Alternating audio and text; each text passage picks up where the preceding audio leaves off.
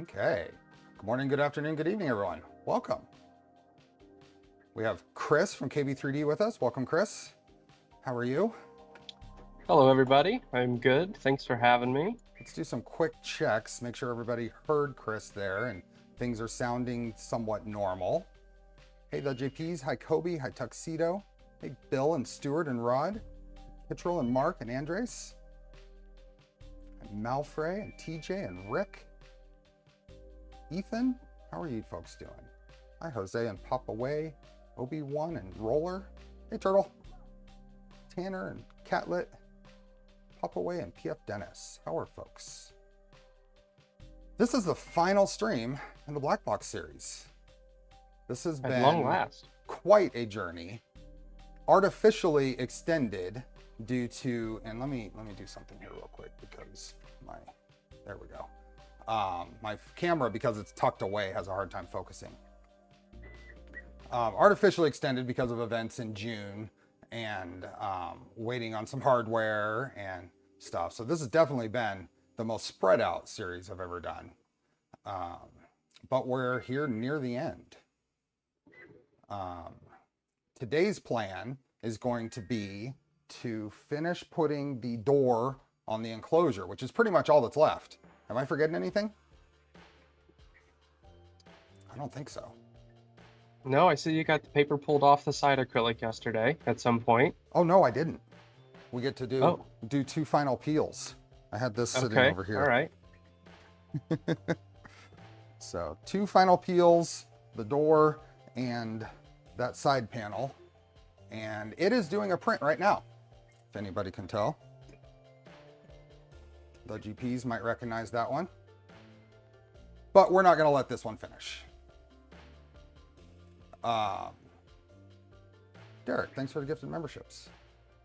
Someone asked about a bottom panel. This will get a bottom panel. It doesn't have one yet.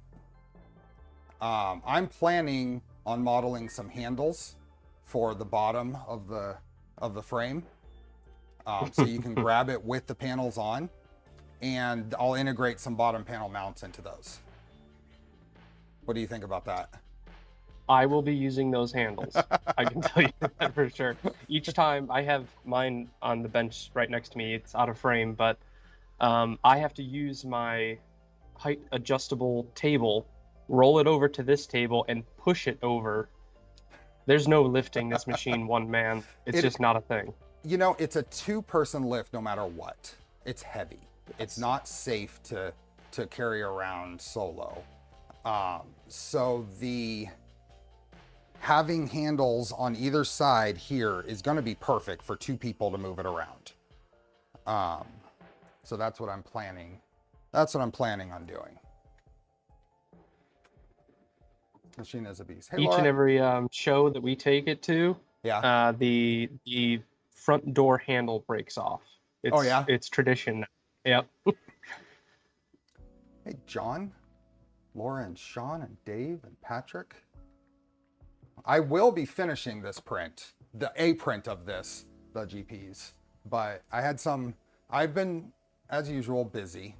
I did make progress on other projects. The other garage now has 2 20-amp circuits on the other wall, so I can support the new workbench in there. And those went well and clean install. So making progress.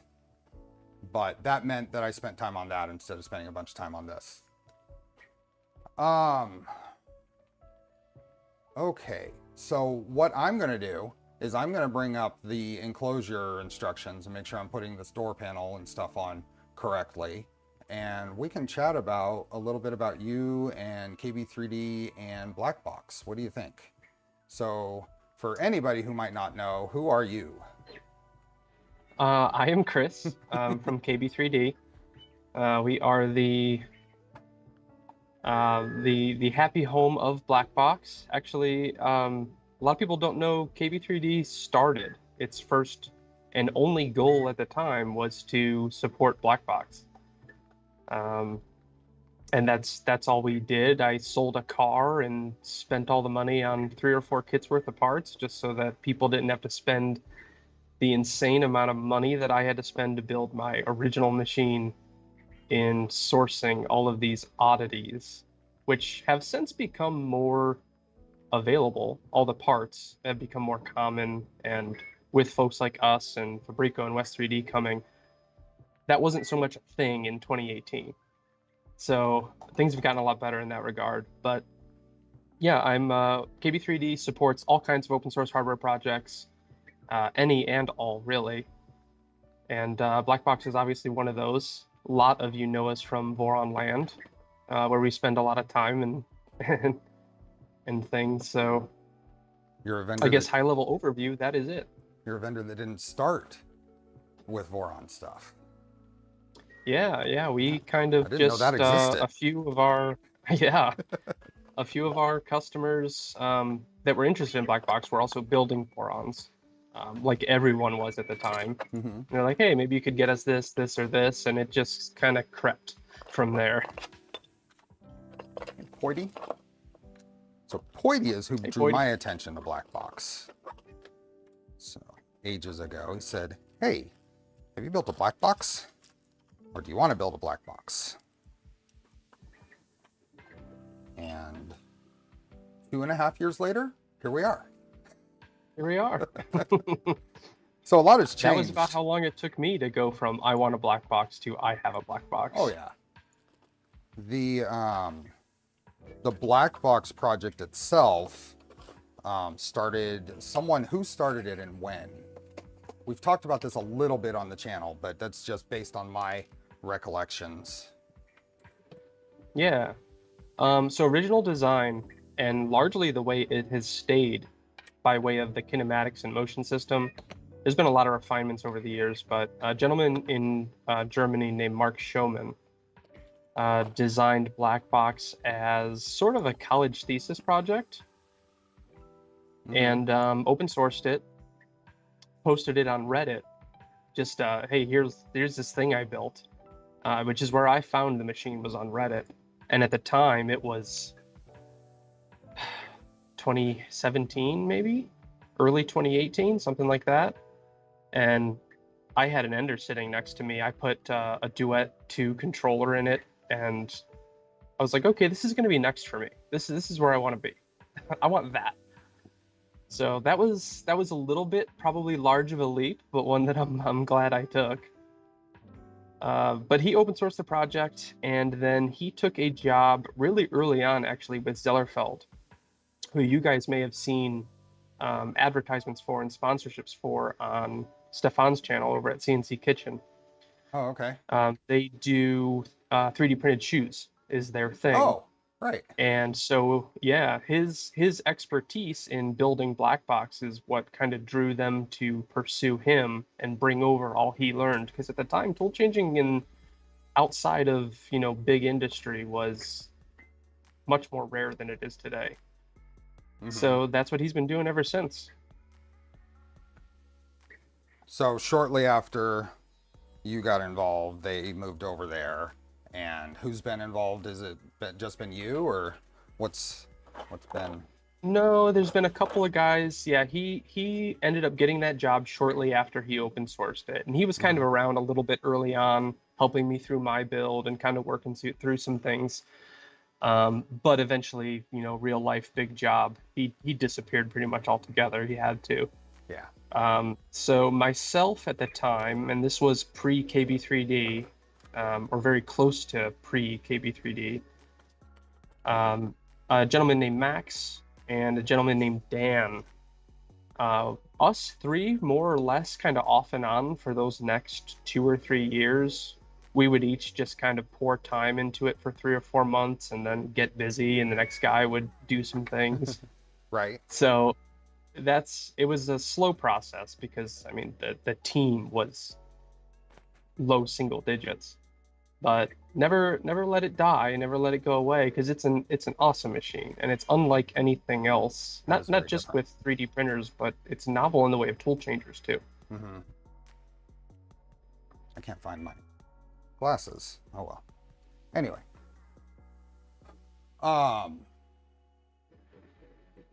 So you've been part of the design process from very early on as well.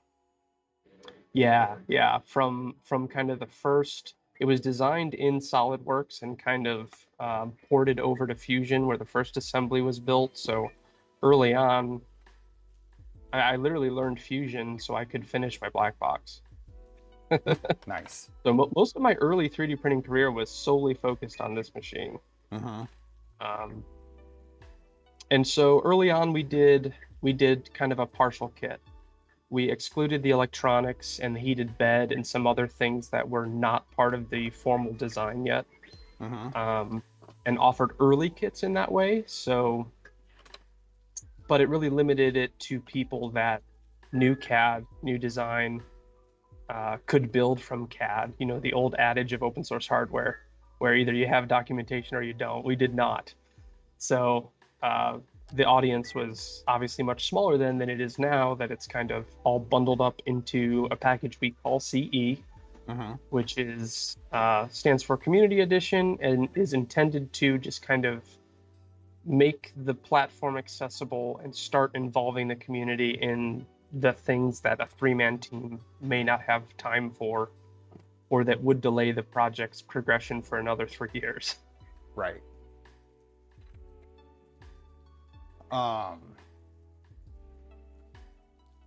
From the beginning, how much, like, did this always include like machine parts? Were there machine parts Yeah. involved from the beginning? And It did. So you could, early on, the earliest prototypes, the tool plates where the kinematic balls sit, and the X plate itself was 3D printed. And obviously with conductive cooling, the X plate, the actual tool head plate itself, has to be conductive to heat. So that was more so for just proof of concept. Mhm. Technically speaking, the aluminum pieces that are part 2 of the tool head, the tool plates with the engravings on them, you could technically print those. Mhm. But Blackbox is meant to be more so on the prosumer or industrial side of performance versus other tool changer projects that are out there. So on a machine like this, you know, we run Duet electronics, we run aluminum everywhere that we should for longevity. We never want to drop a tool, or it's meant to Right. be a tool for people, so thus the cost and thus the investment in machine parts.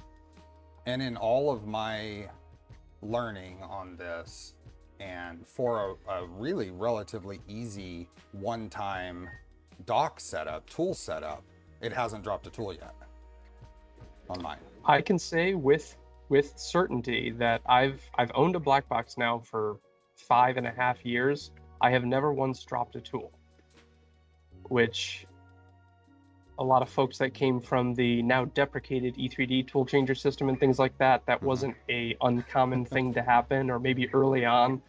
So I have never dropped a tool. Yeah. Now I have rammed the carriage into the wrong spot on the tool dock area, but Oh, I've done all kinds of stupid things, but I haven't dropped a tool. there's a question in chat about RepRap Sprinter versus RepRap firmware and Prusa Slicer. And I think there are newer options in there in Prusa Slicer, and that's a slicer issue, not necessarily a RepRap firmware or Blackbox thing, right? That's Yeah. RepRap firmware.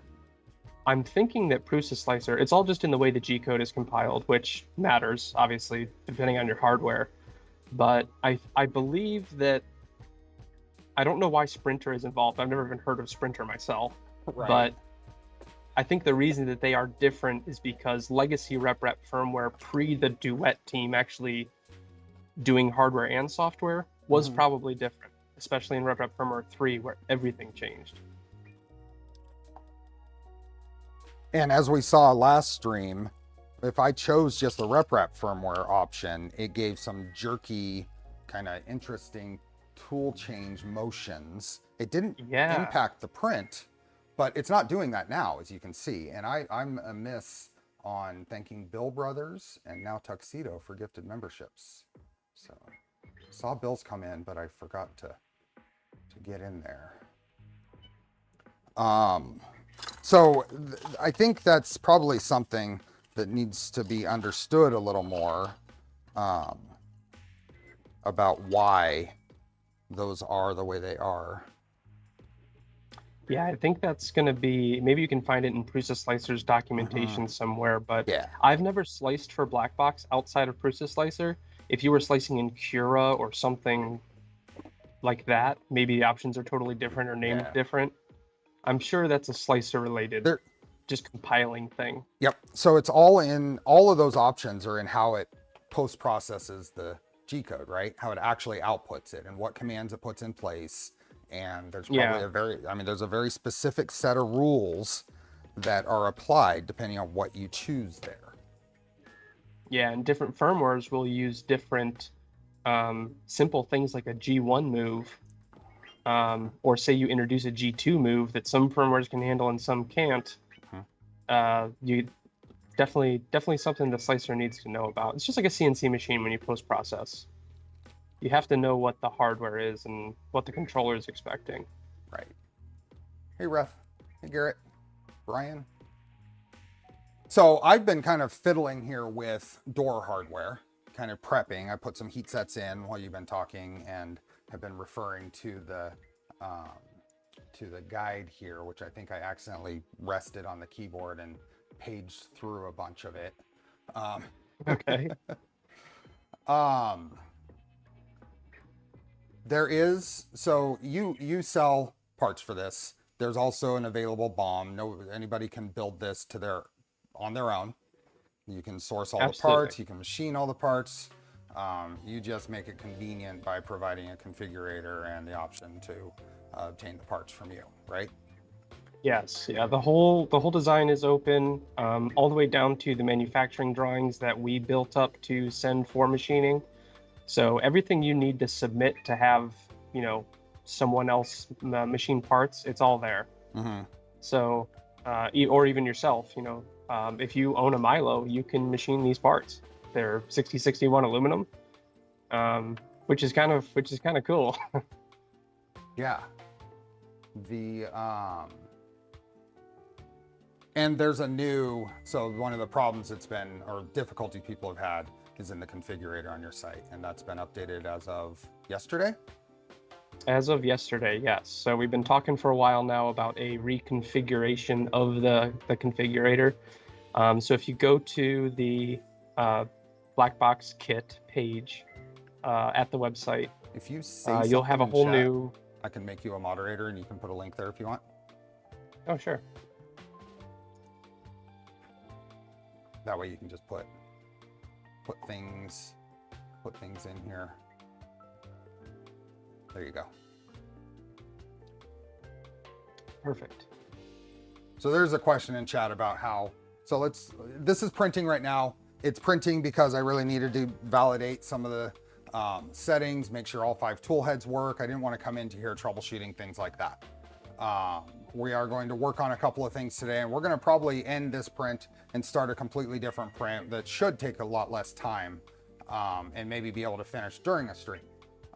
But to answer a question in chat, I'm going to rotate the camera here to show my filament management setup at the moment.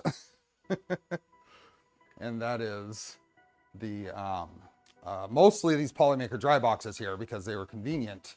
But the black is Galaxy Black from Prusament. And there's a silver I've added in. I painted some of the surfaces silver so I could get 5 colors on this. And that is Galaxy Silver Prusament. And then the blue is Cyan Blue from Printed Solid. So this is Jesse Cyan, which I purchased as part of the full color lithophane package. So I purchased the cyan, magenta, the yellow, and then a white. I've not actually created one of those prints, but I had the filament and it seemed like a good blue for this. The orange is a 200-gram spool of AIO Robotics off of Amazon.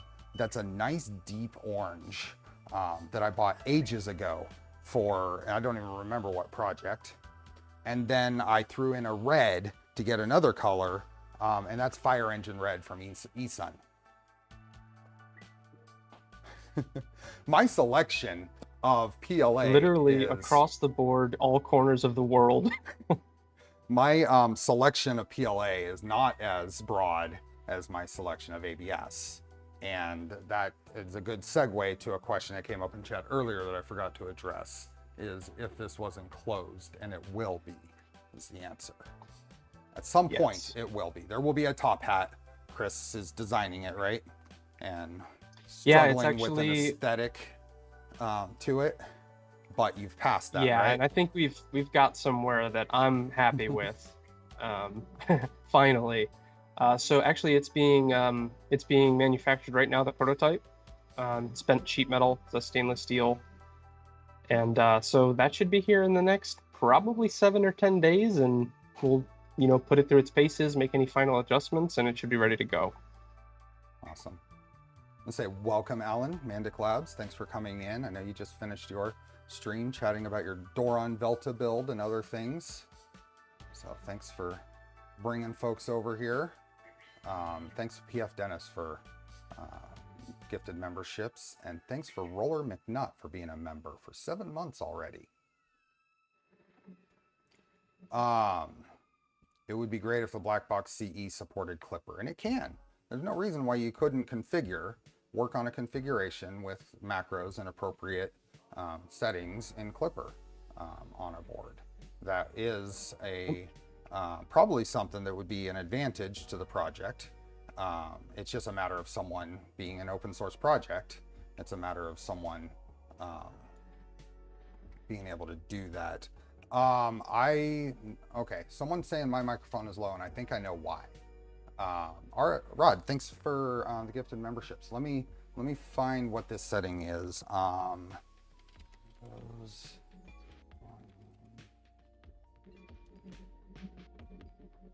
know I've seen this before, and it's because I'm in a Skype call with Chris, and Windows is changing. It's changing the microphone volume because of that. So let me see if I can find that setting real quick. Questionable choices. Thanks for being a member. Please shout out to Chris for making all the documentation available. All bringing things to Ecuador is a royal pain in the butt. That's awesome. Yeah, thanks, Chris. Shout out to Chris. So the documentation has been evolving, has been improving, and there should be another update release coming soon, right? Yeah, we just pushed what is being formally called V1.1 of the CE. That took a lot of what we learned and changed during Steve's build here, among other things like adding the auxiliary part cooling fan and a few other things. So along with that came a bunch of new documentation, the commissioning guide that Steve's been working through. He's been working through mostly work in progress documents because they were being finished kind of as he built. But also there's a super comprehensive wiring guide and wire harness map for people that need to build their own harnesses or choose to build their own harnesses to hopefully bring that barrier down. There is a lot of wiring in the machine, but it's all just duplicates of what you already know, really. Mm-hmm.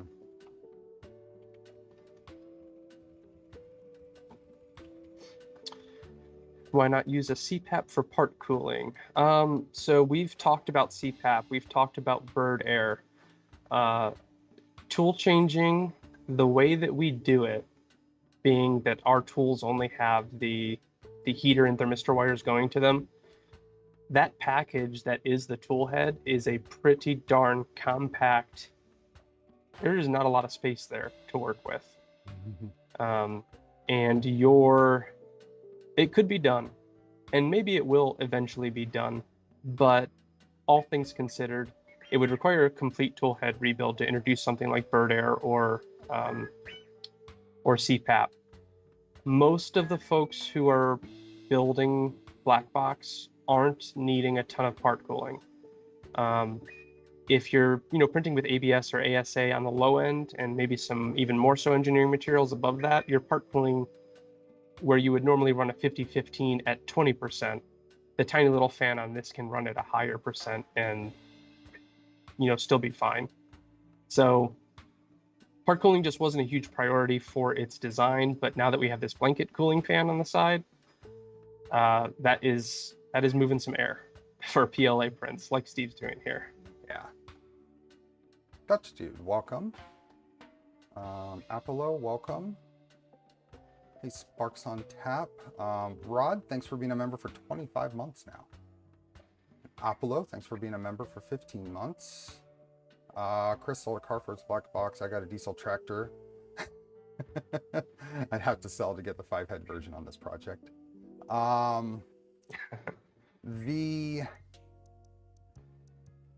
Is the sound better? That's what I was going to ask. I just made a change. Skype was being allowed to control the microphone sound, and I turned that off. So, hey Ella. No difference. Okay, let's try just a real quick. I'm not going to spend a ton of time on this. If folks can hear me well enough, then let's turn some gain on. Is that any better? Chris 2. So who is the KB3D team? Is it you and Chris, or what's the... KB3D team is myself, Chris 2. We're who you see most of the shows all the time together. We recently brought on Brett, formerly with Gulf Coast Robotics. He's helping us remotely from Florida. Although I'm thinking we're gonna be able to talk him into our cost of living here pretty quickly, so he may come up and join us in real life. And we also have some help from a gentleman named Zoogle. He is actually in Pakistan. He's been involved in the Blackbox project actually for a long time. He's been in that Discord. And so we're working to see if we can get him to the States. As part of that whole plan is to get him out of Pakistan. So yeah, official team of 4. Ohio, obviously, right? My wife is... What's that? In Ohio? Is that where you Pakistan? are? No, you are. KB3D is in Ohio. Yes, we're in Northeast Ohio. Yep. John Stern was asking where the low cost of living. Yeah, Northeast Ohio, right between Cleveland and Akron. And then my wife Erica does a lot of packing and shipping as well. So my young boy is 5 years old. He can go and grab stuff off the shelf now, which is pretty cool. If I tell him to go grab something, he usually knows what it is. Awesome. So this is doing, if anybody's been watching this, I've just left it on as the main thing on the screen here. It's been doing a lot of pausing in different spots, and I think this is Slicer. Yeah, what's it doing right now? It's still doing the change temperature, the docking temperature thing. So it actually grabs a tool, and then you know how you were saying it's doing that move to the print and then over to the purge tower? Well, it's doing that move to the print and heating up the nozzle once it gets there. That is double terrible. It is. It is horrid. So lots of Slicer learning I need to do and figuring out what's causing some of these things.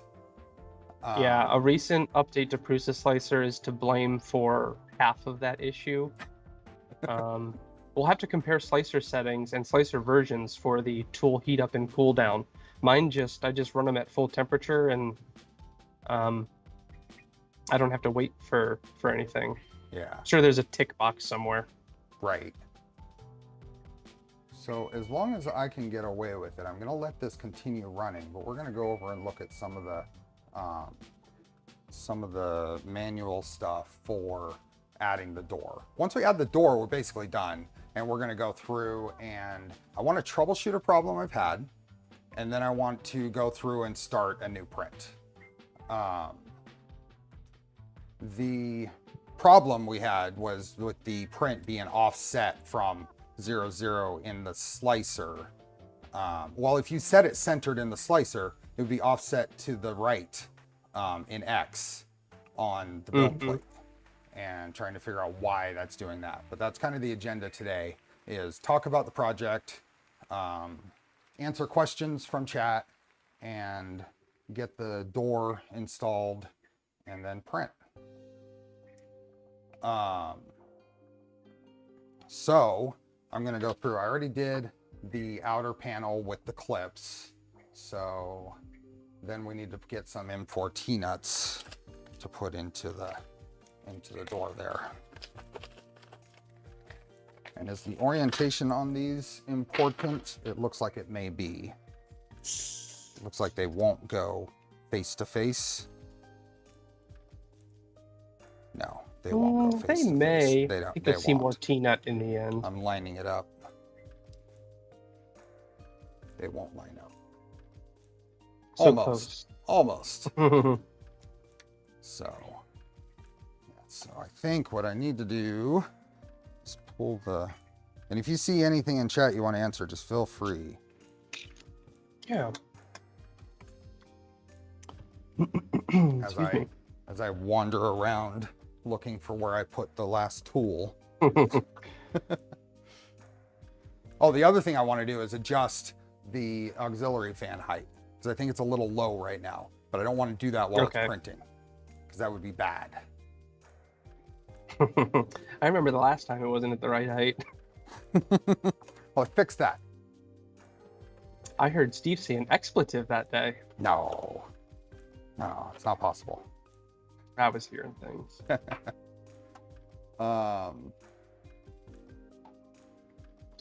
Ballador's asking if there's any chance of making upgrade kits similar to what Gulf Coast did.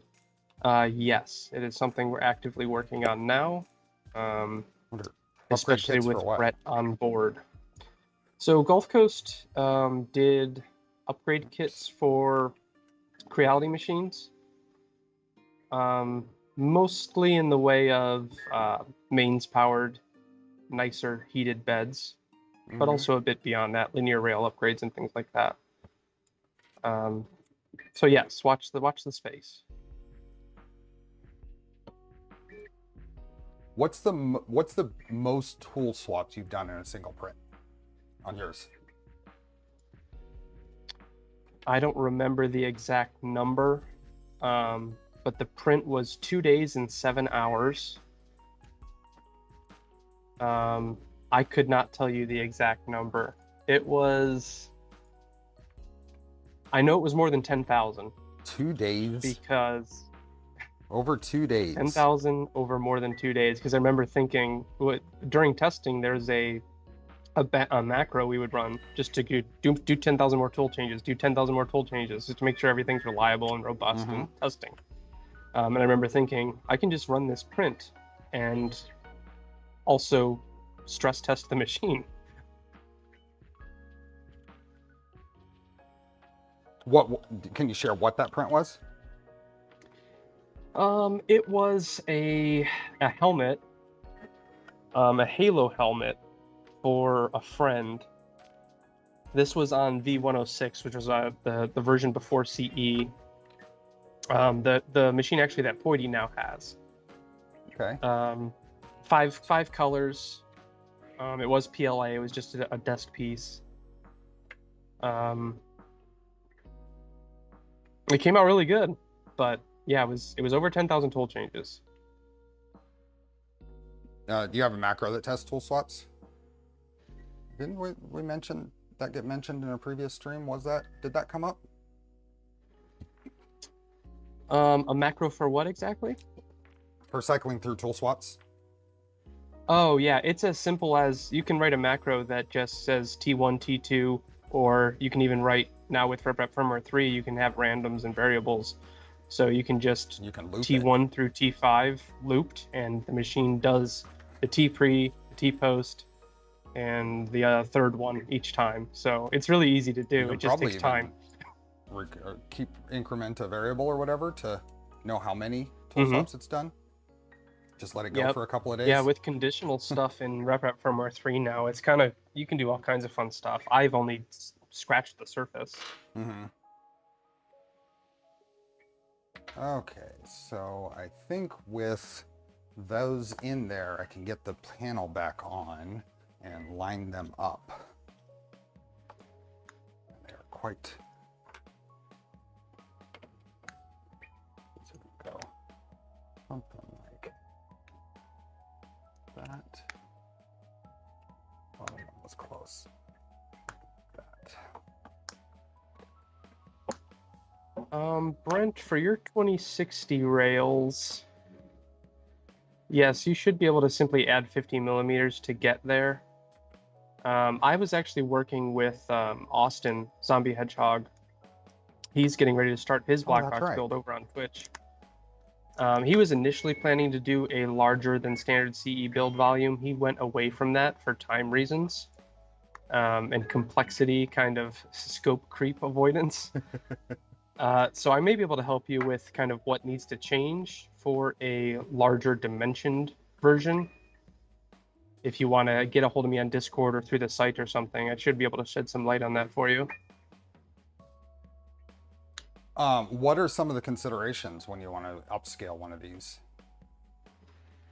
Upscaling in Z is mostly inconsequential. You can go as tall as you want with those 4 extrusions, and it really just is a belt length increase. And not something with the weight of the bed and the counterweights, we don't really have to worry too much about negative impacts of scaling in Z, which is true for most FDM machines. XY, pretty much the same as standard.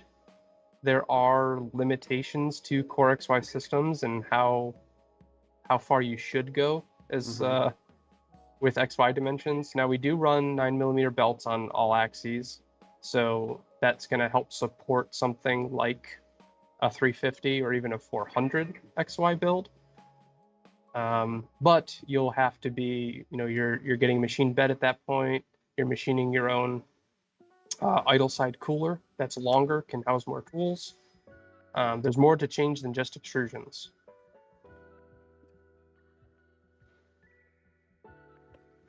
I am going to ream out these hinges just because I don't want to accidentally split one as soon as I find my M5 reamer. There we go.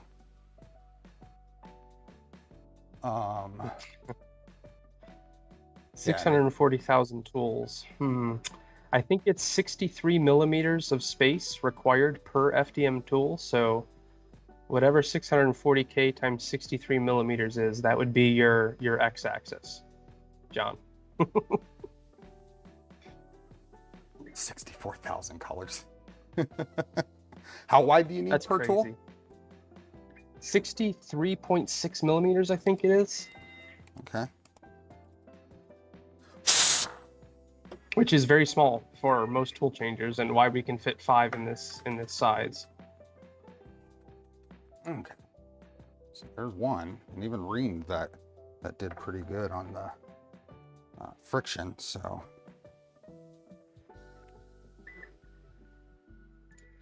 27.5 kilometers. Totally manageable.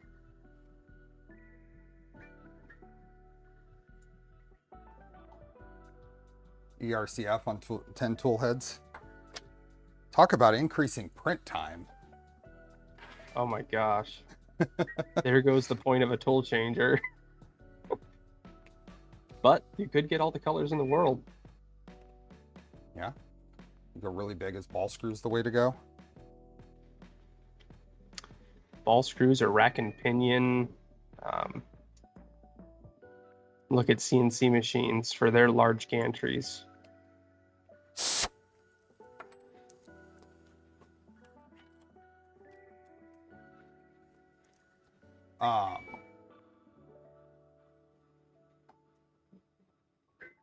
Yeah, I don't know. I mean, the belts, as long as you have an appropriate counterweight, the belts is probably still better than ball screws. Up to at least a certain size. I personally love belts. Maybe not over ball screws. Ball screws are just so expensive. Oh, that's true. And the ones that are affordable, I don't know that they're worth the while.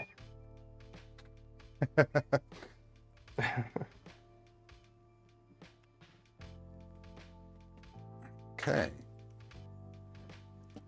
Try to get this the rest of the way in.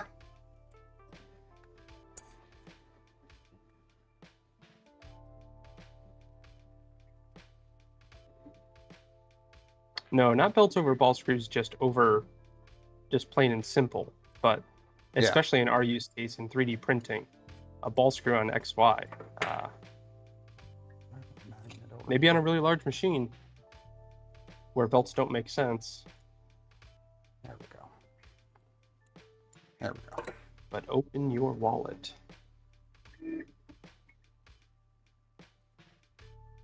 Pushing this in a little further. There we go. Now it's not even. Bike chain. Huh? Someone recommended a bike chain. Bike chain.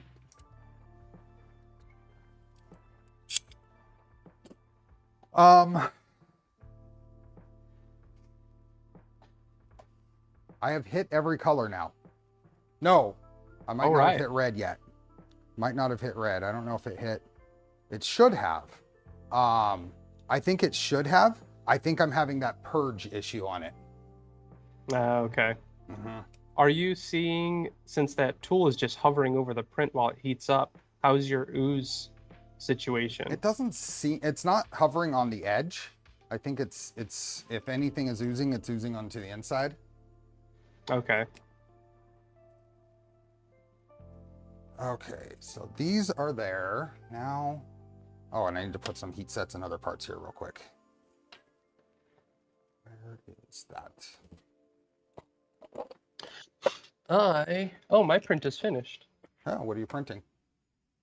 I brought Blackbox out for the stream. I printed a Pezliz star. Pezliz, are you here? Pezliz are you what? lurking? A Pezliz star. Oh. That's a little bit warm still. Let's get the print. I have one more print out here. Here it is. What are we? M3 heat sets. M3 heat sets in here. And alarms. We had, speaking of alarms, we had quite the helicopter thing last night around, I mean, like 11 p.m. The police helicopter was going around. There was a someone on a crime spree of some sort that was very close to here. They were describing him and talking about the dogs being out. Oh my gosh. Yeah.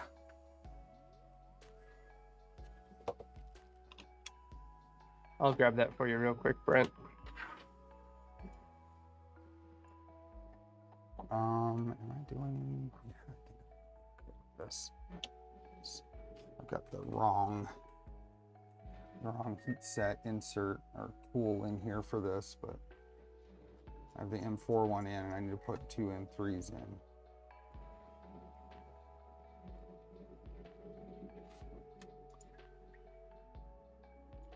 I don't like that. Okay, I'm gonna do it on this. Quiet Sacramento? Well, I mean, it can be quiet, but it can also be pretty... No, wrong one. Hey, Brent. The one in the video description says invalid. Oh, did it expire? The one that I have, apparently? Maybe, yeah. Did you just paste a link? I did, to the Discord, yeah. Is it a non-expiring link? It should be non-expiring, yes. That's the one from our website, so it should still work. That's the one that I was using. I thought that was the one. It's going to be different because you just generated it. Oh no, I didn't just generate it. Let me check. No, it's different from what I have in chat. So, I mean, in the descriptions. Let me fix that. Okay. There we go. It should be fixed in the description. It doesn't work. There we It go. worked. Perfect.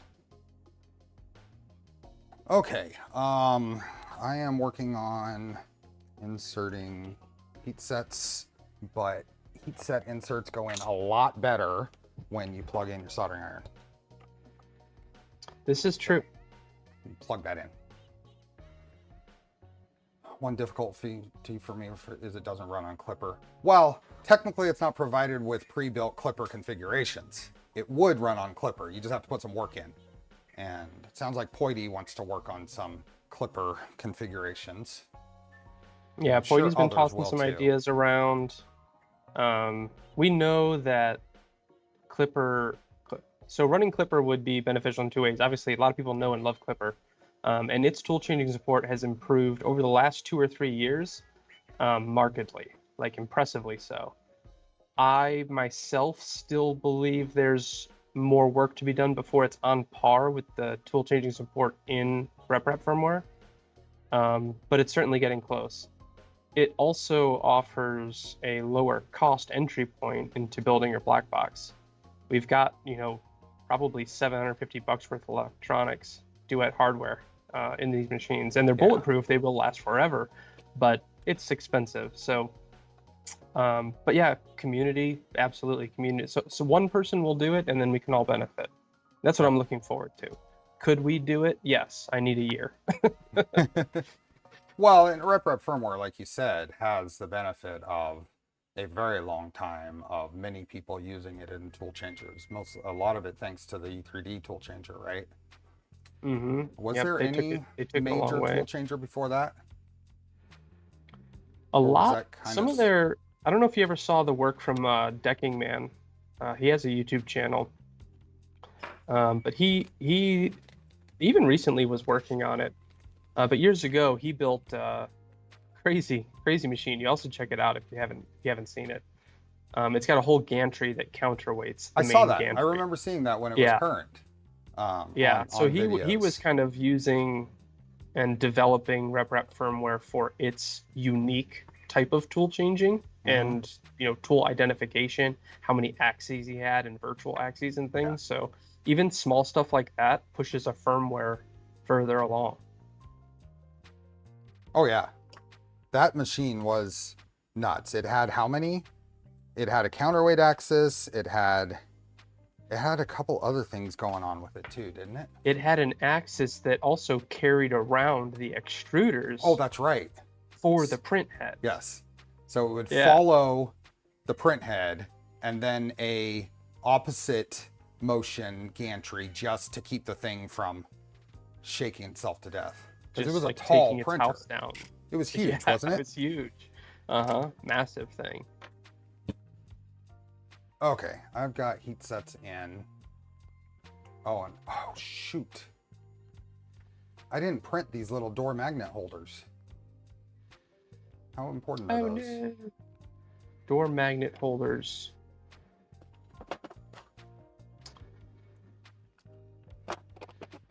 Sounds important. Is it? No, it won't snap closed, but no big deal. I can add those. I can put those on later. Yeah, absolutely. I have the little stickers from them, but I don't know where the door magnets themselves are. That's the thing about having a project that goes on for this long. Yeah. Well, the door magnet is it's a single cabinet style latch. Oh, there they are. There you go. There's at least one of them. Jason, thanks for the gift of memberships. Okay, so I'm supposed Bill, to... I am not going to make it to Vice, unfortunately. At least not this first year. And I'm really bummed because I learned after the first Rocky Mountain RepRap Fest not to miss the first year. But it's not going to work out. Where it's at, when it's at, I'm not going to be able to make it happen unless something crazy changes on my end. What are we... So won't be for me this year. Which event? Vice. Oh, Vice. Yep. Yeah, it is a little bit of a little bit of a travel per, and Reno isn't a major international airport, so it's a little tough. Yeah, I'm sure I could get there. It's just the time and location both. I'm gonna be as far away from that as possible in Maine the weekend before. So Yeah. October is going to be a little nuts for me, as far as, or September and October. September, yeah, September obviously. Mhm. Well, you go to all the shows. Well, for now.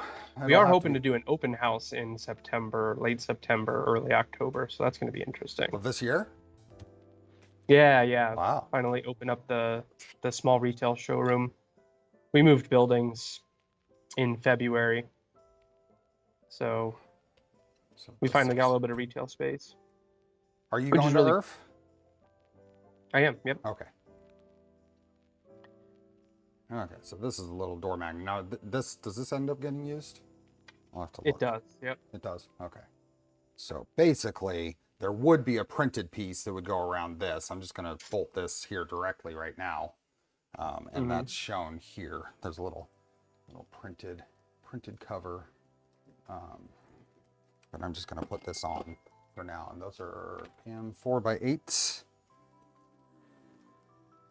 Where are those? So what we plan to do, Brent, is we're going to send out an email to all of our customers in Ohio. Is probably going to be the easiest way to not email everybody, like Steve in California, about our open house. What if I want to go? If you are outside of Ohio, say close to us on the western side of Pennsylvania, just send me an email and I'll make sure you get the invite. I can go to the open house and then ride with you to IRF. Yeah. I don't know if I dare do it before IRF. I might wait till after. I don't know. We got 3D Musketeers coming in with their folks. Hey Grant, thank you. Hey Grant. Nick, we don't have RGB yet, but you can bet your butt we will. Okay, panel do. So I am going to be swapping out to, I have the Pi branded 7-inch touch display. I'm going to model a mount for that. Okay. So I'm not doing much with the display here. I'm leaving it pretty much as is, but I'm going to model up a mount to use that display. So,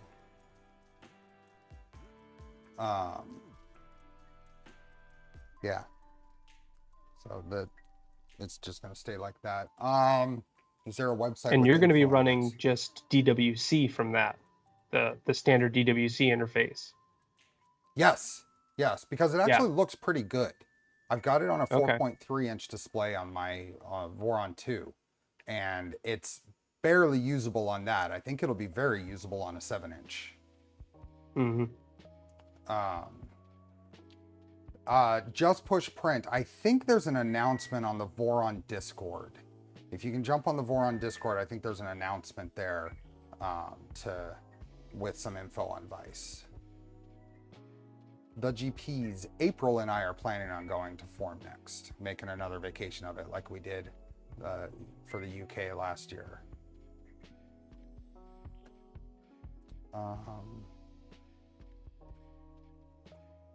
What else do we got? What is the micro-stepping interpolation? Am I using Stealth Chop or Spread Cycle? What's the default config on this? Because I haven't changed any of that. You can hear it's a pretty low value. I mean, I might be able to pull up my config here. I don't know offhand what it's being run at, but it sings. I think it's at 16, which is fairly low. Why that is? Okay, now we're gonna get in here and put sure. these hinges on. So we are going to use M4x20 flatheads to do that. So And you can go to the GitHub too and look at the config file. It's all there. There's a separate config for 1 through 5 tools just to make it easy. When you build your machine at first, you can just download the config for how many FDM tools you plan to start out with. But all the configs are the same when it comes to that sort of thing. So this is labeled top. Oh, there's spacers. Where's the spacers? There they are. That's what I actually want. I think 2 of these, the ones with the inserts are for holding the door. Then these other ones are just spacers. Yep. So that goes in there. Spacers. Spacer. Where's Ivan? And I think I'm going to, I don't think I can help but get in the way here. This is kind of an interesting little setup to do this in situ. Yeah, it is. You can kind of push the acrylic against it and to hold it behind there. Except I let it fall down too far already. Where are you? Where did you go? You can't even see it. Did it fall down already? There it is. Okay, so this goes in here. Pull this over. Probably a little tweezers or screwdriver to nudge it into place. Yep, whatever you got. Hopes, dreams, tweezers. Oh, there it is. Really need is 1. Look and go. So how much of chat is going to East Coast RepRap Fest or 3D Printopia or 3D Earthtopia? Yeah. By a show of hands. There we go.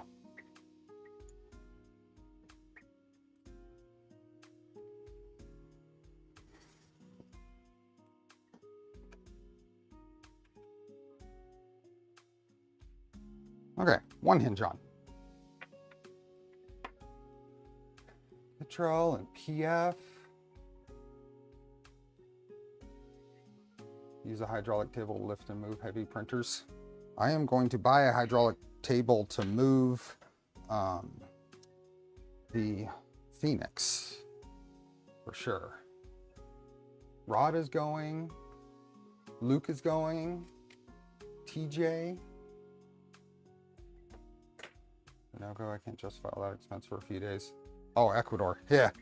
So I think actually, Chris, I think pushing this in from a side and keeping a hold of it, just looking at this. Oh, you can just kind of hinge it down after you get the first one? Yeah. Nice. Just realizing I can do that. Get the first one in.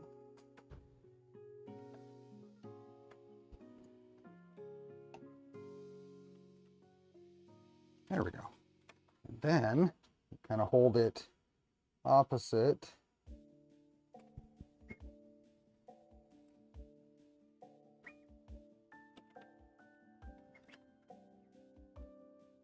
Just like that. That's a lot easier.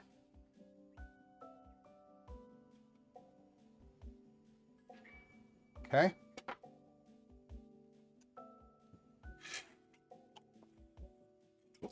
Can't change a tire on a moving vehicle, but you can install panels on a moving printer. I mean, I figure I might as well let this print go as long as it can. I mean, it's working, and I mean, there are some purging, nozzle purging issues, and those are all slicer settings that we will be working on correcting, looking for the door panel. Got all the panels all over the place. Here it is. Yeah, it's definitely not helping that it's parking your hot oozy nozzle anywhere near the print for 10 seconds at a time. It's not at all. Then we get to do a peel here, so. I think, is that the next thing to do?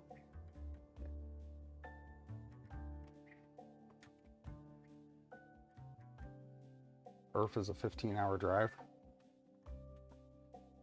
That's a nice, good peel on this plastic.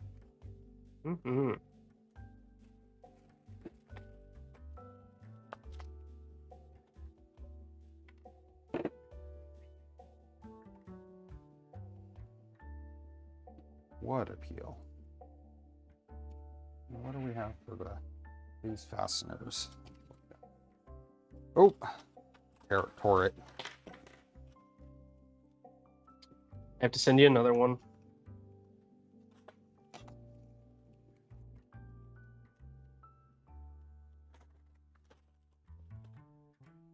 Nope, now it's staticky. All the staticky. Okay, this is gonna go on like that. But what are the screws here? Are those more, oh, M4 by 14s. I do not. Are those in a separate little package? I'm actually out of M4 by 14s in the main tray here. Are they flatheads? Yeah. No, they should be in the main hardware kit. I was gonna say maybe you used them for the aux cooling fan early on, but I know those are socket heads. Where am I mean, it's very possible I might have decided to use them somewhere else. I don't see them in my little hex tray here. So I do not have M4 flatheads in my regular collection. So let's see, what can we do here? These are, oh, I've got two M4 14s, it looks like. Are these the 14s? Yeah, I have two of them. So I don't know if I use two somewhere else, but this will be enough to get them on here. Top. Okay, let's switch back here. 44-hour drive for me to go to Earth. So I think I can set this off at an angle. Got in there. And I may just grab it like a button head and hold the other one for right now. Yeah, it won't be pretty, but it'll work just fine. Luke, we were talking about that a little bit earlier, the newer version of Prusa Slicer causing this issue in particular.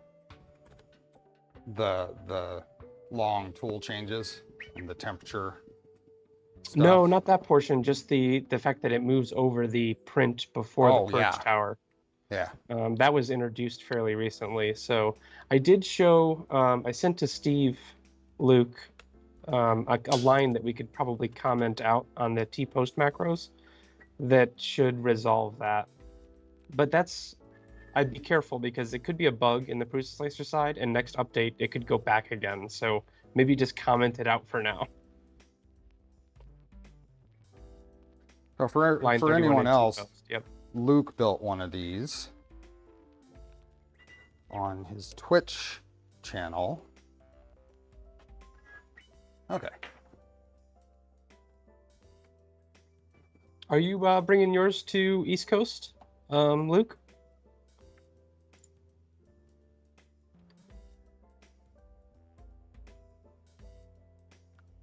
Oh, okay. So Steve, he did make that change on that T-post file at Midwest, and it solved the issue. So sounds like that'll be Hold on. that'll be what we do for now. Let's look at that. This is line 31. Yep, on all 5 of the T-post macros. Oh, this would be in system. T-post. And what is, oh, so this is the post. Let's edit that file. And what line is it? 31. 31. So restore prior XY position, now accounting for new tool offset. And I was worried about that. I wanted to look up what R2 does. What is R2 in that, in a G1? R2 is a saved state. It gets populated with a coordinate X, Y, and Z of where exactly the tool head was before a new tool was commanded. So we can use it to just G1 back to that position after a tool change. We had to do this the way Prusa Slicer was compiling their G code in the past, but a lot has been changing in Prusa Slicer now that the XL is out. So things like this are sort of fluid. Right. Okay. Button heads actually tuck into these parts pretty decent. Okay. But you could comment that out right now and on all 5 tools, and it'll just pick it up next time. The macros are all live. Oh, good call. Let's do it. Let's do a live check. Live diag. Okay.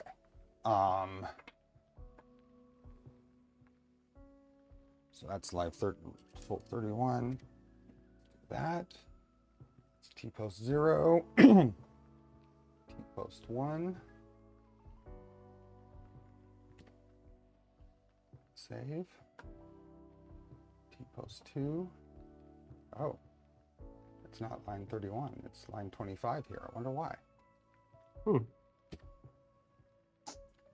Save. And T-post. Did I miss one? I think I missed one. It's easy to lose track with the 0 index. There we go. 3. There we go. Okay, let's see. Let's watch it and see if it does it. That is the nice one of the differences between see someone one of the differences between the Clipper and RepRap firmware is so much can be done live. Oh boy. Is this your costume, buddy? Yeah. Yeah. That's my boy. Awesome. And my lovely wife. She's beautiful.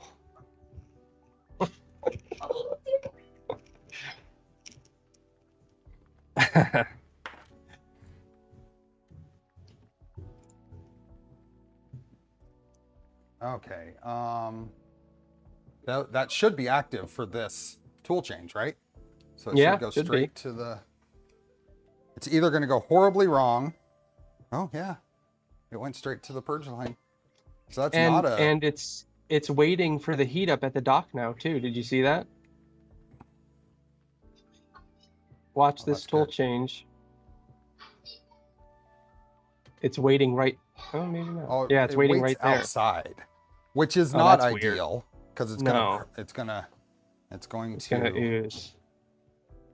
So what is it? The T pre needs the maybe where in those macros or here. Let's look at a T post because I think it might still be in T post, right? So does this do any of it? That's line 11. Wait for set temperature to be reached. So this, I don't know what. But we do want that to happen. Huh? It's just that Can you do it in the other move though?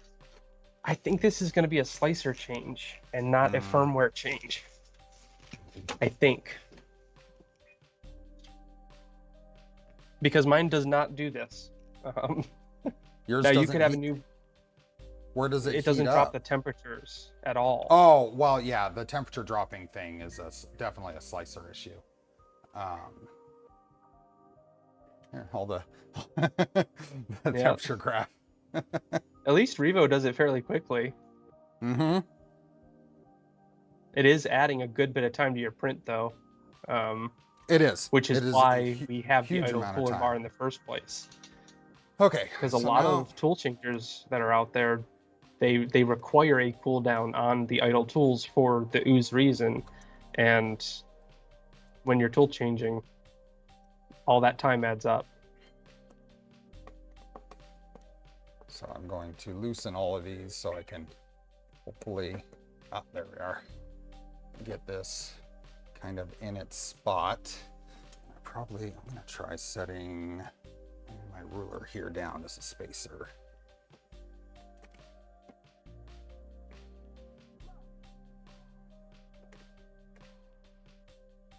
Let's try something. I'm gonna want a different spacer than this, but for now, we are going to just get this close enough, hopefully.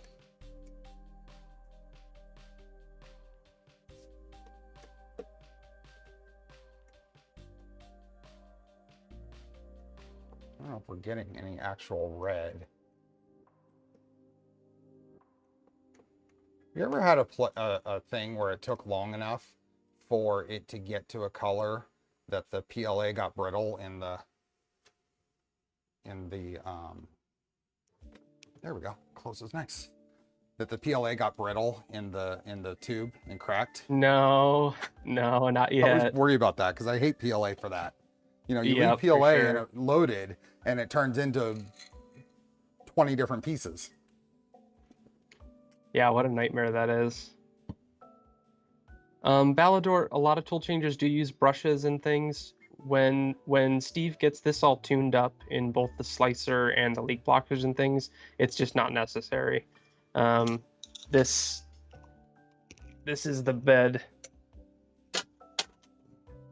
that came off of this print. So there's just no. I like to run a small little purge tower like there, but there's just, you can tune all the drool away, and there is no remnants. Remember, this is Steve's second total print ever on a tool changer. Oh yeah. So something definitely to note is that there are a lot of things to pay attention to, and I am learning how many things there are. Oh, good call, Luke. It's actually right above me right here. So Luke, Digital Dragon 72, and Phil from Ember Prototypes Oh, nice. surprised me with this specialized black box build plate, which is pretty cool. I haven't printed on it yet because I love it. I want it to stay nice forever.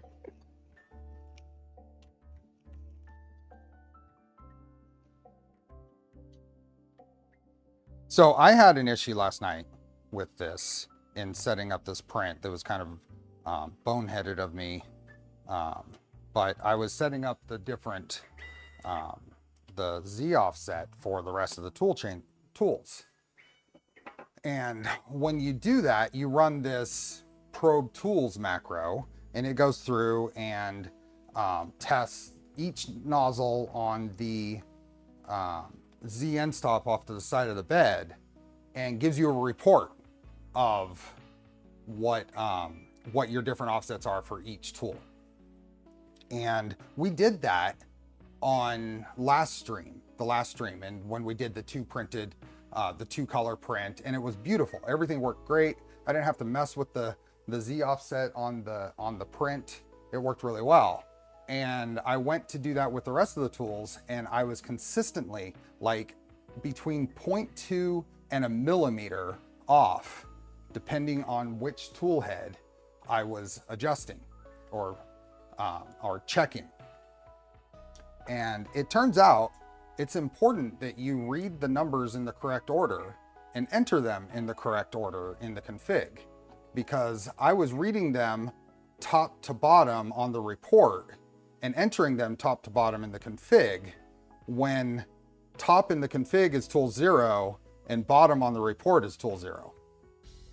So I had them backwards. Easy to do. Hey, Kyle.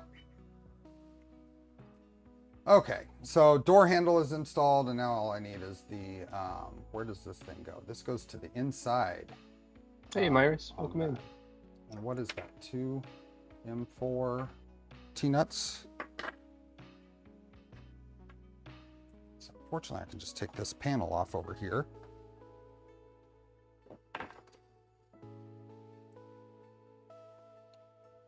Hey, Tanner. This might have been asked, but can the tool head changer be bought separately to add onto other printers? So we sell just like our Voron kits or our insert kit project here. Everything we offer is sold individually as well, so you can absolutely go through and pick up everything for the kinematics, the motion system, or at least the tool changing part of it. This is going to be more difficult to integrate into another machine because of the water cooling, which is a requirement for CE. It's not built to be cooled in any other way. So It's possible, and a lot of people are actually interested in doing so, more so than I thought, probably because of its reliability. But yes, it is possible. Yes, we sell the parts. We have no involvement in that sort of thing, though. I would say if you're looking to add tool changing to another Core XY motion system, you might be better off looking at Stealth Changer, Tap Changer.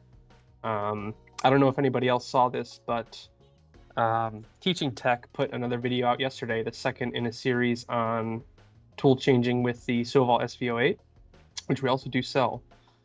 And that's looking to be like it's looking like it's going to be a really, so far, cost-effective way to get into proper tool changing. So that's kind of cool. Okay, we're done. Door's on. Door is on. Door actually latches, and it's a little hard of a latch. I think it'll get Yeah. a little better Once with that spacer plastic in there. piece gets there, yeah, it'll be better. But it is in. It's got the appropriate number of fingerprints on it now. And we've got one more panel to peel. Uh-oh, I lost you. That was purposeful. Oh, okay. I'm back. No problem. Hey, John. Yeah, look at Okay. that. It's all buttoned up. Looks like furniture now. It does. I'm going to stop the print, unfortunately, because we need to get on to other things in here. And then we'll slice up and start a new print here in a bit. So before I get too far, I do want to remind folks that there is a Polymaker filament giveaway link. It's a pin post in the description, and we barely have a third of the likes of people here. So It's going to be really fun when I win. yeah. Yeah. Okay, I am going to pause. Now I need to go through and change because cancel print doesn't do anything. And I would hope that a No, it cancel doesn't. print macro or function, and there's probably a way to do this, would at least move the tool head out of the way. What it should be doing, what it needs to do is put the tool head away with its standard tool change macro, because when you just cancel a print, it doesn't do that 5mm retract. And the next time it goes to pick up that tool, it extrudes that 5mm retract, which actually just purges 5mm worth of filament out of your nozzle all of a sudden. So, yes, macros need work. Put that tool away and we'll look at this print to what we got so far. Now I didn't get any of the red, but I need to make sure that that's actually loaded correctly, and it's printing so little for red that it may still be working through the purge, through the retract. Okay, so let's move over here. I'm gonna grab this off of here. We made quite a ways through it. I don't want to pull on this too hard because we were saying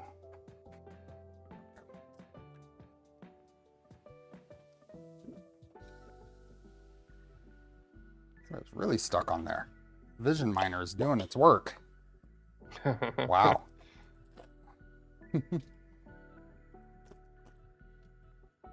That orange was squished pretty good. There we go. Oh yeah, we've got a little bit of filament left there I'll have to scrape off. It's turning out pretty good for now the individual doing tuning. Its thing. So this is a result of the retraction and not working its way through.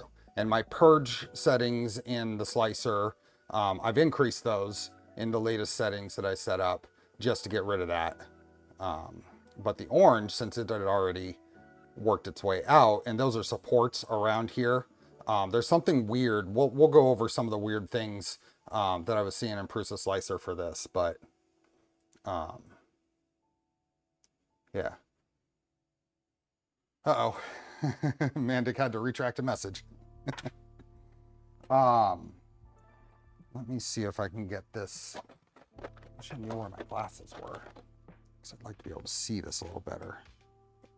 see if I can get this lifted up off of here.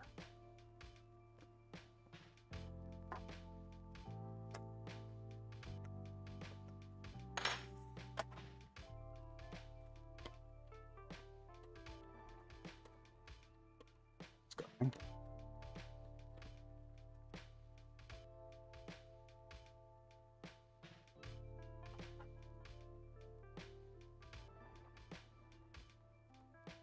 Go.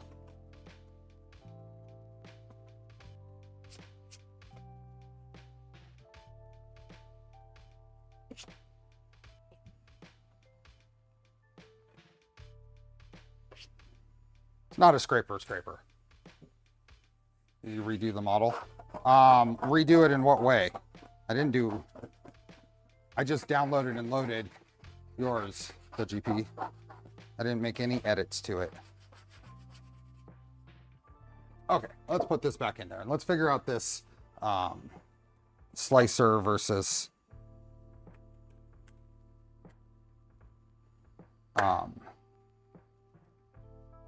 whatever offset weird issue. There we go. Vision miner cleans until the bed temp drops low. Yeah, it's... So when we go, the problem we were seeing last stream and even now, and I think Luke is seeing this as well, is that when we set up our print, where do we go here? So this is the slicer. When I print this centered, it prints like over to the right, like 20 millimeters or something at least, right? Yeah, probably the offset of the Z probe to the nozzle is what I'm thinking. Oh yeah? Is kind of where my head's at. Now the Z probe is offset from the nozzle in both X and Y. And Luke had mentioned that his print only seems to be off in the X direction, and not the Y direction. So maybe it's not the offset of the Z probe. Well, we should be able to test that by simply homing, grabbing a tool, and then go to 0, 0 and see where that is, right? Yeah. Yep. The GPs, correction. I did paint just in the slicer. I painted this bottom surface just so I could get an extra color in there. So in here, all I did is in the slicer painted these surfaces. Oops, these surfaces, and I did it on the logo as well. So I painted all of that to get a different color. But okay, so if we go to here and simply the tool is off and home all, so let's go here. How do you do your Z offset? I use a 3mm gauge block and do the paper method with it. It's automatic and then a check for the adjustment with paper, right? Yes, yeah, the Z offset's all automated with that bed mounted switch. Yep. Mm-hmm. And you can see that in the camera, it's poking up over here. It's basically a not sex bolt setup. It's basically a Frankenstein between sex bolt and a standard boron Z switch. Okay, so we've homed. Now I can just grab tool 0.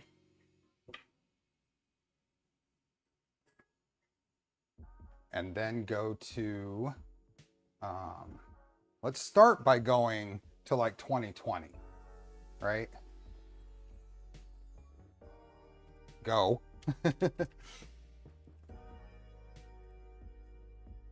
And we can kind of see, so you hit that with the nozzle. Yes, it's actually, you hit that with the nozzle and the end stop switch that's on the carriage. So I am definitely, Chris, I am definitely way back in Y, because I'm at like 10 and I told it to go to 20.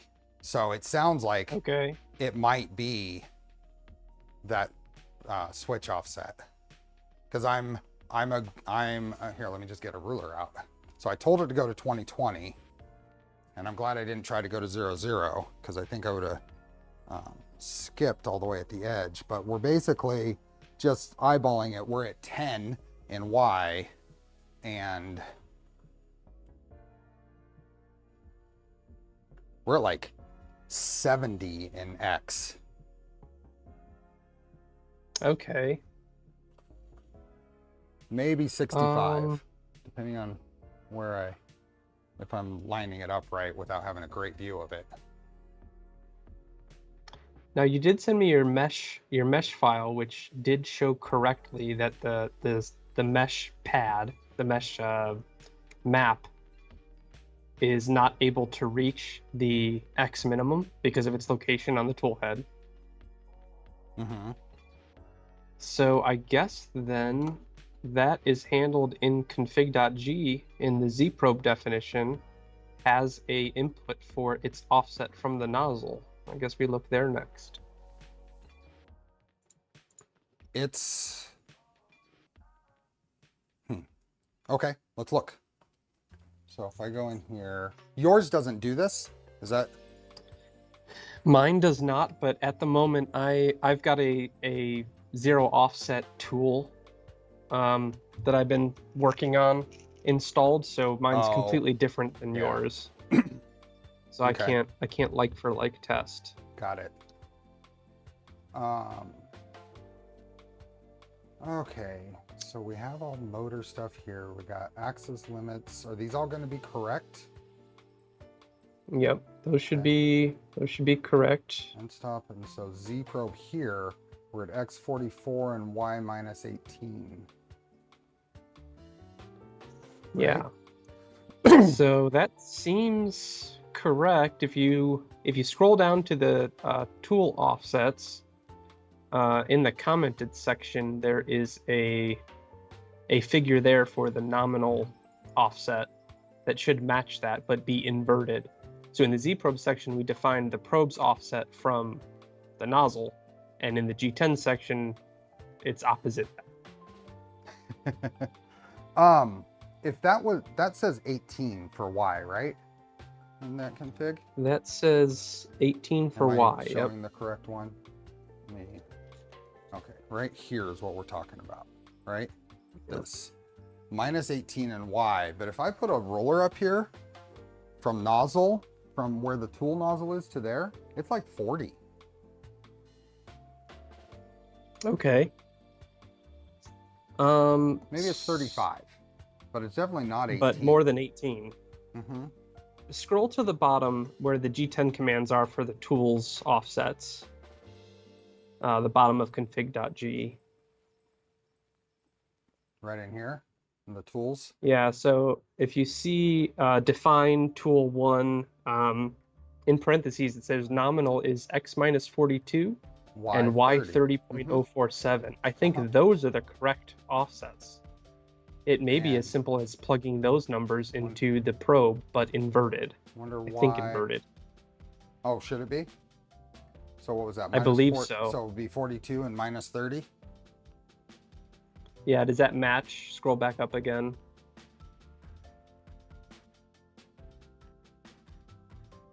Yes, it does so match. X is a positive value. Yep. So this should be 42, and this should be minus 30.047. That's just CAD nominal.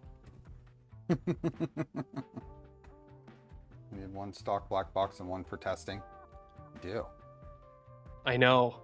So should we just... My poor last black box was just... This one I actually use and print on. The last one was such a development just mess. I never got to use it. So it may be as simple as that. I don't know where those values came and from. see how this impacts what we have. Yeah. Let's reboot. If we go here, I want to maintain, keep my temperatures up. Just keep things soft. Is there a way to change all of these at once? I don't know, but I'd really love it if there was. There's probably a macro you could just build. Yeah. PLA macro and an ABS macro type thing.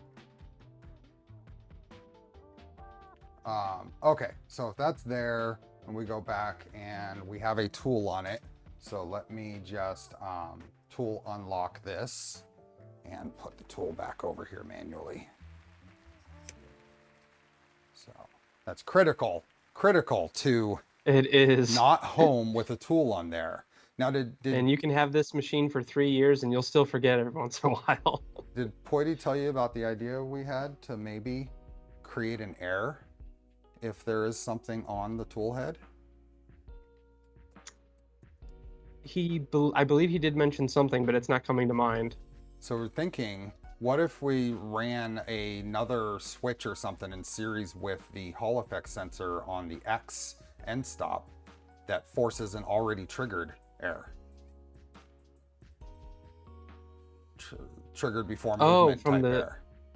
Okay. So you wouldn't have any additional wires through the cable chain, but if something is docked, you can have a little feature that triggers a switch that opens or closes whatever the logic needs to be, the signal wire on the... Well, since we have an end stop on the T-lock, we can simply use it. But you don't know. If that You don't know. Because if the T-lock is in the homed position and triggered, we know there can't be a tool on there. It would have fallen off. Okay. You know what I'm saying? Mm-hmm. So if the T-lock is in any other position than home, then you can assume a tool is there. But it clears the home state on the A axis. It does. Okay, hold on. Yeah, it does. And that's to stop overheating of that little NEMA 8, because it's a worm drive. It doesn't need to be sitting there holding torque. Mm-hmm. It would break stuff if it has a tool head on, Tanner. It is definitely a concern. Okay, and then let's grab tool 1 again, or tool 0.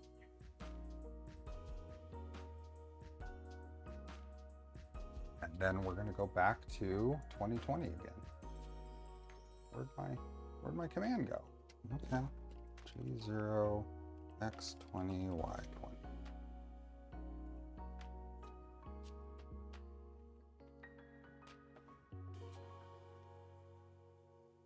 Nope, no change.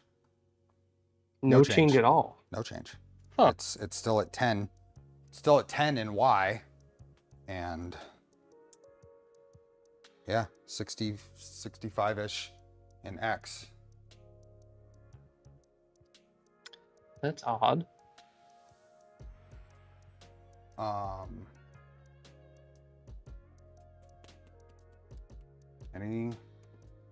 Let's go into the config, because it's got to be here. It's not in the slicer. It's got to be here.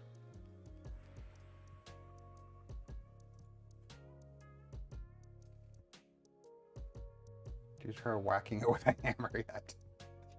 Don't hit Blackbox with a hammer. It could probably hold up just fine to a hammer, honestly, but don't do that. This is all basic defined build volume. Is it anything in here? No? End stops? Is there anything on the... There's no like end stop... Well, end stop position. All that should be correct. Hey, Rushmere.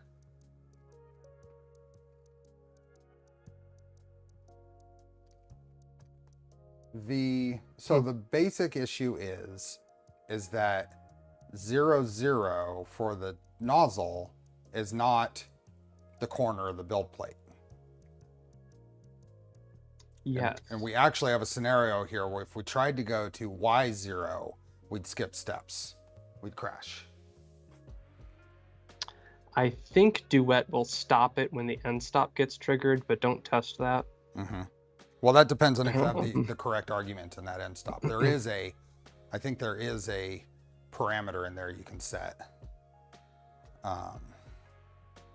whether it is or not. Now there might be an extra 10 millimeters of actual travel here. It's exactly 10 millimeters if there is. So it may not actually skip, but it's going to be off the build plate. Because right now this should be 20 and it's 10 millimeters in.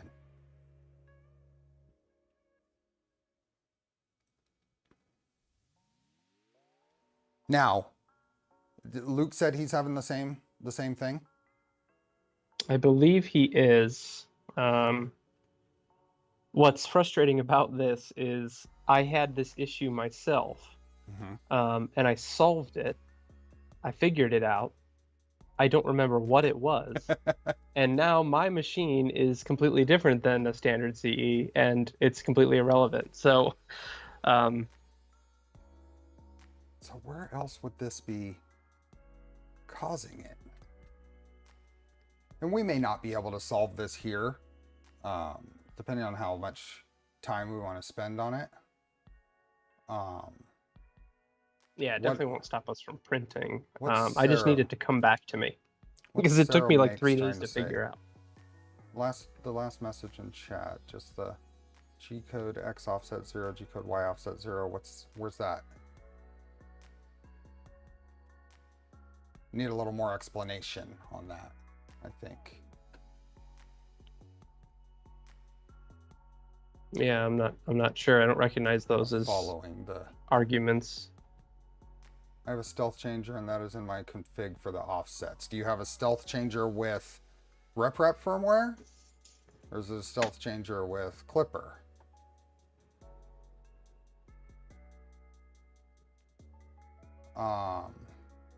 We've got all the tool Clipper. Okay. So Yeah.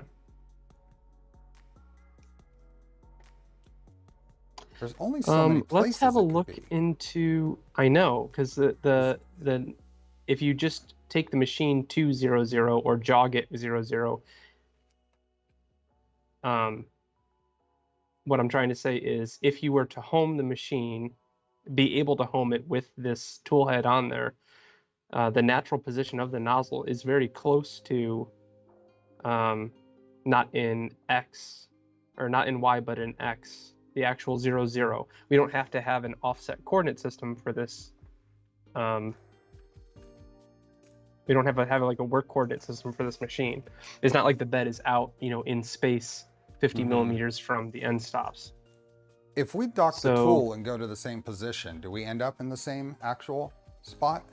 That's a good question. That'll help narrow down offsets versus just Yeah. machine. We put the tool away.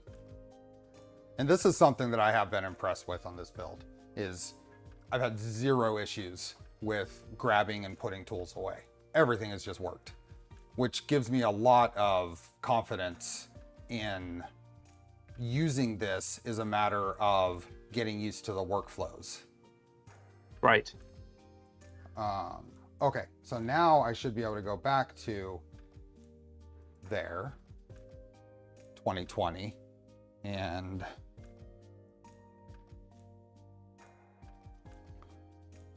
No, it's a different spot, isn't it? it is. It is. Yep.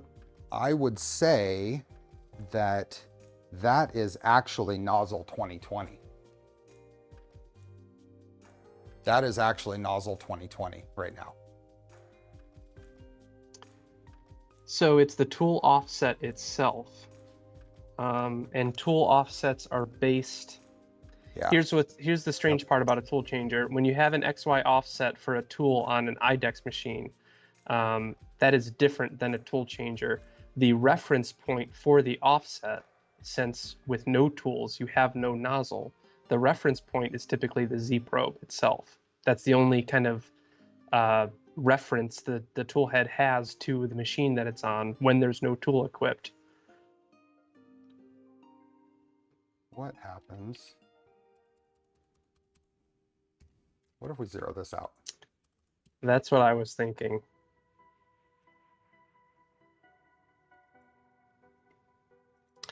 No, it doesn't change a coordinate type necessarily. It just applies an offset to the coordinate, the basic machine coordinates.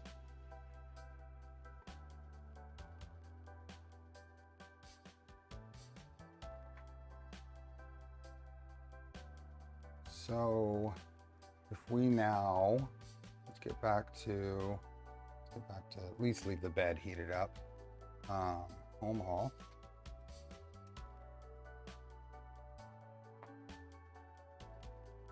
I didn't actually click home hall, so let's actually click the button. I clicked the pixel next to it. Does anybody else get really irritated trying to move things around in Prusa Slicer or any of those, and you accidentally click the little hole that's in the part and you rotate your whole build area around instead of actually moving the part because you didn't click on the exact on the part? If you click on a gap, like if it's a part with different features and you click somewhere where you can actually have clicked on the through the part, then you move your mouse, it rotates the whole build area all over the place. It's so irritating. But Control Z works, so I don't tell anyone. I like that. Okay, let's go back to G0, X20, Y20. Let's see what happens. See where we end up. Right there, same spot. So now, if we grab tool 0, it's going to come right back here. I don't think I want to do that because I want to be a little cautious. It's not going to come right back there anymore because we commented out that line. Okay. Oh, well, that's annoying. Let's grab tool 0. I get more annoyed when I want to rotate around the part, but it's zoomed in and end up moving the part. Okay, so we've grabbed that. Now we're going to go back to 2020. Let's see what happens. It's going right back to that spot. It didn't change. Yes, it is. It didn't change. It's at like Y10, X65.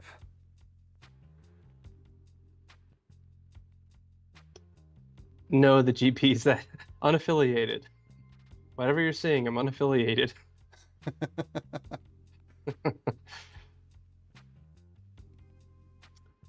Okay. That didn't change anything. How does it not change anything is interesting.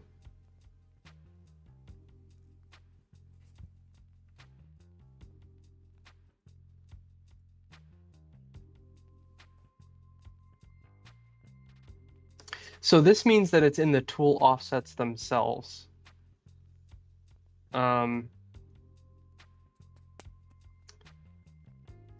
It may be so that, and this kind of rings a bell in my head, when we used the Z probe as the, no, that's so hard to, I was going to say when we used the Z probe as the control point in setting up our nozzle offsets, we achieved these values as an offset from the Z probe. There are other methods that you can use where tool 0's nozzle tip is your control point, and then you set the rest up as an offset from nozzle number 1, in which case these numbers are going to be much lower. Right. So I wonder if we translate this offset, because the Z probe does need to know its offset from the nozzle to appropriate bed mesh to nozzle.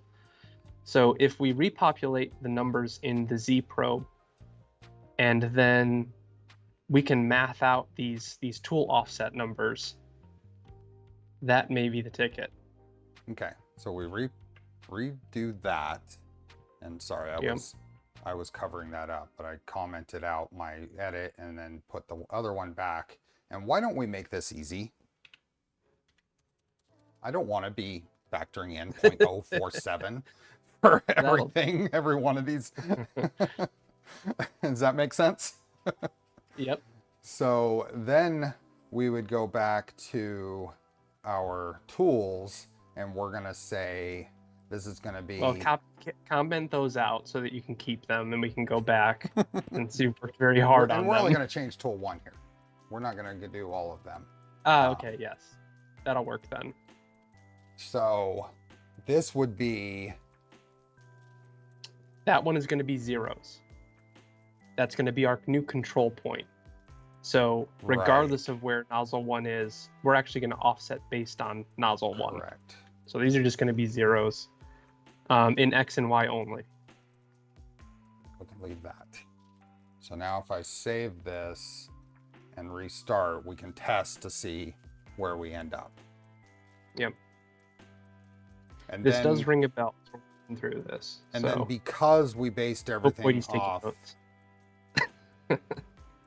because we based everything off of the Z switch, we probably need to recalibrate with the camera, right? Can we actually do the math here and have it work?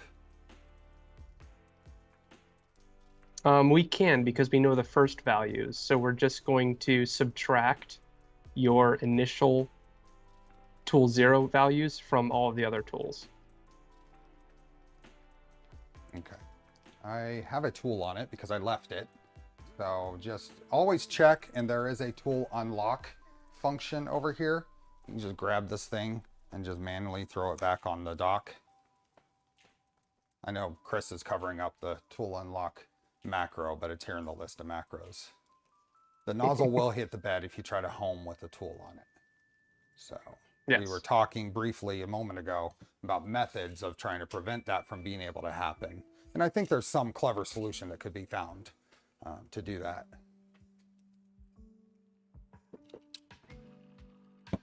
So I'm going to go ahead and first of all go to, it doesn't save there, that's weird, X20 Y20. So I want to see where this ends up.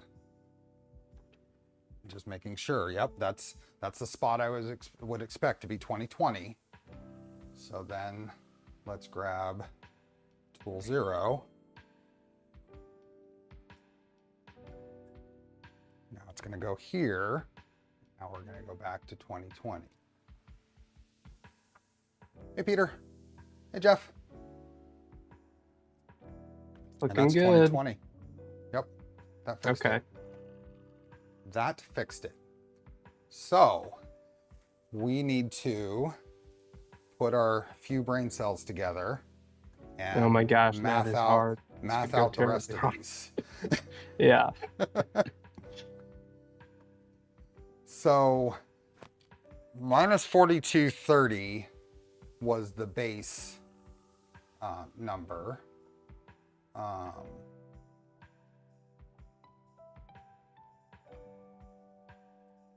And that was your original tool 0 offset? This was the original tools. Oh, sorry. Let's actually be able to look at numbers. There we go. And I'm going Yep, to so your original was add minus a few blank lines at the 41.98. end to bring that up to the view. So what is this one going to be? I guess it's, So that's going to be the difference between oh, it's just going to be the minus difference between those two. 41.98. Yep. So this is going to be plus 0.36, right? Actually, I've already lost myself, so they're both in the negative direction. here, let's. But one is further. Yeah, so that would be plus 0.36. Okay. Let's get these all saved, just so we have something to refer to. Yes, point plus 3. Got it. Just a little behind you, Steve. That's all. You keep doing you, brother.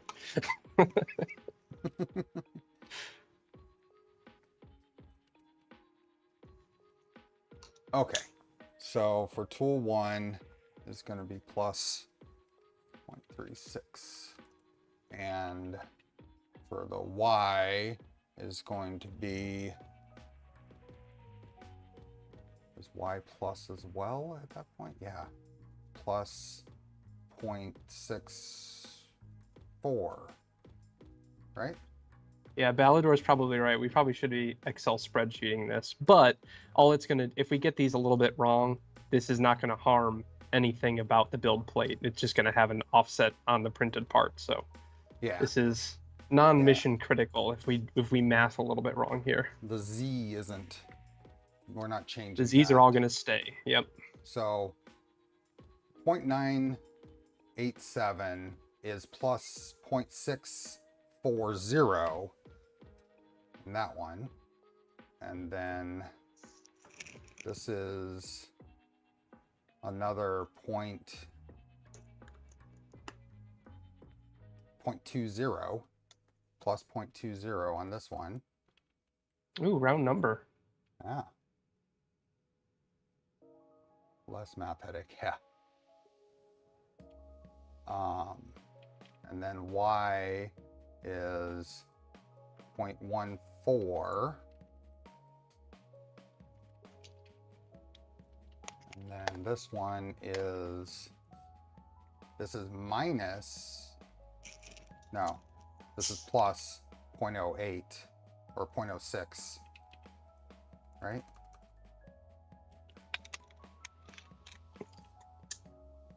And we can check this actually with the camera fairly quickly by just putting the camera on and moving between tool heads.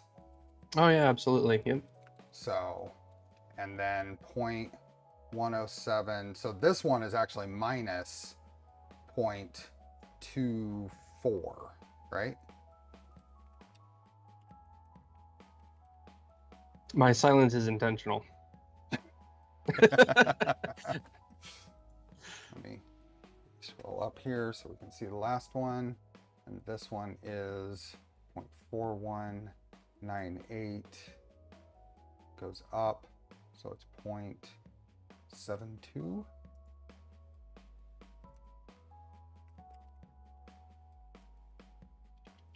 This is 347, so this one's minus 1.6. Is that right?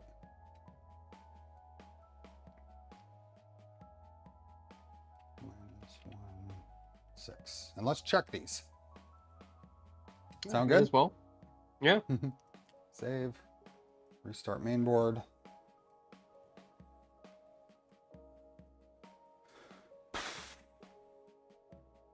Oh, this is not going to work immediately the way we want it to because of that commented out R post or T post, because we need that to work. Oh, so we yeah, need yeah, to yeah. find some other solution to that, because what we're relying on is being able to set the camera underneath the tool and move other tools to that same position. And this, You can just record the absolute position at wherever it's centered and just go to Let's that do that. position with. instead of editing all of this, let's go to something fairly easy. And let's go back here. Let's keep the bed heated. Hopefully these nozzles are clean enough, but I will get these at some temperature I can tweeze the plastic off with. Oops. And put these into standby.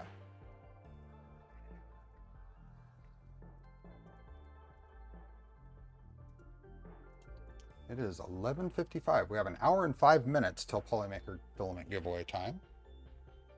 These are all heating up. How are we doing on That's heating lights? up. We are better than we were before, but we're about half of where we could be. Did you Rally like? the troops. I did like. Okay, good.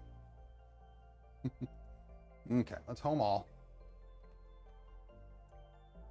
And then I am going to place this.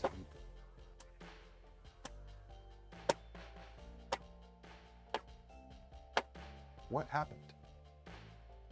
I looked over there and my mind said there was not a tool on it. There's a tool on it. Whoops. That's what happens when you home with a tool on it. I hope I Yep, didn't you damage just skip a whole anything. bunch of Z. Mhm. I have done it many a time and I've not damaged anything, but You looked too. You're like, yep, it's good. I looked over there and my mind said there was no tool on it. Okay.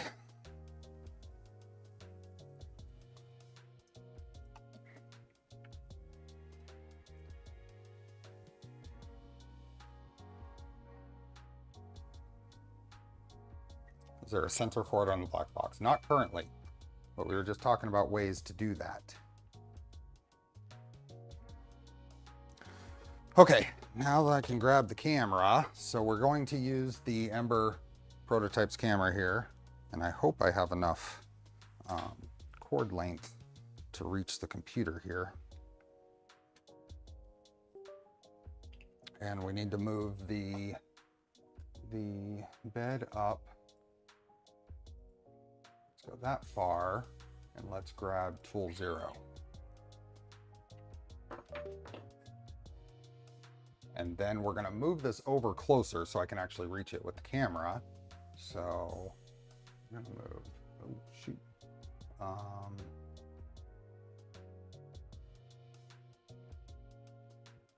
Wrong way and why. Yep. Mm-hmm. Don't forget the tool to unlock this time. Yep. Let's start over. I hit the wrong button. Home all again. 3DZ offset. I intentionally, I knew that I was going to be running into some things. So I was expecting and hoping for some of this troubleshooting on this string. So, and I'm just lucky that I have Chris here to help me through it. Okay, let's try that again.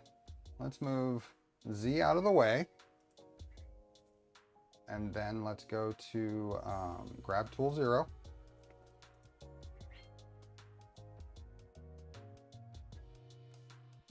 Now, I'm not gonna click buttons. We're gonna go to Z0, Y. Let's go like 100x 50.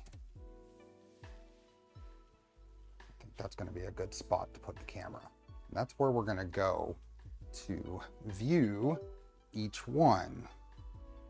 Hopefully I can put this, yep, I can reach. I'm going to grab a little clamp that I had so the wire doesn't pull on it at any point. Go. And let's open up the camera software. Putting this over here.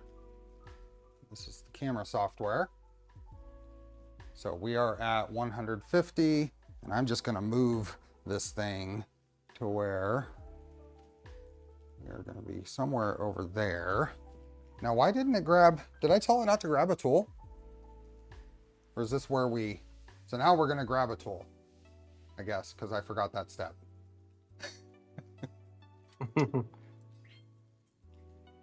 I thought it went over that direction. Maybe you double clicked or something. I might have. And then we're going to just go back over to here. And guess the window went away. This guy up over.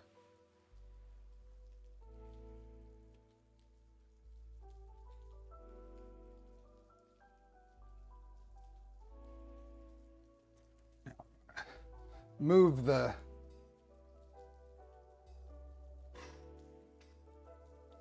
open another window so I don't have to change the window focus. Z probably here. Let's move this down until we get this in focus.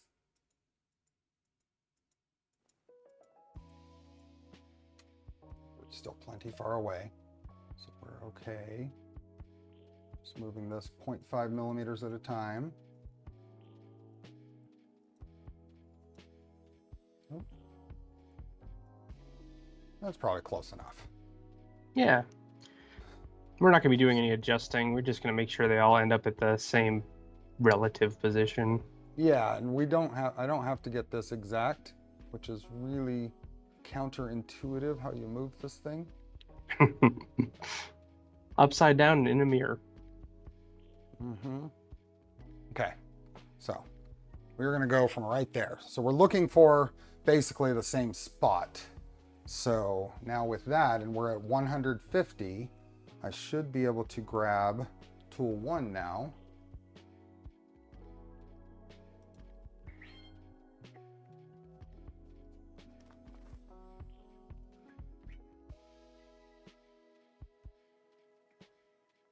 And go back to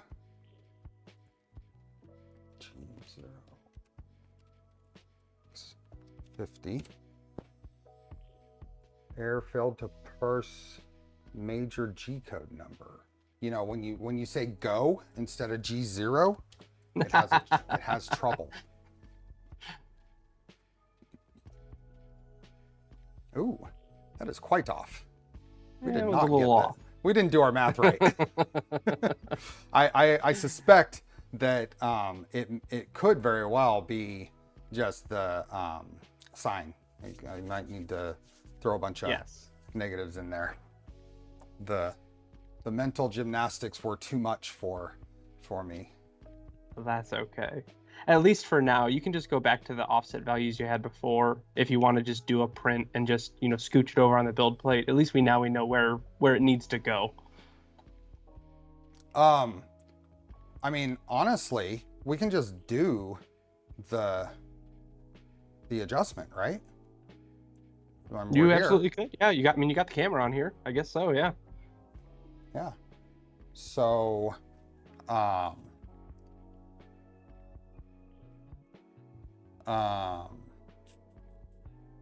rotate the camera until the movements make sense. They never make sense, Bob. One way or another, it's not going to make sense.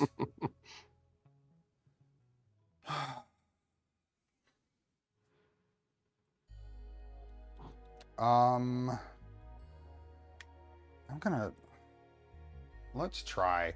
I want to try the sign change to see if that was the problem. So, because this is going to be a little bit of a process here too, but let's just find out if these should all be changed. Like this should be minus. This should be minus. This. The question then becomes, how many signs did we flip or not flip? So either it's all going to line up perfectly I've just now, inverted or all of them. So. Okay. Pull your tool off.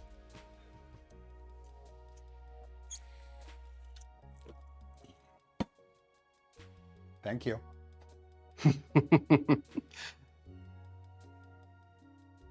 That's going to be the startup screen for Duet. Is there a tool on your machine? Is there a tool on your tool head? There we go. Okay, now I need to probably need to move the camera out of the way. I don't want to accidentally crash that. And let's keep the bed temperature going and home all.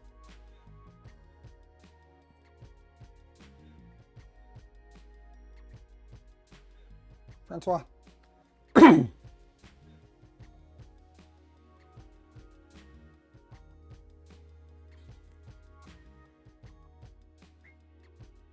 Okay, and then we're going to grab tool 0.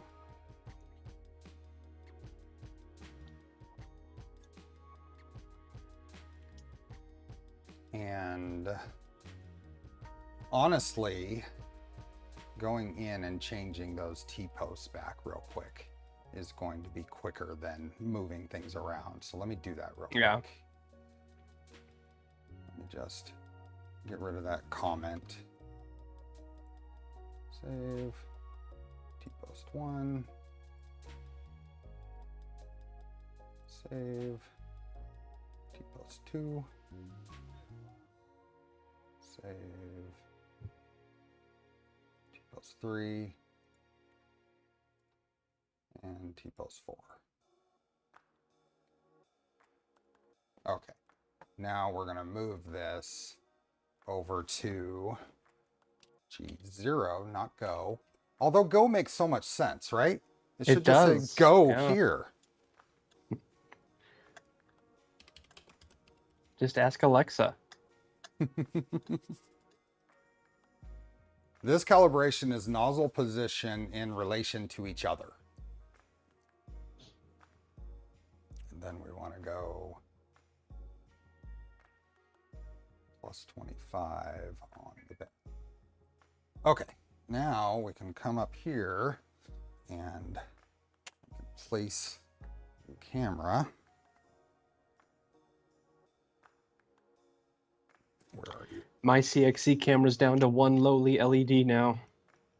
Here, let's try this. 1. Yeah. You should be able to go in there and reflow the joints. Oh, I'm sure. It's still plenty of light, honestly.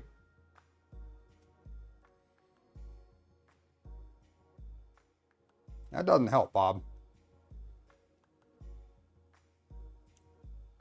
Yep, that did not help at all, flipping it around. Sorry, Scott. What's that? I was apologizing to Scott at Edge 3D because his I wanna Alexa be is over waiting for me here. to elaborate. I was going for the wrong spot. Oh, hey, there we go. Oh, nicely done. Okay, so now we can go and there we are. Now we should just be able to change to tool 1. Oops, that's not what I wanted. This window. Let's go. Tool 1. Should put that one away. Grab tool 1 and go back to the same spot. We're all over the place. We're starting over.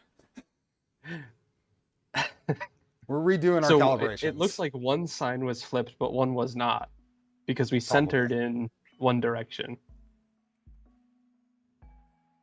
Whatever. This will be quick. This will be quick. And actually, the numbers will make a little more sense because we just directly enter numbers now. Yes. Because what No map, happens just buttons. is we start this, we say, okay, and we can center this. Now let's continue and continue and continue. Now we can jog the tool head until that is actually centered. And right there, right? That looks good to me. Yep. And that we now, because RepRap firmware rounds up the numbers, I'm going into and running G or M114, M114 Yes. to give actual position in the console. And I'm not going to switch around because I lose focus on the windows. But my actual position here now is 49.98 and 100.02. Okay, and then we're going to continue and continue. And now we're going to grab tool 1. So our reference point now is tool 0 is right there. Yep. If we go to and grab tool 1 now, it's going to go back and we adjust it. Okay, Google. Steve, one thing that's coming to mind here, I don't use the Ember prototype software a whole lot. I'm thinking that we should have zeroed your G10 offsets across the board before we started this. You're Does that make absolutely right. sense? We were supposed Okay. to zero them. Yep. Yes, because right now it's applying. Well, this is going to give us a change. So we'd have to do math here. We do a change. Otherwise, if we zero them, then we can use direct values. Yeah. Is that right? I am anti-math. We saw what happened last time. I am so. too, because we screwed the math up. So I wholeheartedly agree.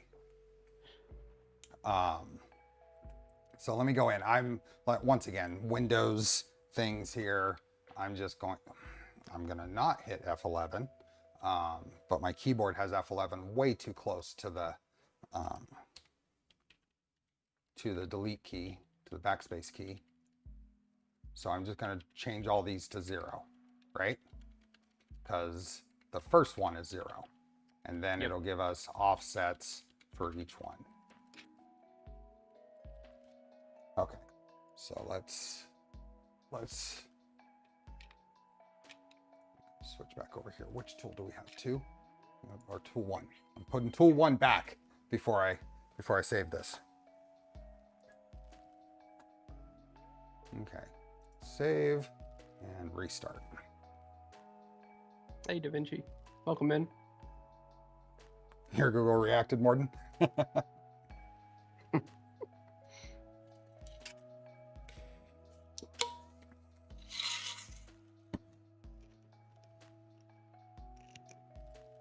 So if we say Alexa or Google purchase something embarrassing, let it make the choice.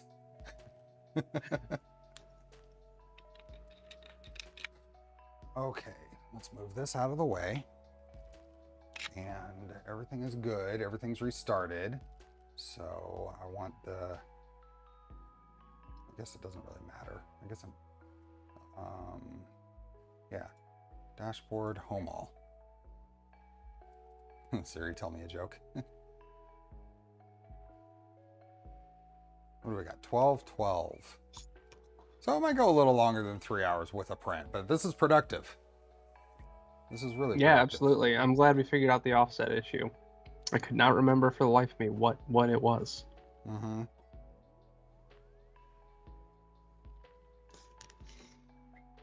Okay, so then plus 25 gets us to the perfect focus point.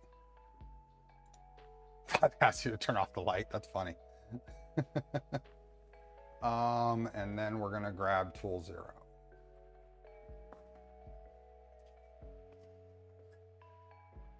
We're just gonna go from right here if I can reach it well enough. So it's an easy spot.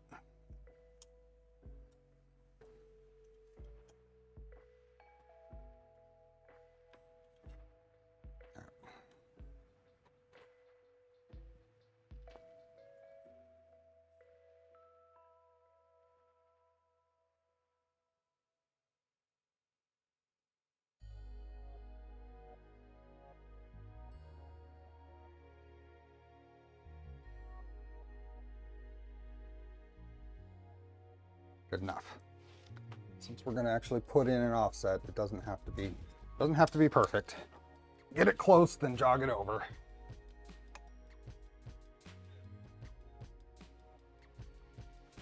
Needs to be kind of rotated straight.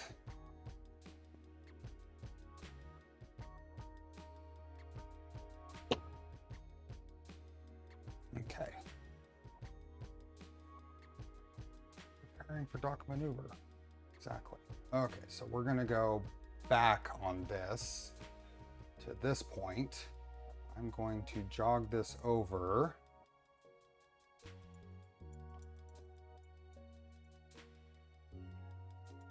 And I'm going in 0.02 millimeter increments is what I have rep firmware set to. That's pretty good right there. It makes sense to use a tool dock bay as a permanent camera mount. You use one of your spots. There is a little bit of room where the idle tool cooler is. Yeah, I was just what I was thinking of. Actually, Turtle brought this up as well. I would really love to use a nudge to do X, Y, and Z offsets permanently mounted to the machine. I think that'd be really whatever. It could be a camera or a nudge in the same location. Nudge, as long as you have a few millimeters on either side of travel. Okay, so then I need to run the M114 comment. And now we're at, since I'm going to a different spot of the thing, it's 150.18 and 199.82. Okay. excuse me. So now we say continue until we get the next thing, and now we're going to change tools to tool 1.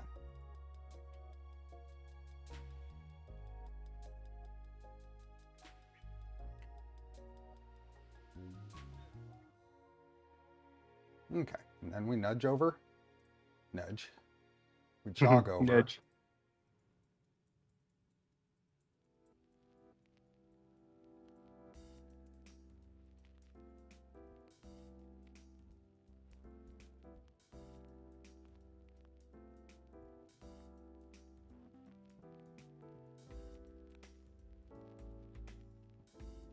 Other way. Right there. So I then like we go that. back. Huh? I like that. Yep. Yep. Run another. So this will be tool 1. It's 150.56 and 199.1. And for tool 2 now, go and grab tool 2.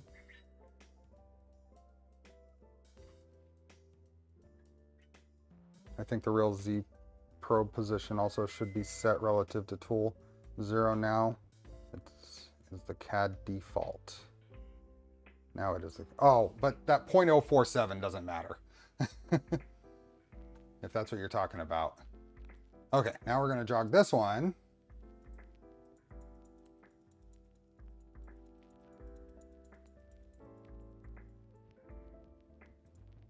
And we're not going in the middle of this dark spot because you can see the actual shape of the nozzle there. It's just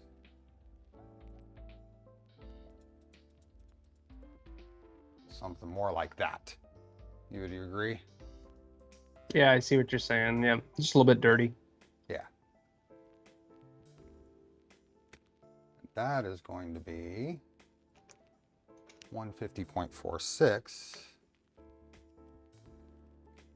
and 199.66. Okay. Grab tool 3. This is relatively quick once you get the process down. And it's even quicker now with the 0 reference instead of having to do math. Mm-hmm. Okay. Jog this thing over.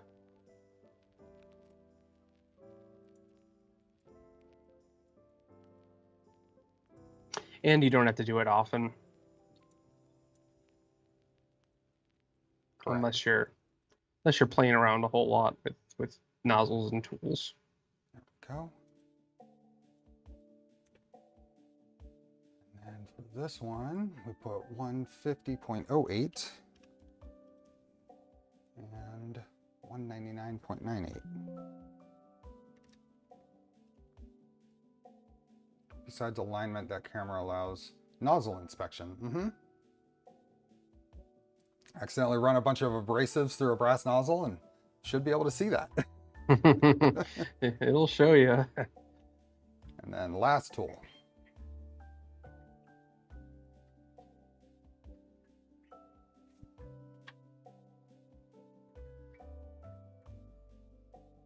Okay, and then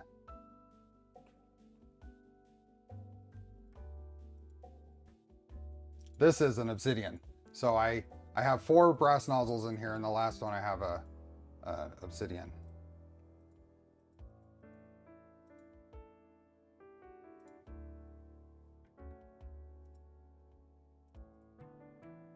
There we go. We'll go with that. This one is 149.58 and 199.86.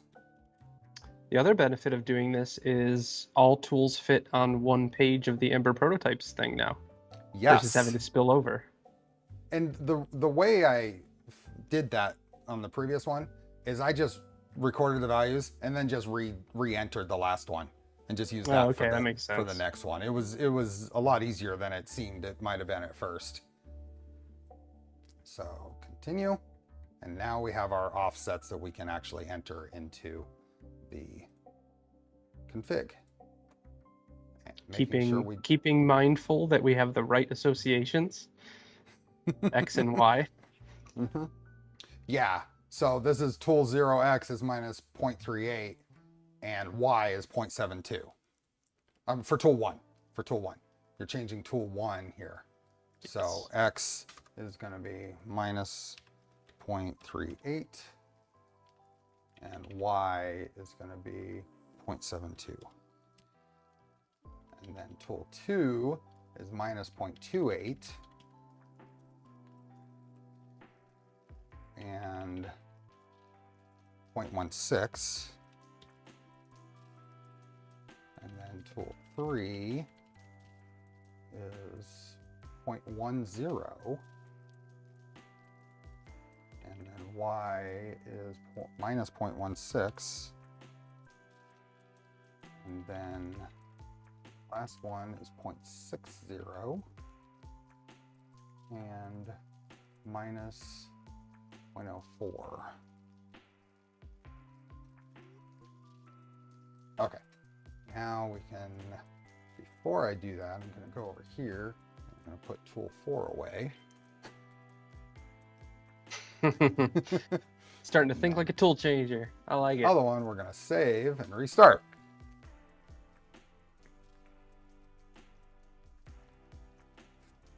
Take our camera off here. And put it away. So what's our next print of the day? So Zombie had sent me one of these little maker coins. I haven't even looked at it yet in the slicer, but it should be a quick print is the thing. Yeah. Well, maker coin should be a nice quick print. So, let's home all now. Double, triple check I don't have a tool on there. Because that 30 seconds is enough for me to forget what I did. The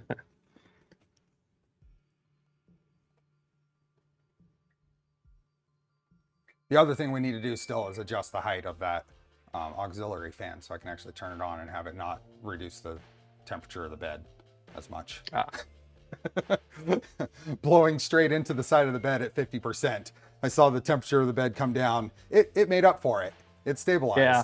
But when it'll it be first great turned when on, it's enclosed and you need a hotter chamber. Just move it down a little bit and you have bed fans.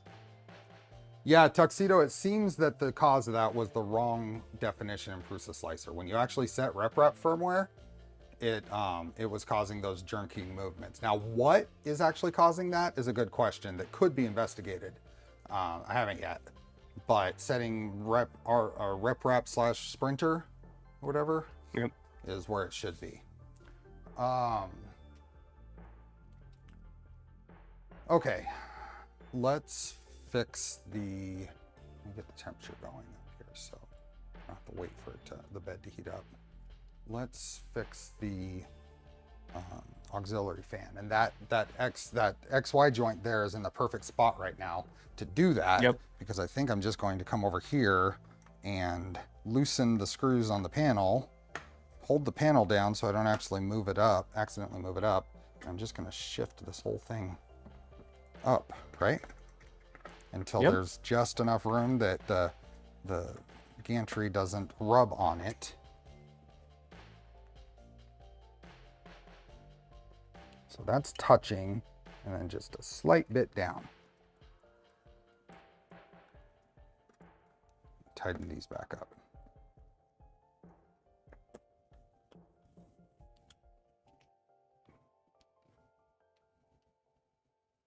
There's screws on the bottom of that is why it's okay. So there's about a millimeter there, which is probably where I'm comfortable with. About a millimeter underneath the heads of the screws there. Okay. We have 35 more minutes until filament time. We're up to about half, a little over half likes. And clean the bed. And let's get that file into the slicer.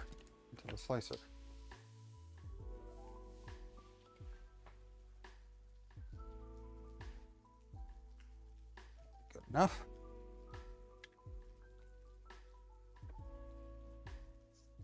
Okay, this one I want to actually save because I've done stuff with it.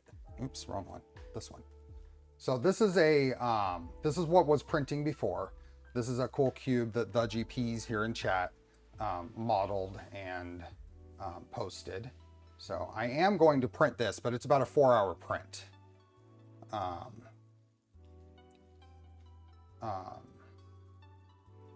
will print that, assuming everything goes well with this next print. I'll start it right after because I want to get this printed. But it's a neat little print. Prusa Slicer, does anybody in chat have any idea if this is a bug or some setting that I'm missing, but it's not treating this first silver layer as a bridge? And I can't get it to. If anybody has an idea on that, shoot me a message. Because it seems to me like that should be a bridge, but it's not treating it as such. Which means that Yeah, it's doesn't got bridge print written well. all over it. Everything Yeah. about it is a bridge. Yeah, and I put supports in there. But yeah. Well, regardless, Rushmere, regardless of the orientation, shouldn't this be a bridge? I mean, I could change it to something else. Although I did change it to a different thing down, and no matter what, it doesn't show bridges on that build place facing part. One of the experimental ones, not at a computer to check the name. Okay. Well, I am going to, let's see, I've never saved, let's save this whole project. Yeah. Yeah, let's save that. You were having issues with that as well? Well, if anybody comes up with it, shoot me a message in my Discord. That'd be helpful. So now we can come back here and just get rid of all this. So let's add this coin. I think it's this one. There we go. There are a few pieces to this. Let's move this out of the way. And let's see what, let's slice it right now and see what it looks like. And let's turn it over. A few things here. So a little maker coin. What things do we have to work with? We've got the main body of this, which, should we do that in black or silver or what? Does it treat it as a bridge if it's just one color? It should. It really should. Oh, I don't know. I'm sorry, the GPs. I get what you're asking now. I'll have to check. I'm thinking maybe silver. Let's see what it looks like. And then the corners, we could do, we need all the colors. So let's do some red there. And then that part of the logo is blue. And that part of the logo should be orange. And then this is the other things there. Let's go, I don't want that, let's go black. Sure, I don't know. And then the QR code, let's go black. Slice that and see what it looks like. Oh, what's... That looks good. You're missing the, oh no, it's just really small. What? I was gonna say you're missing the dark gray, but it's the Yeah, it's just the main just body's around silver. Yeah. But we also get it in the QR code. So Yep. the point is, So for this one, Steve, especially since we fixed the bed offset issue, you can enable, since we're doing a lot of small printed features on the first layer, enable that purge all extruders option. it's there. Oh, it looks like you did. Yep. Huh. Perfect. This profile, it's already there. I do want to, just to make sure the purge is right, I'm going to increase my purge size. Yeah. Because I'm still not sure. We should pull each of these out and make sure that I've got filament out before we do it, but I'm going to increase the amount of purge. And I think I already did. I had it at 2 or 3 on the last one. I think it's here in advanced. I upped it to 6. So I think I'll just leave it right there. And how long does this say this is going to take? 49 minutes? That's pretty good. Let's just do one of them. Okay. Is there anything else we need to do here?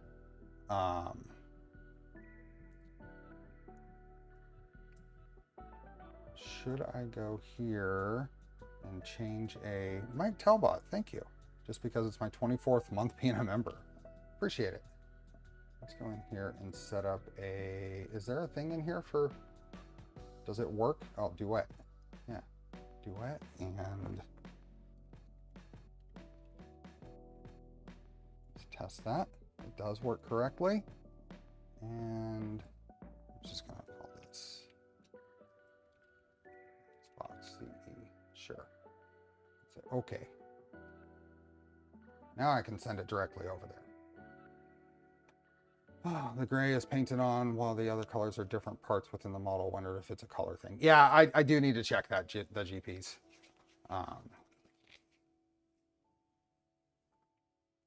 Blackbox tool changes use Z-hop like other printers. Sure, it's all in the slicer here. What is the default here? We are Z-hopping 0.2 millimeters, looks like. Yep, just hopping over the layer itself, and in tool changing you end up z-hopping a lot because not only are you crossing perimeters, but you're crossing previously printed lines.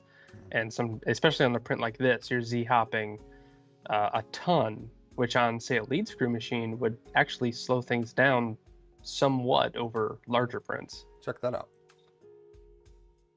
Nice. It does that for So all we need to do now, Steve, is make sure red is actually being purged out. Yeah. When we make those lines. So what I'm going to do is go and make sure we've got, we're going to heat up each tool and extrude a little bit, make sure plastic's coming out, and then dock it. I'll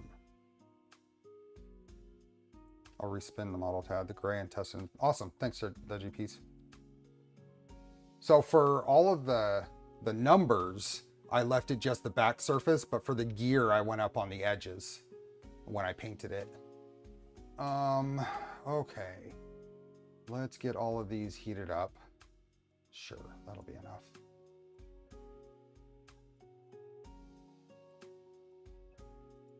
Yeah, belted Z is usually best for tool changing. In the case of Blackbox, we also have counterweights for the entire bed system. So when we're Z-hopping, we're not moving so much mass. So we can do it quicker with more acceleration. But yeah, generally speaking, Z is a good, belted Z is a good option for tool changers. Just something that's fast. Go grab tool 0, and I don't know why it's taking a bit to go grab it. Is it waiting for it to get up to temperature for some reason? If you have a temperature set, oh yeah, it will wait for it. Yep. Okay, there it goes. And now I'm just going to extrude a little bit of filament and just make sure it. Yep. Okay. So then I pick that off and put it back. We're going to set our standby temp a little lower for right now. The slicer is going to change all of that. Oops, leave that alone. And put tool 0 away. Hey, Dr. Dave. Should go. Yep, it went to standby. So let's see. It went to standby when I put it away. Let's go grab tool 1. Should already be heated up. So what is it waiting for? Is it waiting for the standby temperature to hit because I set that on the last one? Perhaps. I didn't think that was the case, but that's what I've been noticing, is it's waiting for the tool to cool down in between before it moves on, which seems a little inefficient. I wonder what the use case, there must be some kind of use case that we're not using. It would make more sense elsewhere in some other machine. And then if we come over, just while we're waiting for that, we come over to print settings, and on the multiple extruders. I have told it not to enable ooze Yeah. prevention. So Okay. that's the latest setting. So hopefully it recognizes that.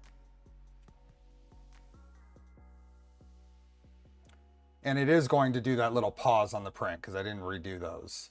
But I can also Yep. change that mid-print. So I'm not going to You bother with can, that yeah. right now. Now I'm going to, so I'm juggling things. I'm going to extrude just a little bit filament, and it is purged. So then snag the ooze and put this one away.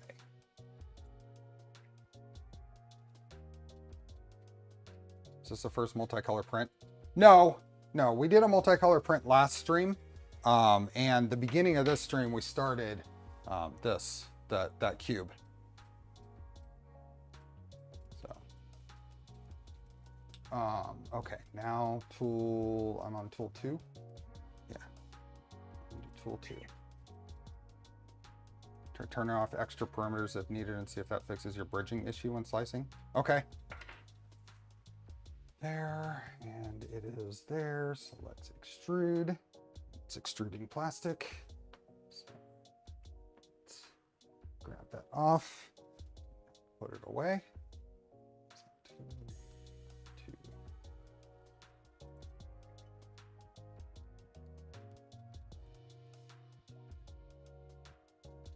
Let's grab tool 3. That sounds lovely, Bill. I'm gonna be right behind you. Let's extrude. Yep, it's extruding. Steve had a fine. big cup this morning, so he's probably good. Yeah, I accidentally hit the big number in a small cup. Oh, in the small cup. Yeah, that's why I said I had to sip it down because it was almost overflowing. Oh my gosh. And then tool 4. This is the one that wasn't extruding, so that we could tell. So let's extrude. Extrude them some more. Okay, I think something's happened here. So let's see. No, that's doing good. Let's do a lot more.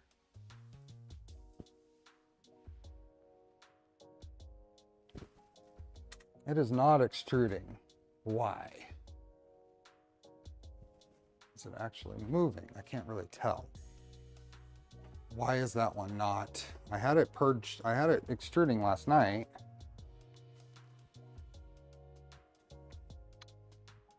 Do you hear the motor skipping steps or anything? I don't. Let me move this back a bit so I can actually work on it. Now I want to go Y minus, not plus. And see if I can actually see anything going on. Why is that not? That's one. You should be able to open that latch too. Kind of have an eye on things inside. Just the wires are kind of in the way. Ah.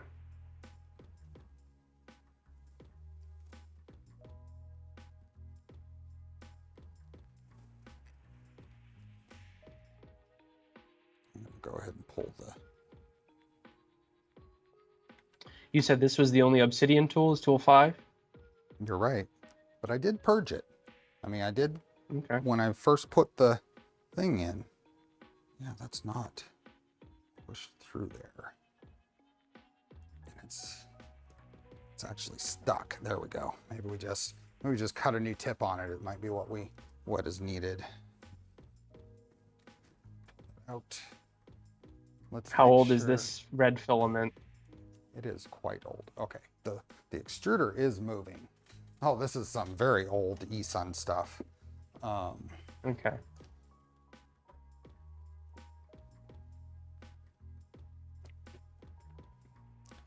Let's get a new tip on here. Get this back in. So that's why it. Hey, Bizliz. Yeah, I was printing on my black box. I did another star Nice. Hey, Liz. in your honor.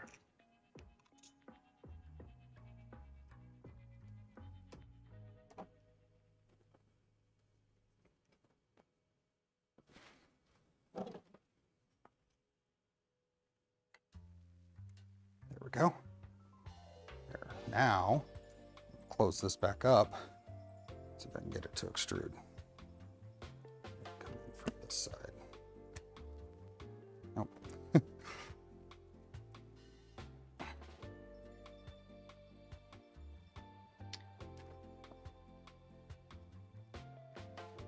Enough, Poity. I don't want to hear it. It's actually 3 colors because the one was dual or co-extrusion. So, joke's on you. No, zombie, just distilled water. Nothing crazy.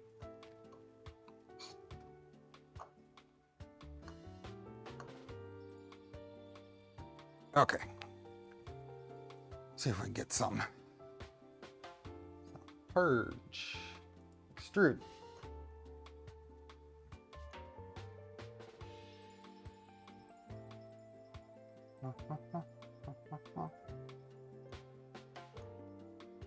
Okay.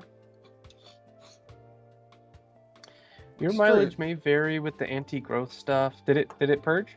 No. It's not. Why isn't it? Oh, it wasn't actually. Okay.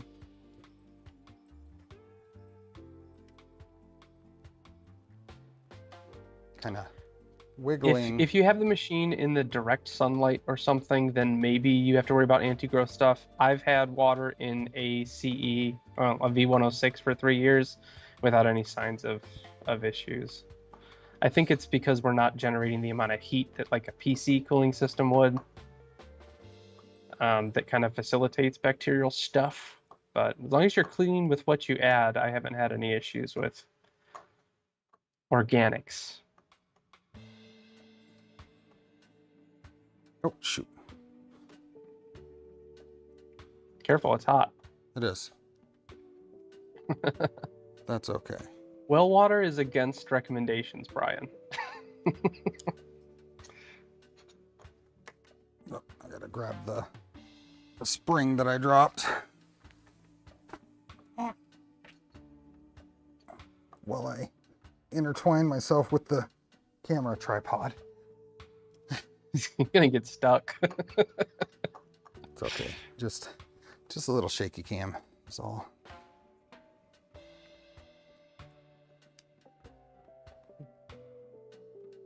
Hot nozzle. Oh, special silicone sock. What is that? E3D made some different ones for different colors, and they brought them to Earth a couple of years ago. Okay. And here, let's see, extrude.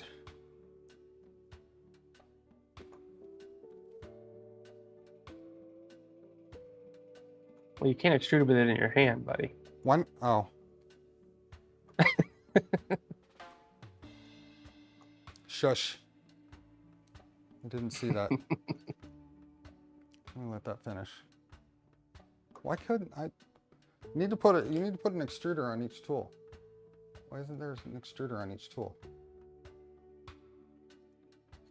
Okay, let's see if we get something now. It's all the way in there. Oh, there it goes. Ooh, All right. there it goes. Yep, now we got good extrusion. Shush, Poity. Shush.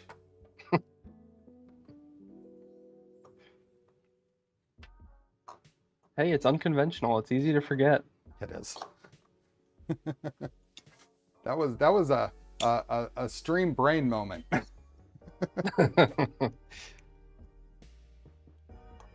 Well, that was the first time that the dock didn't work. What did I screw up about that? Oh, yeah, that would be why it didn't work. Okay. I didn't set it on there right. When you were manually kind of putting it back on there. Mm-hmm. Yep. Mm-hmm.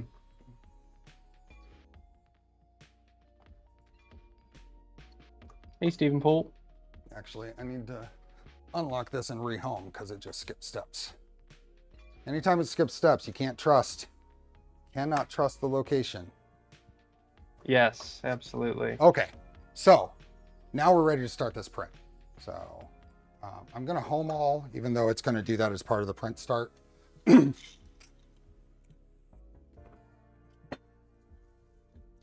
So let me get this in here. See if we can get a little more direct view. Go, hopefully. I might also recommend, Steve, maybe running a bed mesh after your little Z incident, just in case. So why don't I do this? Shouldn't I be able to go into the slicer and just, oops, not there, and just tell it to do a mesh? Start. Yep, just G29. Yep. Yeah. So right now it had G29S1, which means to load the saved mesh that's in slot 1 for the that was taken previously. Removing the S1 tells it to run one and use it. Right? Yep, exactly. So with that, we will slice it again and send and upload and print. What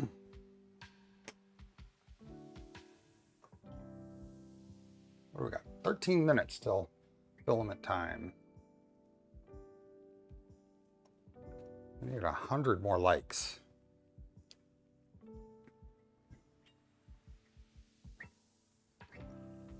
Let's do a mesh.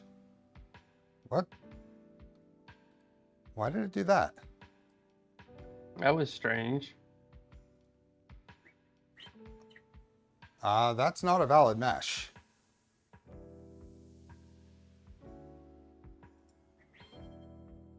Probe already triggered. Okay, so here's what's going on.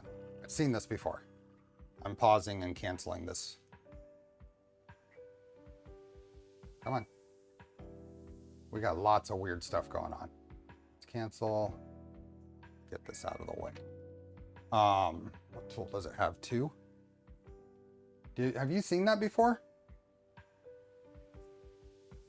I have seen it where the dive height is set lower than the overall deviation of the bed itself. Mm-hmm. So if you have a bed that's quite off, then it won't drop Z enough until the next probe point. So you can increase the dive height in the config.g for the Z probe.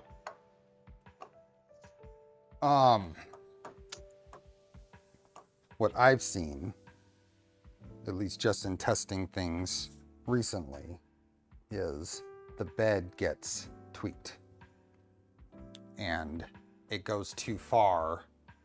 So if we run a mesh right now, let's home all.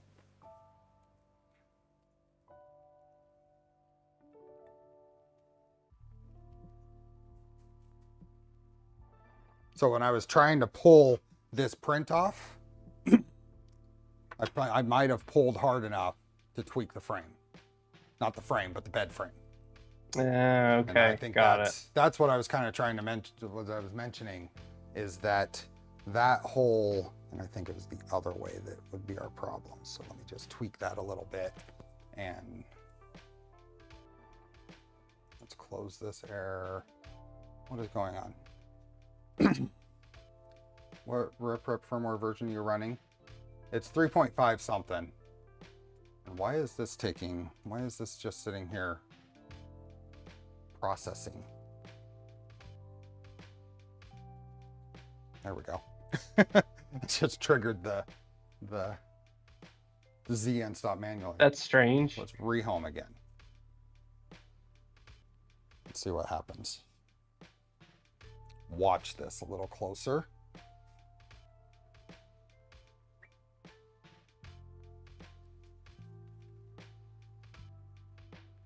And it definitely gets caught, depending on what happens, it gets caught in this super slow movement, depending on where it aired out. So it's on the second move right now, because that didn't get reset. Okay. So that's why this first homing move is so slow,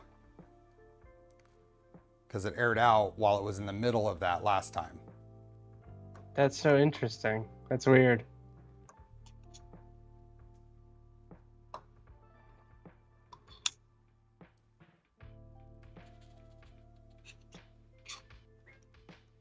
Okay, so it is, let me close all this. Now let's go down and run a mesh. So let's just run G29.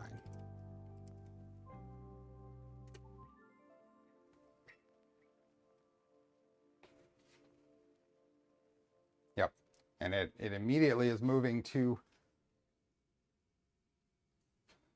it's not triggering correctly. I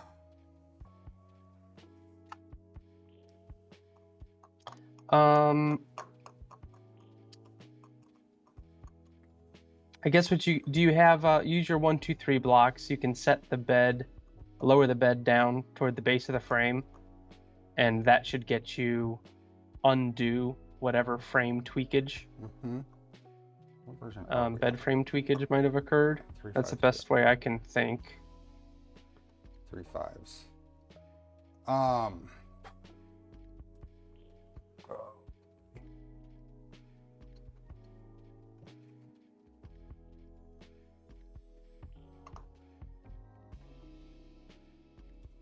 Let's try that.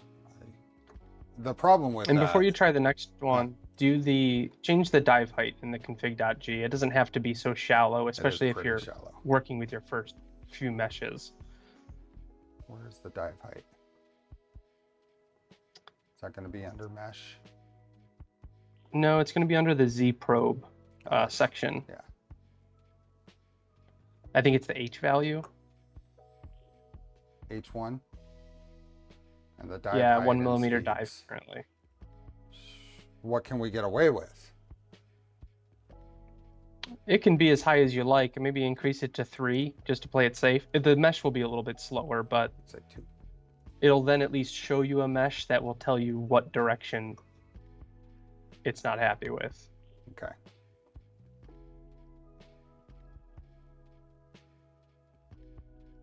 I don't like that rep firmware keeps showing messages from the console. Yes, they should fade away like connection established does. Yeah, I mean, I've got to go through here and close all of those to get rid of them. So let's home all now.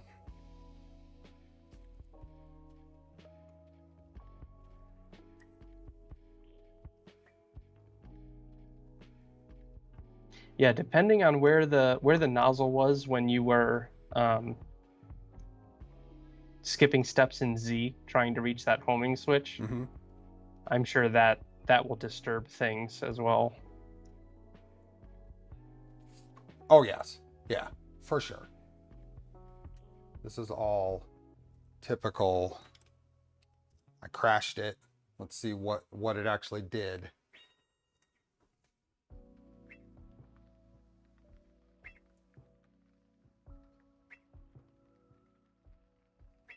So what we will see here though, once this is done doing this mesh, we will see which way the bed frame may be tweaked by looking at the Yes, and map. you can kind of manipulate it yourself. And then run it again and see if it's closer. Yeah. What I'm concerned with is if we do all of this and then the Z offsets end up having to change. They won't, because when each time you home and mesh, you're setting a new Z0 datum point. Okay. And those offsets are based on the Z0 datum. And that's why you can switch build plate types or glass or what have you and not have to worry about Z offsets. Okay.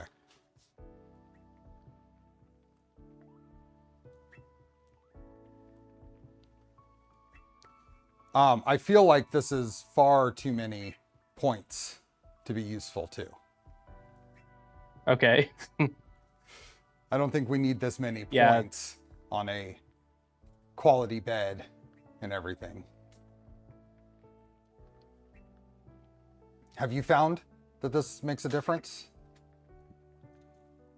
Not necessarily. But I personally, I don't mesh before every print.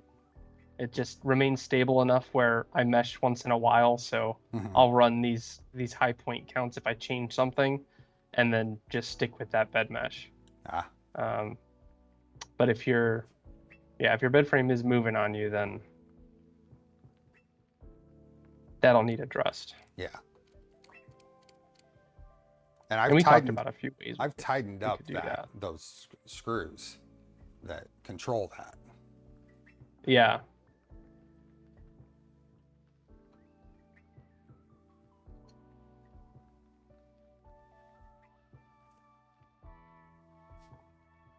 You can almost get a sense of where the bed frame is based on the amount of time between clicks.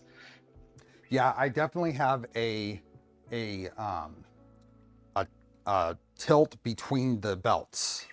So to fix that, you need to get it down on 1, 2, 3 blocks or something, and loosen the pulley on one side. This side is easier, and retighten it with it all set in place, right? Yep, that'll work. And I've also you've got a few points for overall bed tramming and adjustment based on your mesh to kind of fine tune it. Mm-hmm. You have the tightness of the Z belt on both sides will get you a little bit in the Y direction. Mm-hmm. But you also have, it's very common on Mandela's matched height kinematics to use a piece of paper to shim the magnet itself at those 3 points. So you can also kind of manipulate the bed that way. Got it. Yeah, you can see the time here is showing that overall tilt to the whole bed. Yep.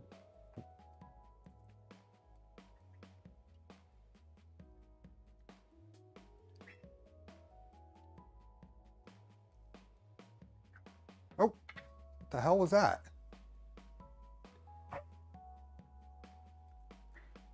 Because of all that change? Oh, you know what that's from? Yeah, the mesh is trying to go That's from, into the docks. yep, that's from our, Offset change. yep. Did not consider that. But hey, we chose to do it live. We did. We did. This is good. This is fine. Yeah, okay. Okay, so how do we fix that? We need to change our mesh boundaries. Our mesh Y max boundary, and while we're at it, we can reduce the space between. Mm-hmm. Yeah, do a smaller mesh and let me home. Let me home, and then we'll get a coordinate on where it is before it actually hits the docks. Right? Yep.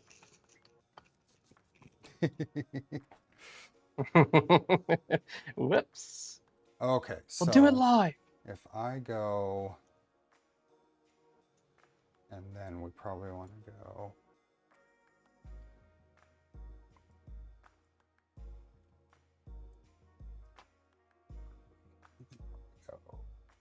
One more? Yeah, we can probably do it right there. Yeah, it looks pretty good.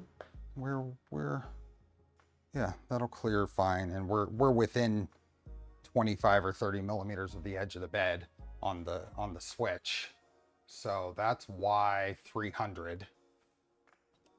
That's why 300 right there. So let's go to our. Okay.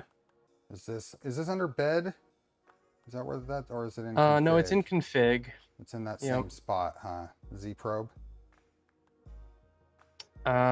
No, it's at the bottom line, mesh grid there. I see it kind of behind your yeah. face. Right here. Yep. Oops, sorry. I can't see where your cursor right is. here. That's why, yeah. Now, this is saying it's only going to 295. So that's part of that.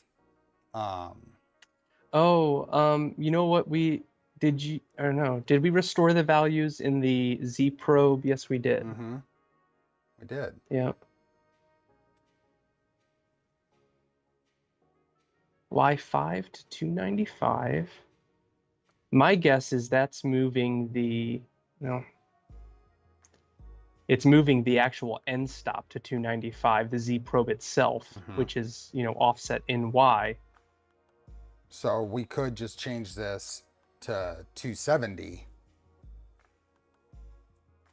Will that skew our actual math for the mesh though?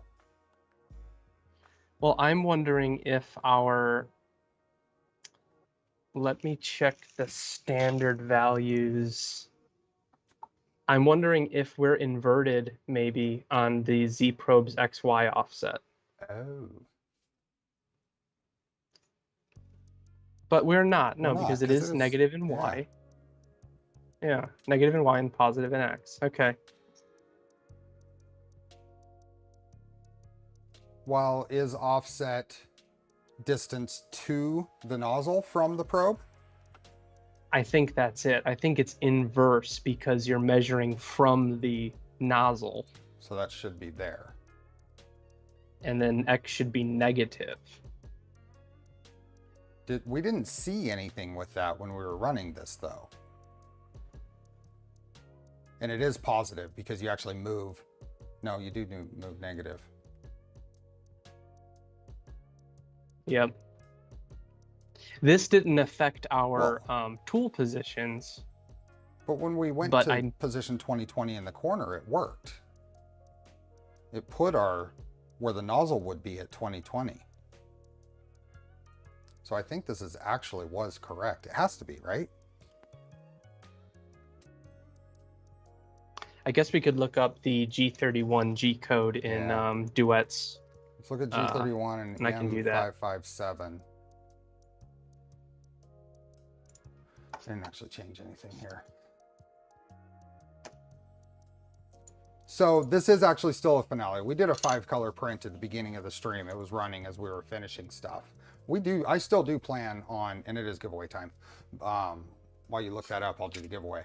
I still plan on starting this Maker Coin chip today before we end the stream. So. Yeah, we just decided to do some dev work live. So. Well, this is kind of what I realized this stream needed to be, because I'm not familiar with the quirks and things of a tool changer. I can't be expected to, because this is a new thing for me. We went through the whole build process, and now I'm going to go through a process of figuring out the workflow and the things you have to watch out for, and when something goes wrong, what to look for. And we're seeing some of that right now.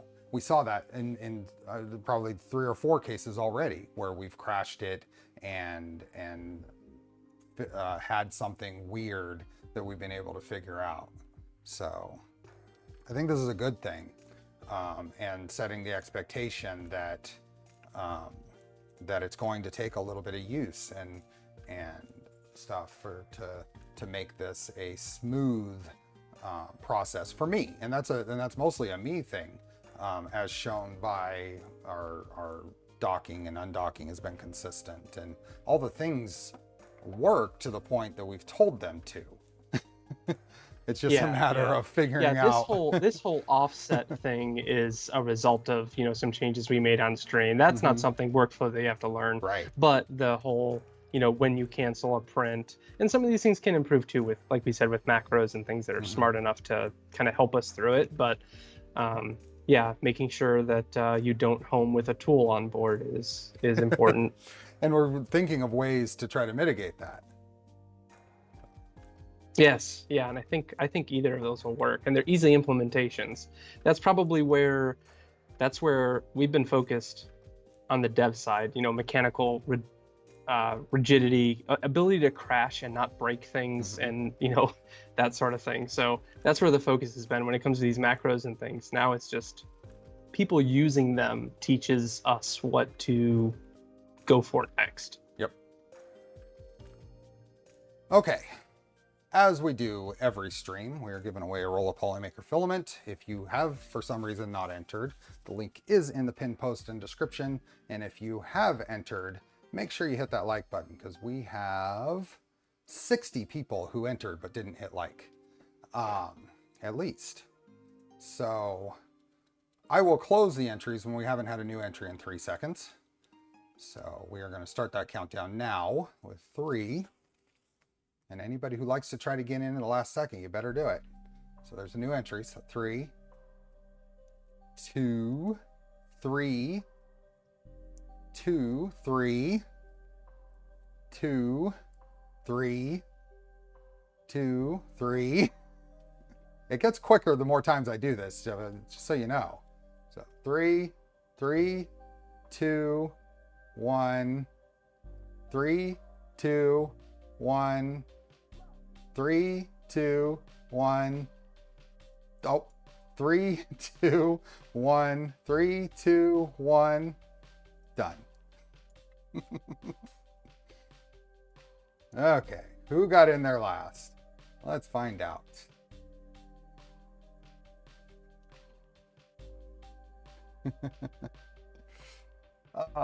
What was that? Is that you?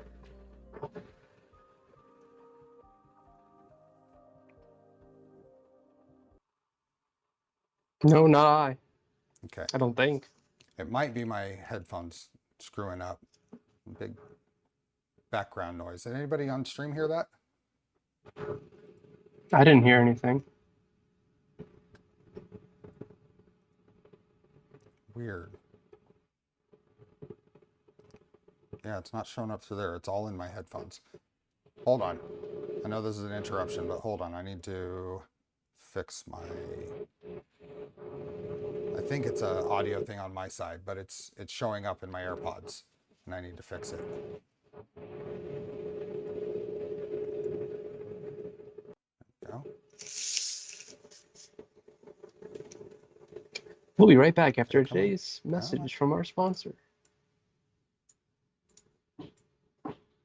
You guys hear it? Okay, let's try this again. It's still coming through. It sounds like a freeway in the background to me. I don't know what Freeway in the background. Well, let me mute me. Is it me?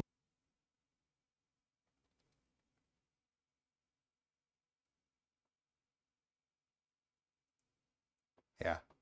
Can you guys hear me right now? Do we even have... We don't have music going. We haven't had music going this whole time and nobody's told me.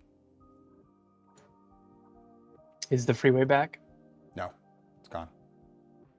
Okay. Maybe my cable's dying. Okay. Sorry about that. So GJ, you got the first entry in. And oh, I see your entry there. Obi-Wan got in the last. You were third from last, Dr. Dave. Okay, how many times are we shuffling this, Chris? What's your favorite number? Favorite number is 24. There we go. Does that work? 1 to 24. 1 to 24.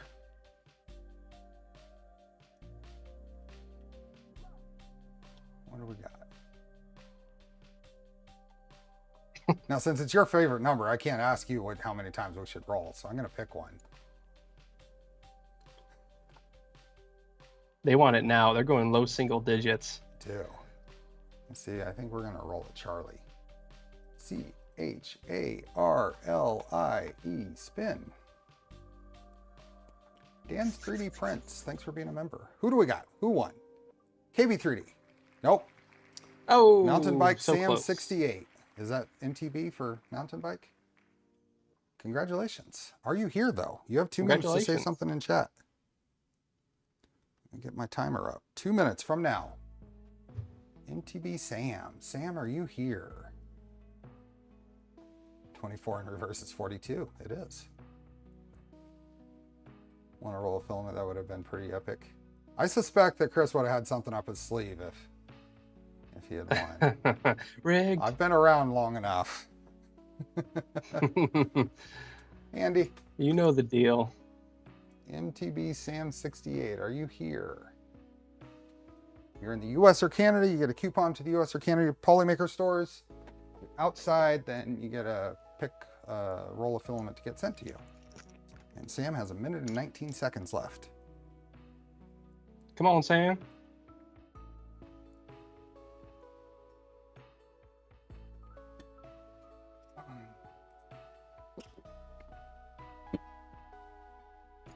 Sam is 1 minute. That 19 seconds went really slow. I did. It does say here in the G-code documentation that the offsets of the Z-probe are relative to the printhead, i.e. the position when the empty tool is selected. I believe that to mean that it's relative to the nozzle. Okay. So that's Kind all of the correct. opposite direction of a G10 So now let's look at would the be. mesh, how the mesh should be defined, the boundaries for the mesh. Because the boundaries for the mesh, I mean, we're crashing it for some reason. Sam, you got 16 seconds. Are you here? Wake up, Sam.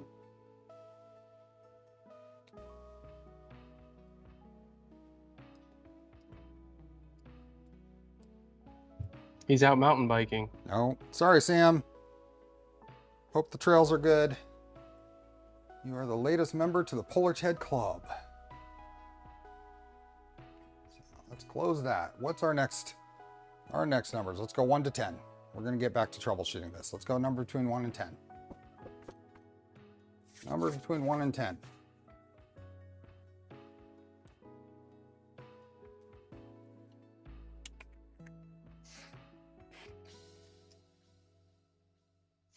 GJ was the first one into the entry and says 3. So we're going to go 3. 2, 3, spin. Who do we got? Who do we got? Our routes. Our routes. You are hopefully not the next member of the Polar Ted Club. Are you here? Our routes.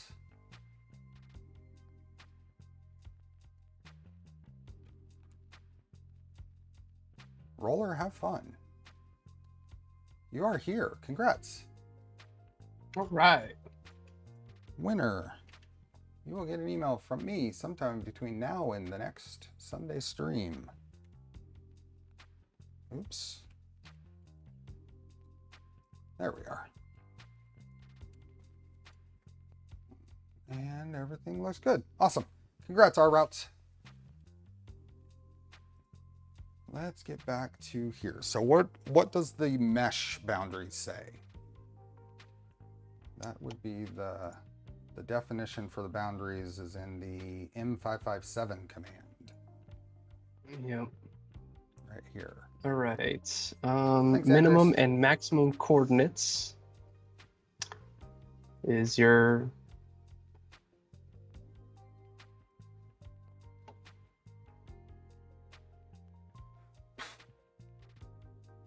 Pin post and edit the description.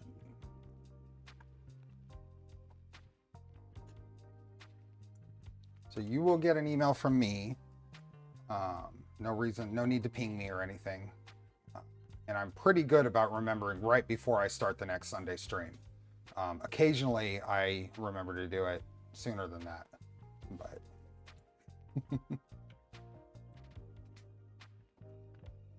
Okay. yeah. So all it's mentioning is your standard XY minimum and maximum X coordinates, Y coordinates to probe.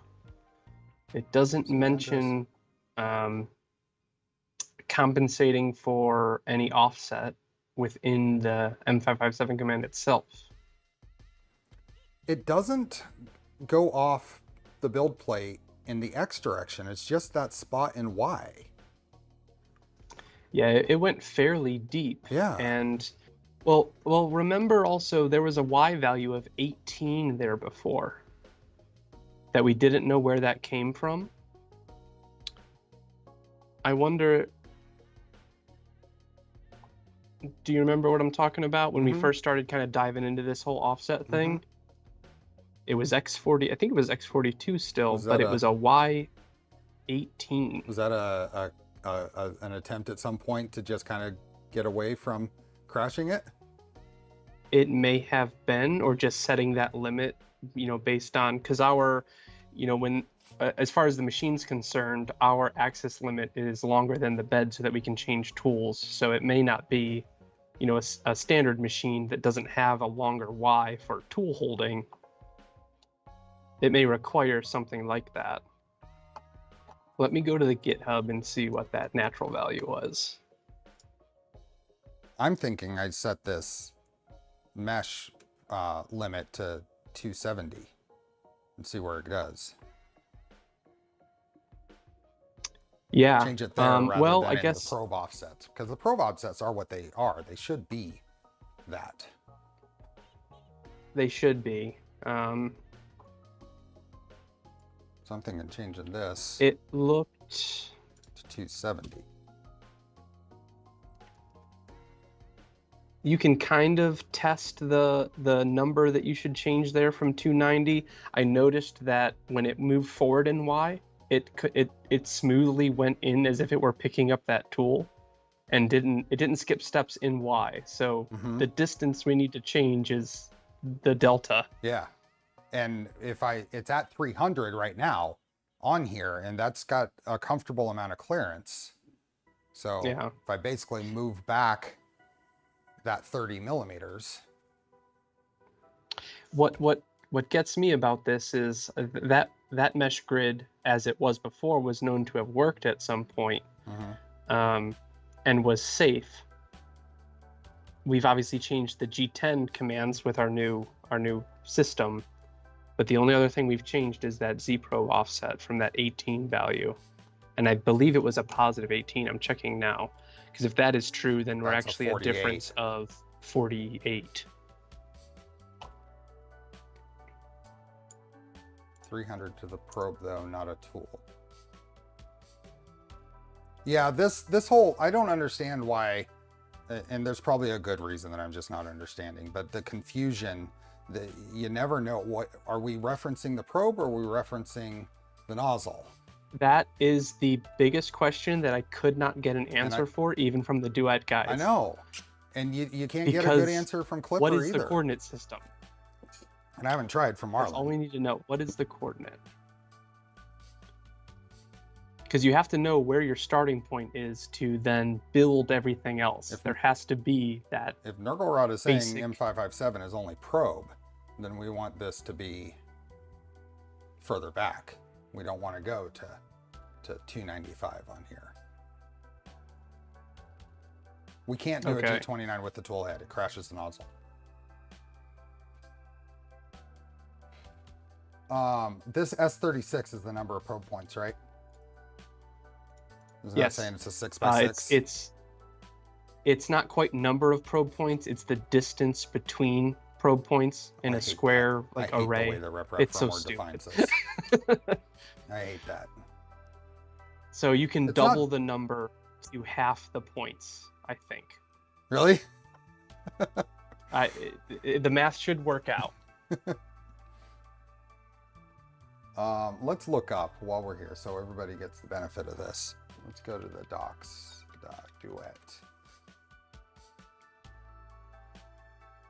And let's go to the M557. Oops, I hate that. I hate that you can't hit enter to search for the thing that you typed. You have to wait for it to populate and then click on the page. So M557, set the Z probe pointer to find probing grid. So minimum, maximum X coordinates to probe.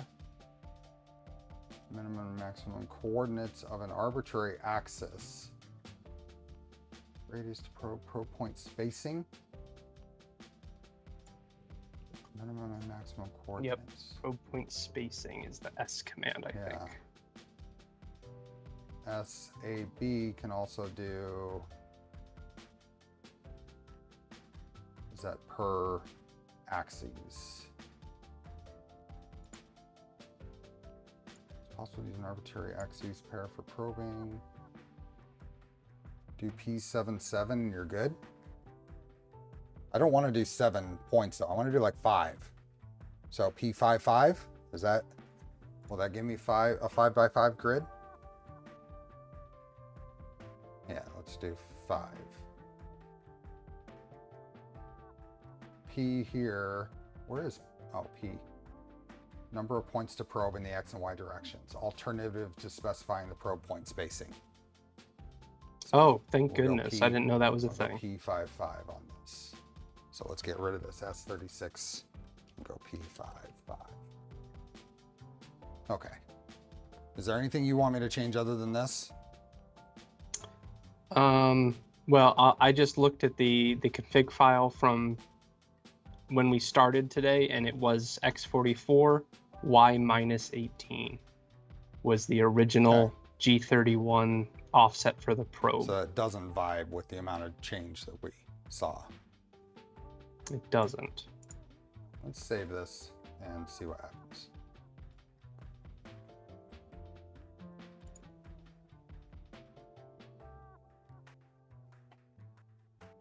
You know what though, Steve? Maybe take your ruler really quick. Thinking in my head, actually I have the machine right here. Is that 20 millimeters or is it 30? The distance from the nozzle to the probe? Yeah. I mean, to be honest, it might be more closer. It's definitely closer to 20 than 30. What is it in CAD? We had it as -18. It's more than 18. Fairly certain it's more than 18. Okay. It's probably 20 to 22, just eyeballing it here. All right. Yeah, I guess I would proceed with your. I should find. I'll confirm that number in CAD so that we know our mesh offset is correct. But for now, your mesh distance adjustment should be fine. Let's see what happens. What could possibly go wrong? Where is it homing? That's a good question, because this is 150, 150.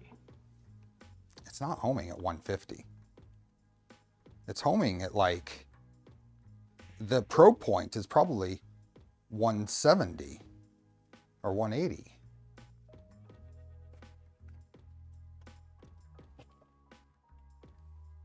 This kind of stuff is always such a brain twister. It is. It's homing at 180. That 30 millimeters? At 30 millimeters, and our config has the probe offset at, well, you have it right now as 30 some millimeters, I think. Look in your config.g again. I think you have it at, yeah, 30 millimeters. Mm-hmm. So it's using my brain's starting to fail on me, but it looks like it's. But where is it? Home all here should give us the, right? 150 and oh, it says it's homing in Y200, not. Yeah, it's Okay. It's 150 200. And it's actually homing. Yeah. So that would, well, that's weird, but It's like in the middle, maybe. it's doing, like, it's not doing it at 210, which is where you would think it would if it's taken.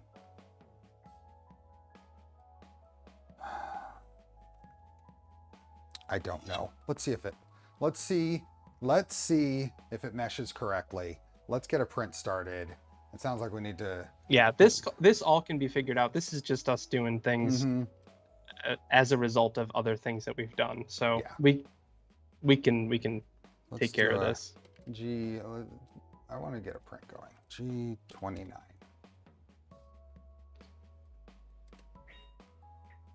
Now we're not heated up, but I want to see. Yeah, we'll just make sure it clears. Yeah, I'm gonna get my finger over the stop touch spot.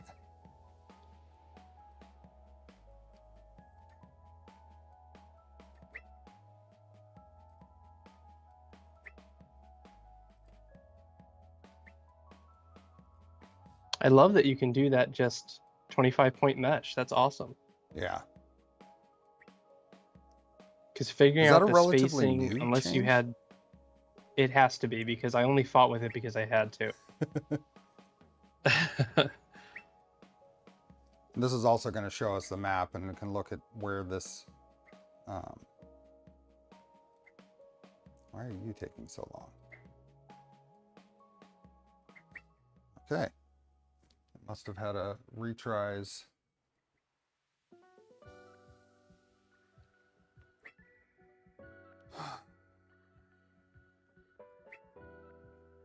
Wonder how well the Duet Scanning Z Probe would work on this.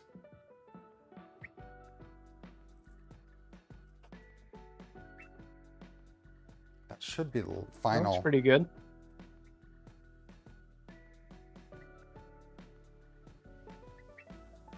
Yeah, as long as it doesn't try to go for another row. Yeah.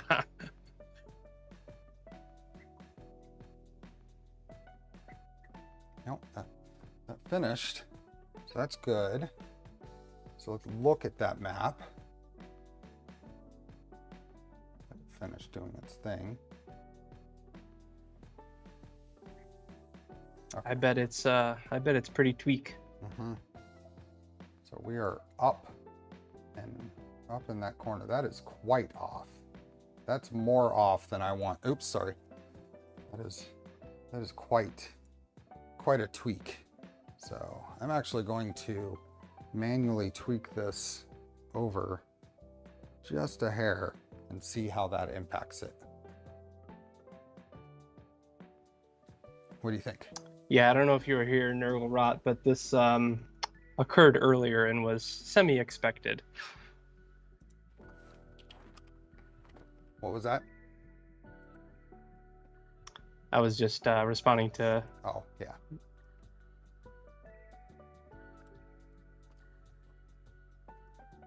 Okay, I'm going to rerun G29 once this finishes.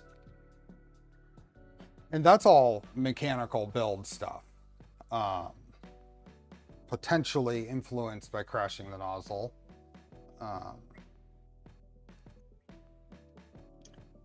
Yeah, and we know that you were finishing bed meshes at a 1mm dive height previous to that, so... And with a less than 0.2 millimeter deviation. Yeah. The other thing is, so I've trammed the gantry, but we've also been using it and moving it quite a bit. So any belt relaxing and getting things settled in probably needs to be tweaked or adjusted after that.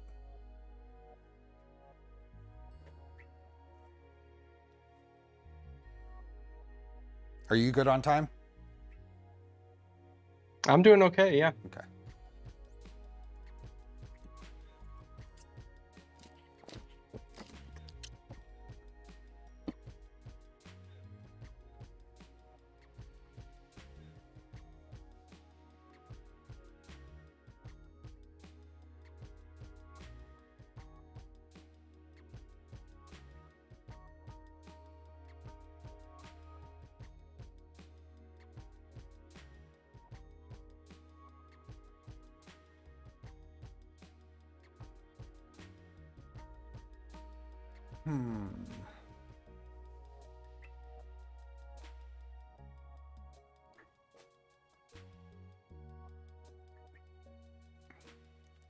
Yeah, I'd like to understand these offsets and probe position differences.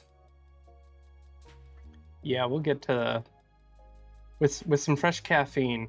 Mm-hmm.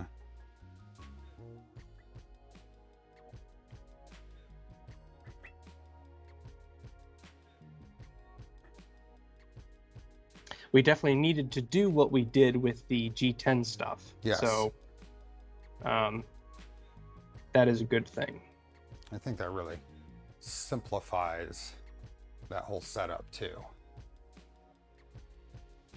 This is going to build this. Yeah, and it lets you look at numbers, small numbers, actual offset numbers.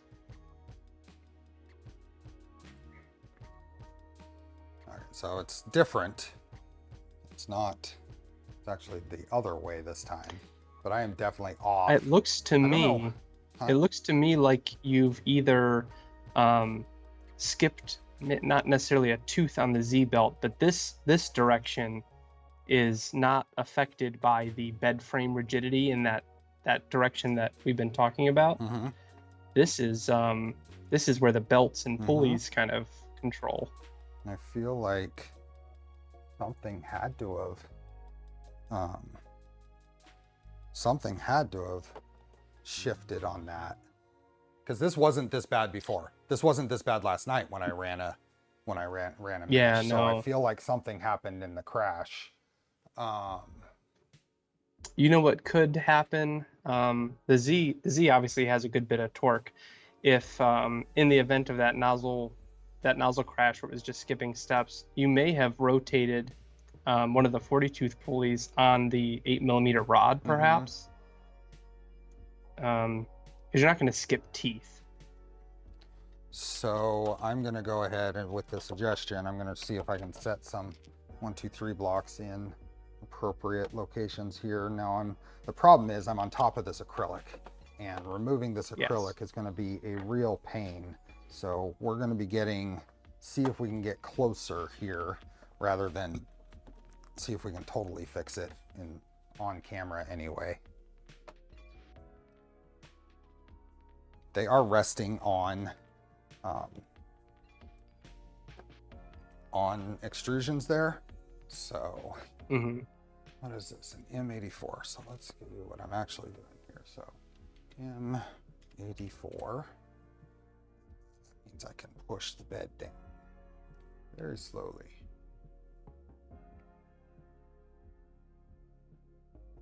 So I'm going to push this down where they are resting. 1, 2, 3 blocks all around. Definitely a push up in the back corner here. So that has to go that way. It's better then.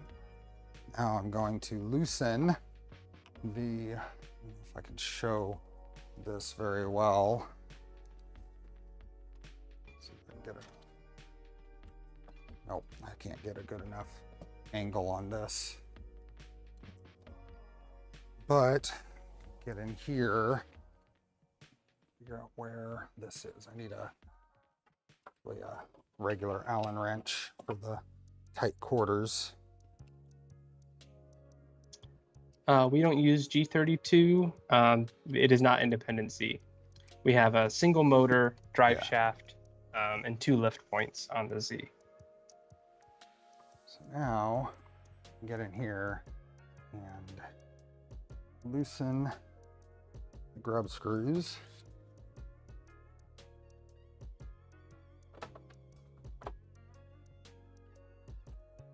Make sure everything is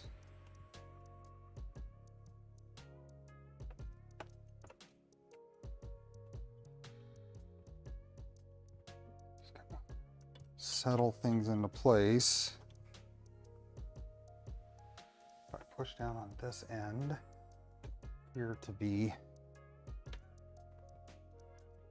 okay.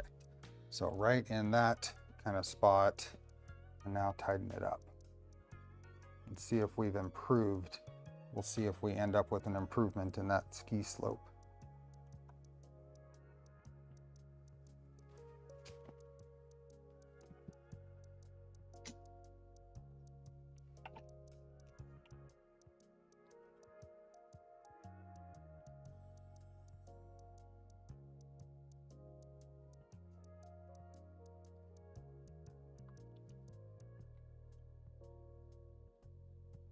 Okay, tightened up.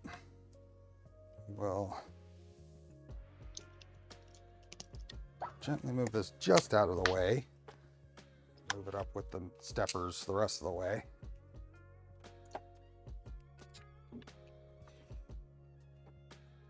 Get those out. Okay. Almost. Should print some bed stops and write a macro to tram Prusa style. That doesn't work though. It's rigid. The way that Prusa's works is you still have 2 separate motors. They're just powered by the same driver. And then you can skip steps on one and get it trammed. This is a coupled pair of belts by a shaft. You can't ram this. It'll just ram one side and just keep skipping steps there. Yeah. Yeah, it's definitely the tramming itself is intended to be rigid, and then meshing the final. But this should be much closer, I think. We've begun our hour-long homing routine. Because Oh it's on no. a slow speed. I am going to e-stop this and restart.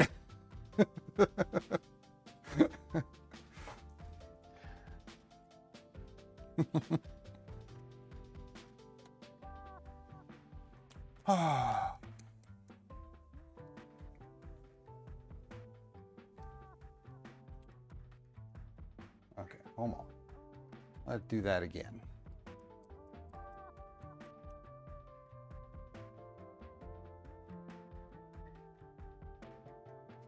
Let's get this bed.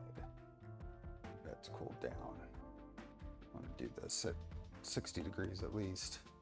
That's much better. That's much better. I could barely tell it was moving before. Mm-hmm.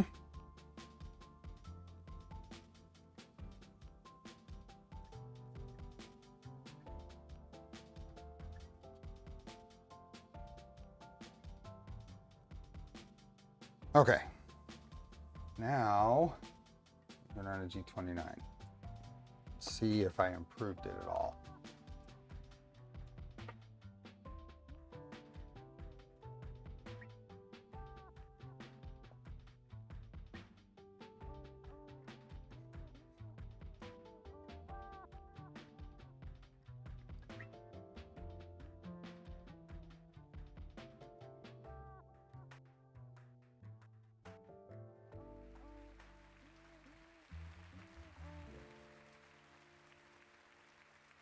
This doesn't actually report in the console when it needs to retry probes, does it?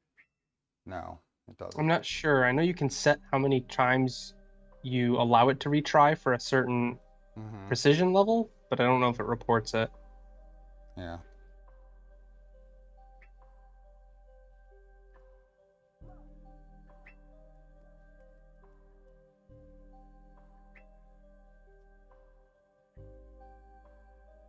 Water pump is quiet at least. I didn't even notice it's running. Yeah. Yeah, it's not obtrusive.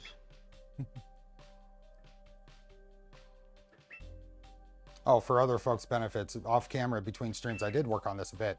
I shortened the water lines here, which helped pull the cable chain up a little bit.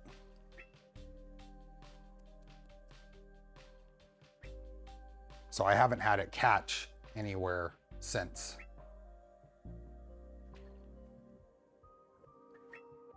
I shortened them like 20 or 25 millimeters, quite a bit. Yeah, they definitely look shorter or closer to what I'm used to seeing. Mm-hmm. Okay, that is better. That is phenomenally better. I know it's behind you, but instead of 0.6 or 7, it's 0.247 of the RMS error. So that can get better, but we're gonna move with it for now. But that is. So I think, are we ready to just get this print going now? I believe so. We've meshed. There's no. I'm glad we did, because that one may have ended poorly if we would have sent the last print before that. Oh, do I have to do an M500 to save this mesh? Or does no, it just, you don't. It just saves it automatically saves it. It loads the last one. Yep. Okay. And we don't need to redo our probe heights since we tweaked the bed? We don't. Nope. Okay. Okay. I have the job already here. No. We told it to... Where did it save it? I sent it to the printer. Yeah, through Spruce Slicer, yeah. Where does that... Let's go to printers and here. Doesn't say it's duet. It goes there. So, okay. We just did a mesh, so we're gonna go S1 there. Here. Slice now.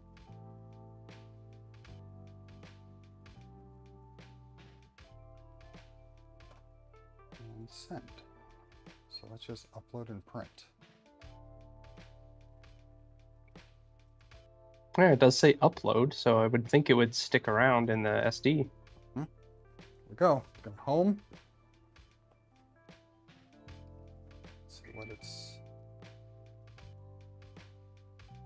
Okay, all the tools are full 215 now.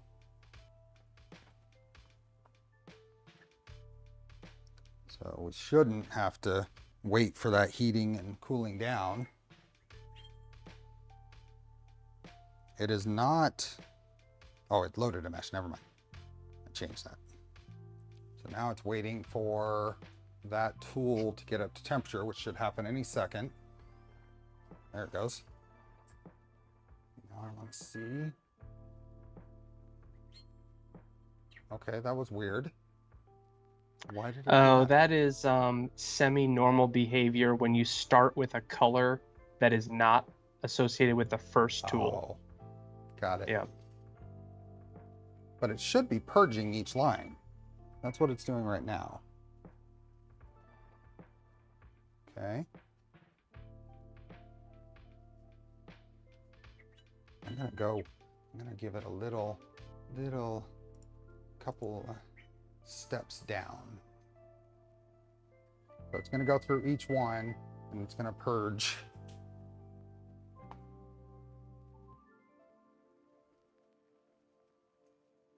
Okay, that's looking pretty good. Might be a little squished, but I'm okay with that for a first print. I believe it does tend to over extrude those quite a bit, and that is not adjustable. Both their location and none of those things are adjustable, which isn't ideal, but I seem to remember them always being super over extruded. Yeah.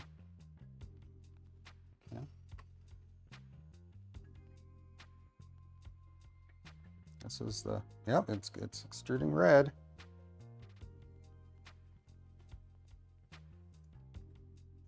Okay, happy with that.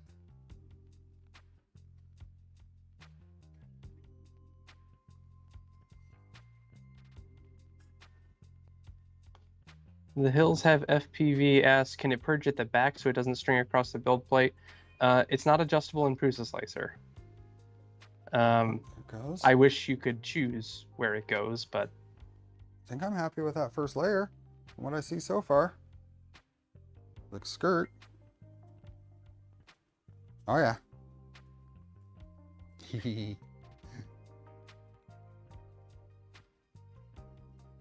that's a little bit of color right there. One little scribble and it grabs another tool. Now it's going to build the little purge block.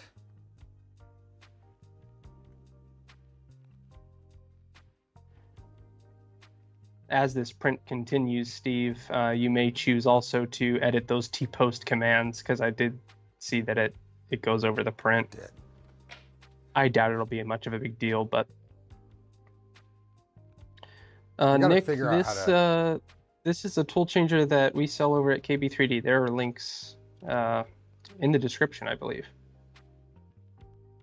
You can also self-source it. It is completely open source.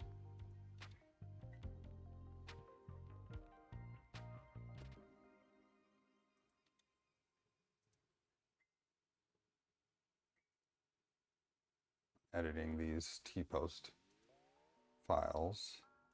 We gotta figure out how to fix that without having to do this.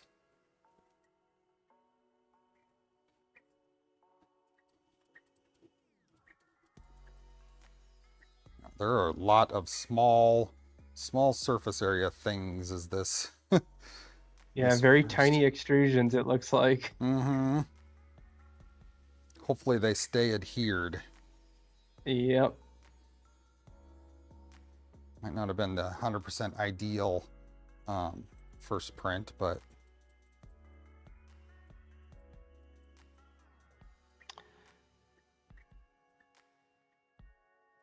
4040 extrusions in the kits come from LDO Motors. They're the lightweight 4040, so not the full fill, but 8mm slot. So far.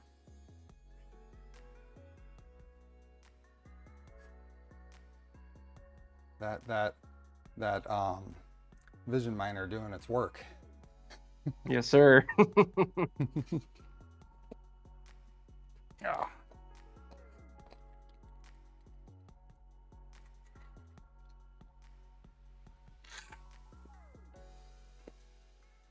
Blue.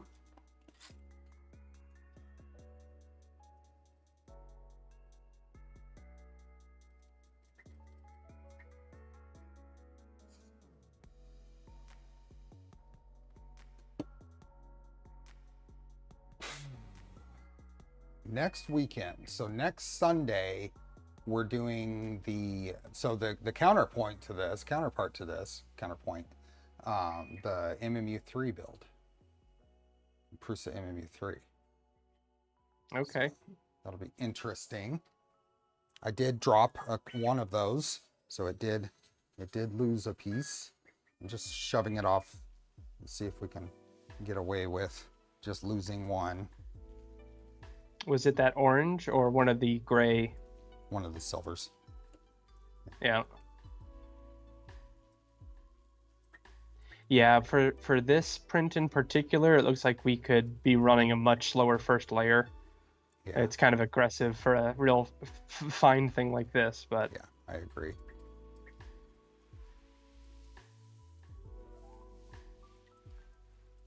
I'm okay for this first print as long as this red ties everything together from here. That's not going to make a big difference. As long as the next silver layer of that sticks to something. Yep. I think we lost a small one and a big one of those little pieces.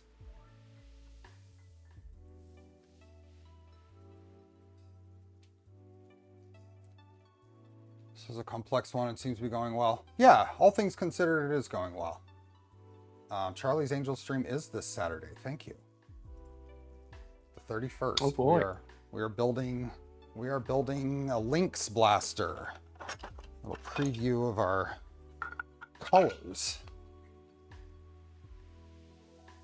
Nice. Yeah. It is Galaxy Green from Prusament, and it's the same Galaxy Silver.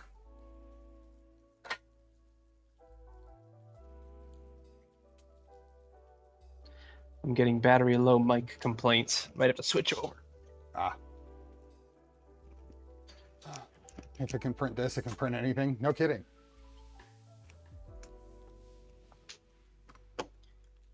Okay, so it did two layers of the red. Now it's going to move on to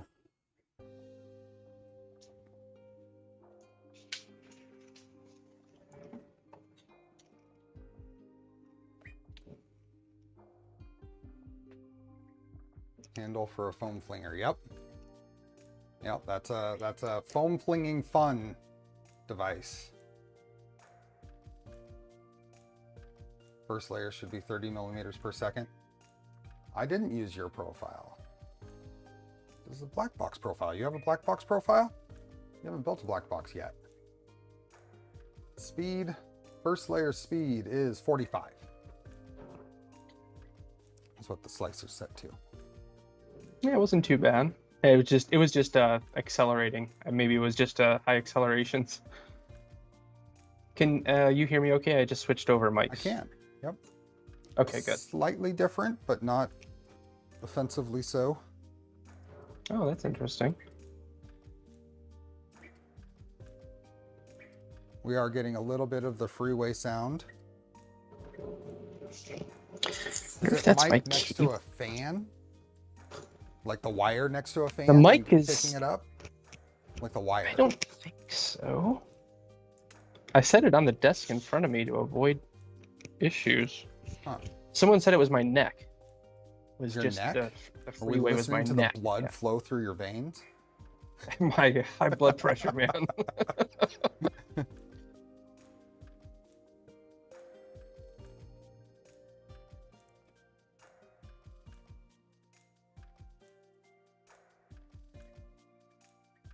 This is doing silver right now.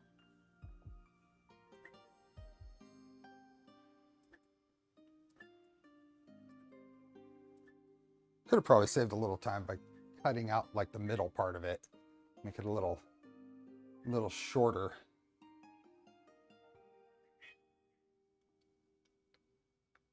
Yeah, this is good.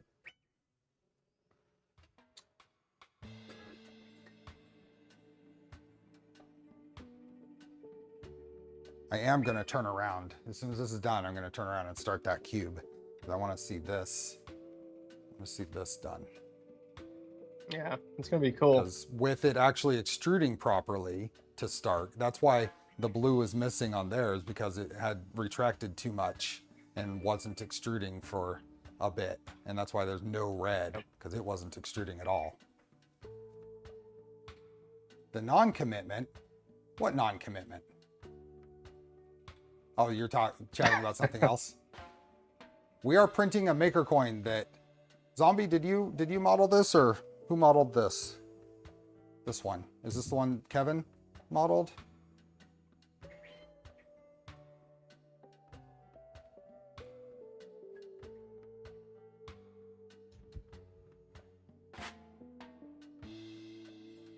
I know there's a couple of designs out there. Kevin did. Awesome. This is the one that I have, and I missed out on this one apparently by not going to Murph. Yeah, I think I got one of these at Murph.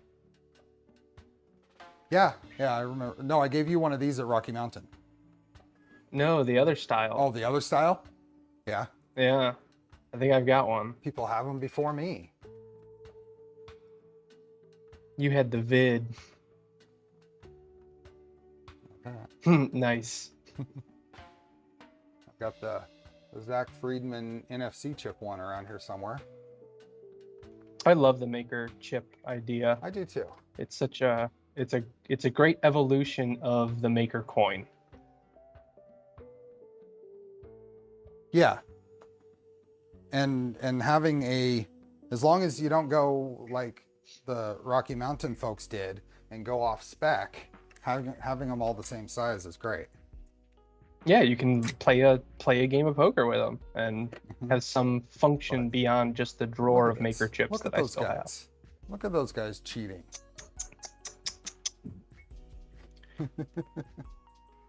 Need to have a word with Justin. I know.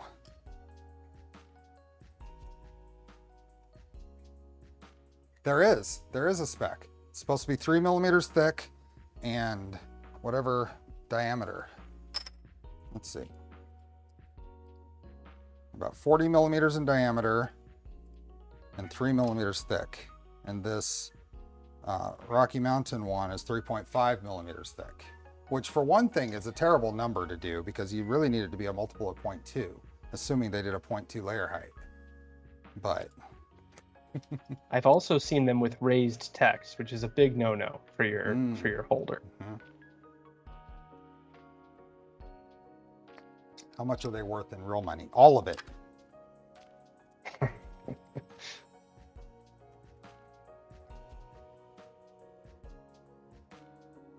Oh, I guess this little print doesn't need the blanket fan, but I can turn it on. Probably not. I don't see any overhang, so. You can still turn it on and see what it sounds like. Let's go to 50.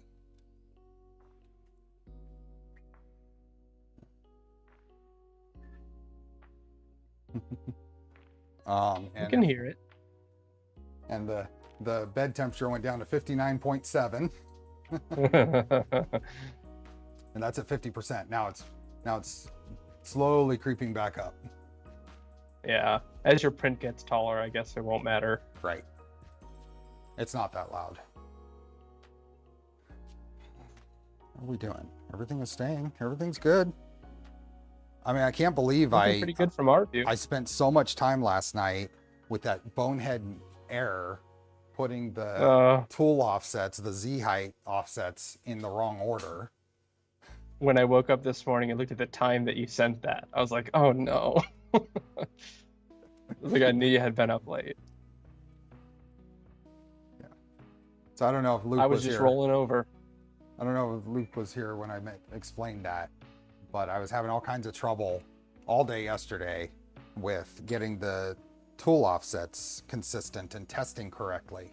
And it turns out I was entering them in the opposite order that I should have been in the config.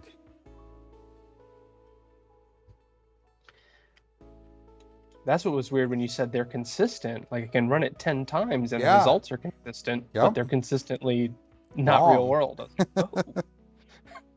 Wonder if we can tweak the output of that to output them in the order. I'm confident we can. Somebody else is going And to have probably that should. problem. Yep. And everybody who knows how to do it, not me, will then have a problem. But at least they're going to be smart enough to figure it out.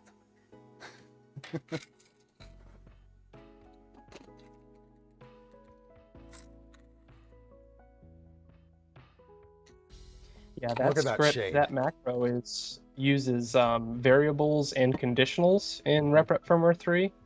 And so the end of it is just spit out, what was saved in these variables. It's really cool. I was missing conditionals in G code until they came. Look at this. What the Luke throwing shade at me. You got to slow down and read what's being presented. RTFM, Steven.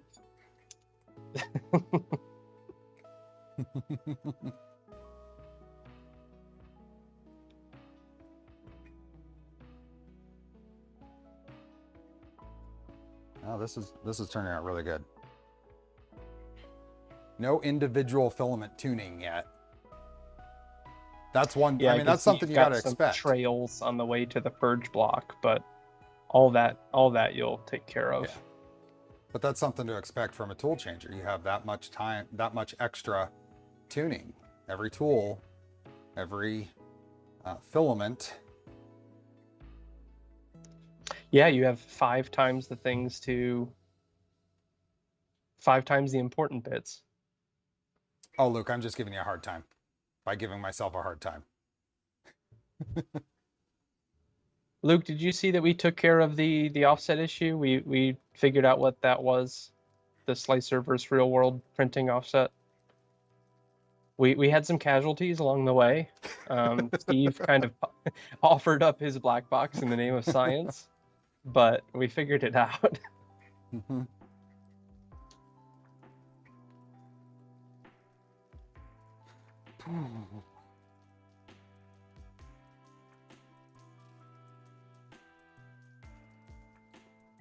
Yeah, Oh, little nice. streams. So I'm running all of these at the same temperature. I'm running all of them with the same settings, and I have very different filaments here. So that streaming temperatures could are you simply be printing running at? hot too. Huh? What temperatures are you printing at? 215. The filament, the PLA. 215. Okay. I have found that compared to all of my other machines, my PLA profile for Blackbox runs at 200C, which I never run. I usually run at like 210, 220 on the Voron or other things. That should be a So hot end. Are they Revos? one of them is, yeah. Huh. And it may just be with the way that it's cooled, the way that the heat is pulled out of the cold side. I'm not sure, but it may be worth printing a temp tower just to make sure. What happened there? I think it pulled a bunch of extra ooze with it. Thought I saw something in the camera. Maybe not. Anyway. Zombie, I'm not changing I don't have a dock temperature on this because the weirdness with this setup and Prusa Slicer, and I don't know if this happens with an XL or whatever, is it waits in weird spots for the temperatures to change and adds a huge amount of print time.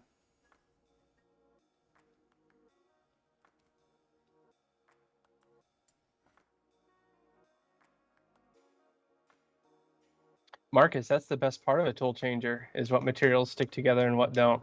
Yeah. You do have to learn them, but it becomes super powerful. You can do 0Z offset supports, like you would a soluble with just PLA and PETG. It's crazy.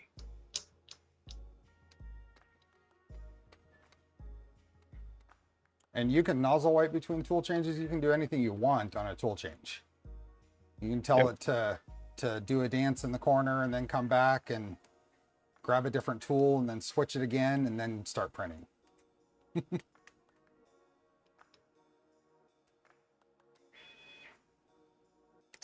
Have a robotic arm come in with a little brass brush and clean the tip. Reinstall the tool head, lock the tool macro, and off it goes.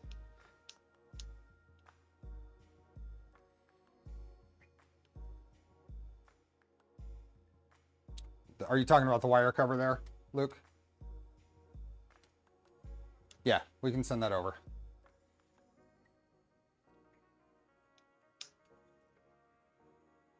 And just kind of wipe some of these out of the way. Just so they don't potentially interfere.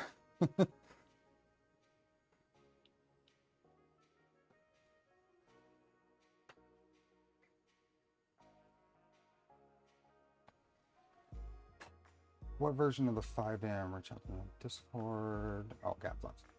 Tell to order DoorDash in between tool changes. You got a connection to some sort of communication.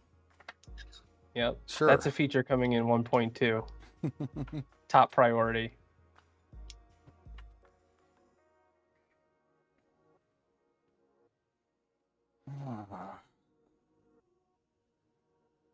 So, looking back, have you watched all of these build series videos? Or the majority Just of about. them? Yeah, just about.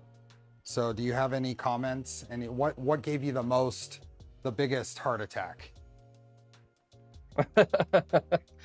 I had small heart attacks all along the way.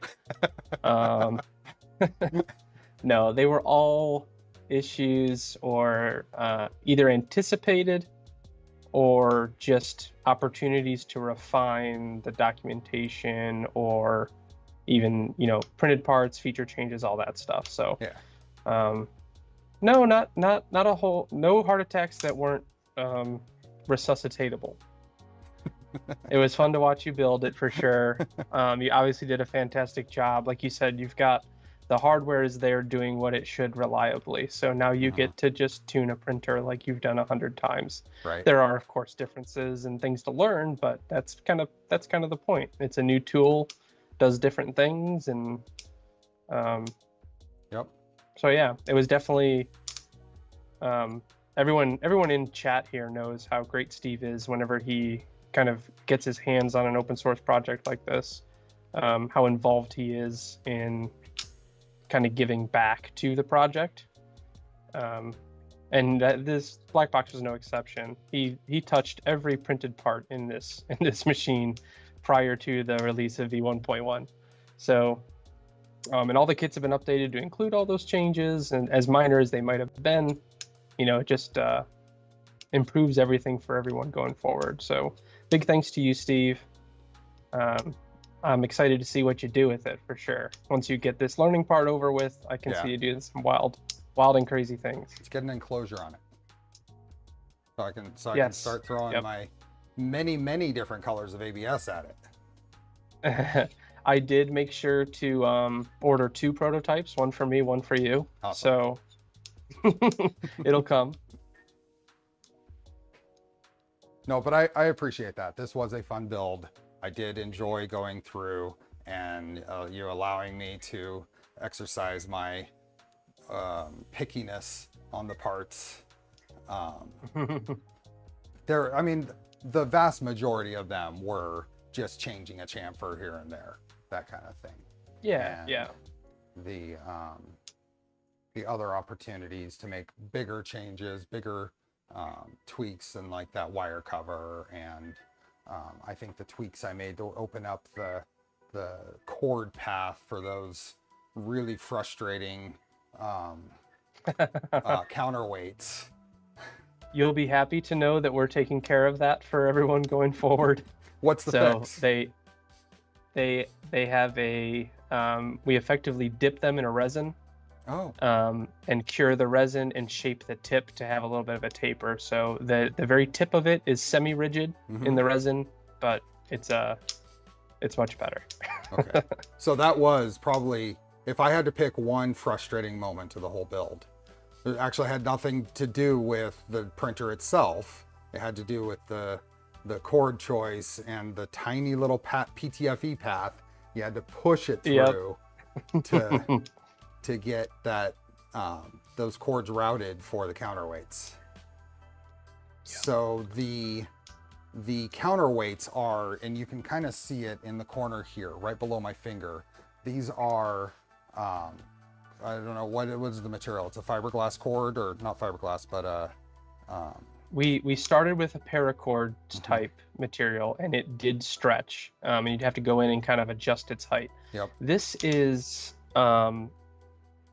Emma Kites makes it. They sell it even on Amazon and things like that. I don't remember it's an acronym, UMPDFE or something, some kind of synthetic rope, but it is truly extremely low stress, or stretch rather. Yeah, but it doesn't melt on the tips like a paracord or whatever. No, so you can't that's the part seal that... it with flame. You put a flame to it and it's just no. So we tried super glue, we tried all kinds of stuff to get that through, and I ended up taking some of the cord, some of the fishing line I used for the previous blaster build for the little scar on the end, and just barely got it through where I needed to. But yeah. Yeah, I tried to heat shrink. I tried a whole bunch of stuff. And even super glue, I couldn't get it to bond. I had to use a 2-part resin and kind of create something that I could work with. But much better now. I'm glad to hear. Mention in chat, I think there are folks that have worked on multiple Z motor mods for this already. Isn't that true? Yes. Yep. Yeah, a couple folks, and something that hopefully we can offer in the future. It's going to add 2 more motors, but no problem with our current config. It's just more of, let's test something like triple Z, a standard triple Z in a tool changing environment. Can it, how much are we going to gain versus how much are we going to lose by way of Z-hop speed, Z-hop accuracy? And when you're, say you print 1,300 plates of these maker chips at this height, you have areas on the, say, Teflon lead screws that might be worn more than others, and you just have to be so accurate in Z with tool changing. One of the best things we added semi-recently was that Z offset switch, because just doing Z offsets by the paper method on a typical 3D printer, your Z offset matters most for the first layer. And then after that, it builds upon its previous Z offset to create a nice part. In tool changing, when you grab another tool, each and every layer is kind of like a first layer. So if you don't have those offsets proper to each other, you will see that striation throughout Z. Yeah.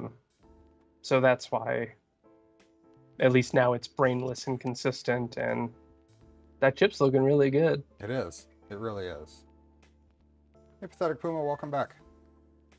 I'm very interested. I'm looking at a multiple, a self-tramming bed setup, an auto-tramming bed setup.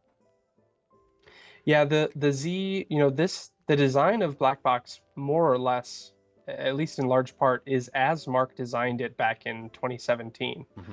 And so there are certainly, different ways to do things and ways that might make more sense for CE going forward, and that certainly could be one of them. I mean, these days, it's uncommon almost not to have a G32 capable machine. some sort of Right. self-tramming, be that flying gantry and we're just kind of used to it now. So this feels a little bit old.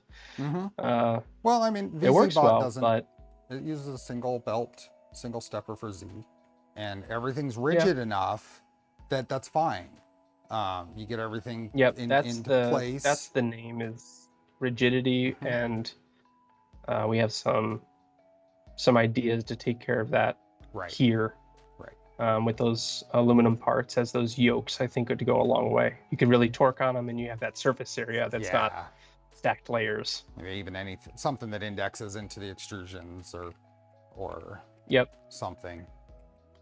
Yeah, probably something machined given its importance. Yeah. Agreed. And that's an easy swap, easy change too. Integrating for those who have already built. And relatively, compared to the price of the machine, shouldn't add a whole lot. No, shouldn't add a whole lot. And like I said before, when it comes to Blackbox, what we're obviously, pricing is similar to an XL with the same amount of tool heads, a build your own machine. But if you're looking to get into tool changing economically, just to kind of test it out and feel it out and see how much of a tool, how much it matters to you, there are other avenues for that. Blackbox is positioned to solve issues for kind of the next step up. Maybe you do printing for Etsy store or something. You just need the reliability of something that's not fully printed. So adding things like those yokes in aluminum, it's easier for us to make that decision on Blackbox than maybe it would be on if we were involved in Stealth Changer or something. Yeah, the GP says Prusa XL doesn't use auto tramming on the bed. And that's kind of been a traditional, and Prusa hasn't adopted or embraced that. Yeah. The Mark IV doesn't. It has two separate steppers, but they're not individually controlled. So to get tramming, it drives them into an end stop, basically, into a rigid stop, not an end stop, a rigid stop, and lets one of them grind until the other one catches up. And that works for them. I don't know exactly how the XL does any level of tramming, but it relies on a rigid enough assembly. I'm not sure, because it's mostly cantilever, isn't it? It relies on a rigid enough assembly to stay consistent enough, and then a bed mesh takes care of the rest. Yep. So this, as long as it's left and doesn't get tweaked, this is fine. A little bit of improvement in rigidity is what it needs. Yeah. If we can, I think the core motion system has proven itself to be, where we want it to be. But yeah, so if we can make it work, then I think it'd be silly to introduce, 2 extra motors and all that. If you can avoid it, great. And Blackbox is absolutely rigid enough to make that happen. It's an absolute monster. So if we can make the bed rigid enough, I would drop my desire to put multiple Z motors on it, honestly. Yeah. Because that just adds more to your start setup, to your pre-prep procedures. If you can make it rigid enough to where you're within that 0.2 millimeters, less than 0.2 millimeters of deviation across the bed, and you can just start prints based with a mesh, then I'm okay with that. Yeah, that'll be the plan. I think what I'll do is maybe this week even, I'll machine some and give them a whirl. They'd be simple machine parts. In fact, as they're modeled, they actually would be quite machinable. The complicated part may be in the attachment points you have here in the belt and such. The belt attaches to that piece. Oh, yes. Yeah. Yeah, there was definitely some fore and aft. But we've had a lot of luck with belt clamps. Just like what we're using, those smaller CNC belt clamps on your tool head there that hold those 9mm belts under high loads and high acceleration. So should be able to make something work. This is turning out really good. Yeah, it looks quite nice. And that is a stress test for any changing machine. I would be curious to see, well, someone in chat might know. So this was estimated in Prusa Slicer at 45 minutes or 47 minutes. I mean, I still have it open. Says 49 minutes. 32 tool 49 changes. minutes. I'd be curious what the time is. Obviously, an AMS on a Bamboo can only do 4 colors, but what's the time of a 4-color single chip on that machine?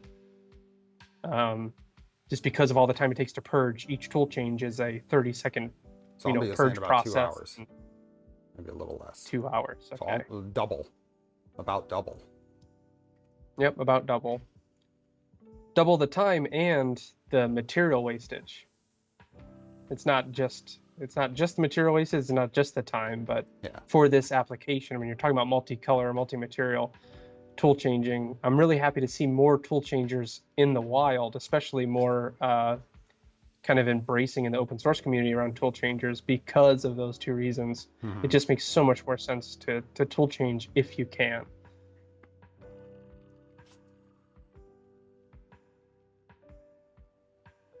One of the biggest things that's kept me from really using my Tridex is the consistency in nozzle offsets. And there's something going on in my assembly or whatever. But this has been pretty much more solid from the get-go than that has been.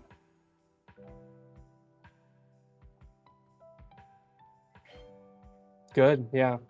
Yeah, well, I'll be curious to know when you finally do figure out Tridex. Because it's been a since day one issue that's been it's been complex enough that it's been put on the back burner a few times. Oh, because you have one, huh? I don't have one. Oh, you don't? I've just been watching your trials and tribulations. Yeah.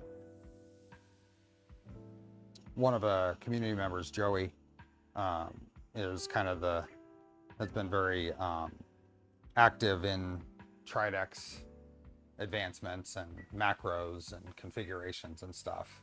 Out there, exactly. Joey Greiner, right there. Oh, hey, Joey. Yeah, and he's been working with it too. So I was just going to say that I'm as far along on my Tridex as I am because of Joey and his help and working on different things. But we'll get it eventually. I'm surprised that Prusa Slicer didn't put down a solid layer of gray. But it looks like it's trying to do this QR code over infill. I'm noticing that. Strange behavior. Let's see what the slicer. Let's see what the slicer looks like here. Is it even going to turn out at that point? Yeah, it just put it right there. There's at least 2 more layers of it, so it might. But yeah, I wonder if that's similar to the. I wonder if there's generally a bridging issue, and maybe a setting I'm missing. Yeah, where it's decisions it's making during multi-tool. And this might be enough to cause a real problem because there's a lot of debris as a result from that. Yep. It's got silver right now, so it's gonna get all the things in between. But does anybody? Well, the problem RS makes is the slicer itself didn't introduce any top layers. As far as the base for this QR code. So Zombie, I'm not using any slicer settings that you might have sent. I just have the 3MF file in here and I'm using all my Blackbox settings. So if you had any settings embedded in this, I don't think I'm using them.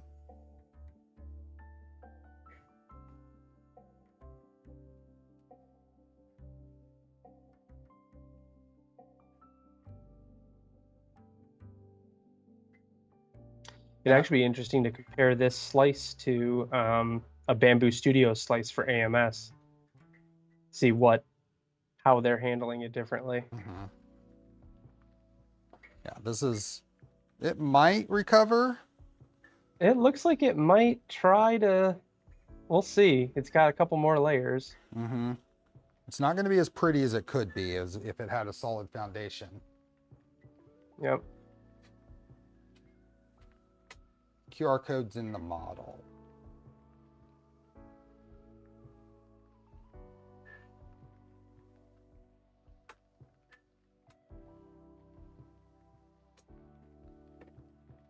Yeah, Eddie the engineer has moved on to other projects and stuff.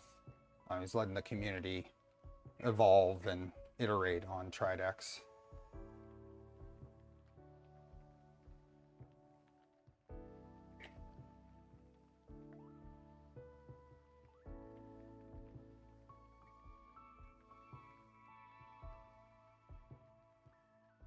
Yeah, Keith, higher infill certainly would have helped, but the model does not need it.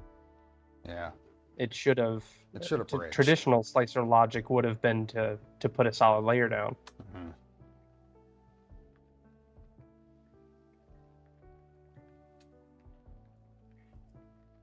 Yeah. And it is a low infill. It's set.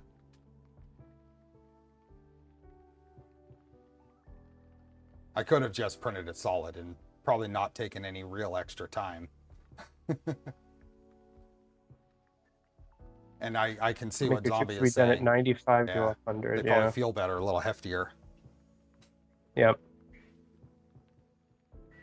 Well, save for the QR code. It doesn't look like it's going to cause a print fail or anything. It might just be a little ugly. You have to keep this, Steve. This is your... Oh, yeah? This is the start of your tool changing journey. Oh, these 5 colors. I got good 2-color prints last stream. Ah, that's true. That's true. That's true. Yeah. I've been showing those off at work and stuff. I'll have them here. Oh, shoot. I gotta send a message.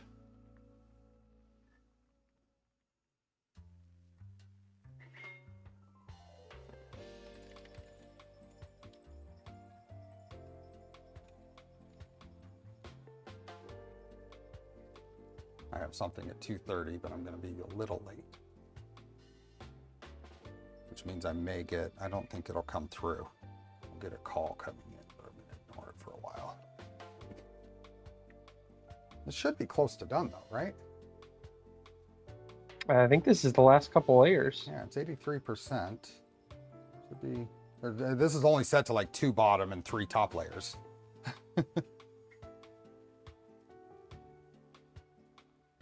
It's trying to clean up the squares of the QR code. Yeah. We'll see. It's not going to be pretty, but it'll be fine.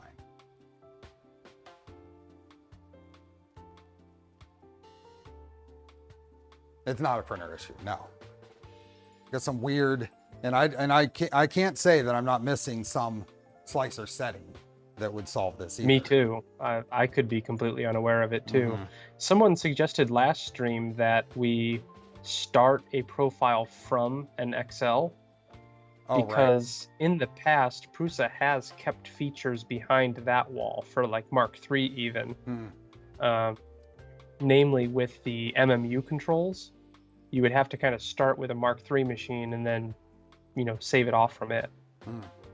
There's so many things that Prusa does for the Mark III and their printers in the advanced code and the G code for filaments and a lot of conditions that they set in there. Yeah. Depending on what you've selected.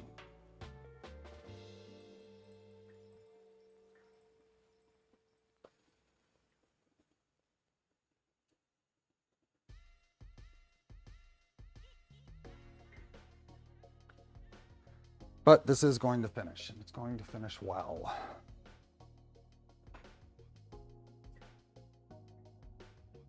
Moving to Orca Slicer, since that's tailored more to open source tool changer stuff. Have they added tool changing, good tool changing features in there? Is there anything that Prusa Slicer still has that Orca doesn't?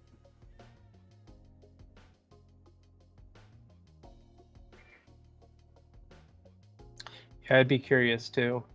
Prusa Slicer has gotten me by, but I will say that I was hoping for more faster when it comes to features just because of Excel's launch. That it would be, they're still kind of playing with it. even in Excel, they're kind of slowly making incremental improvements on it. So they're coming slowly.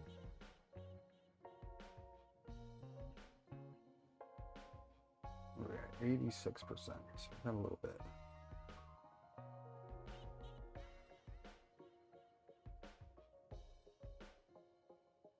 Not sure what the exact differences are. Okay. Yeah, Nuno, that's a thing that they have a hard time compensating for. Oh yeah, for the print time. How long has this taken? Yep.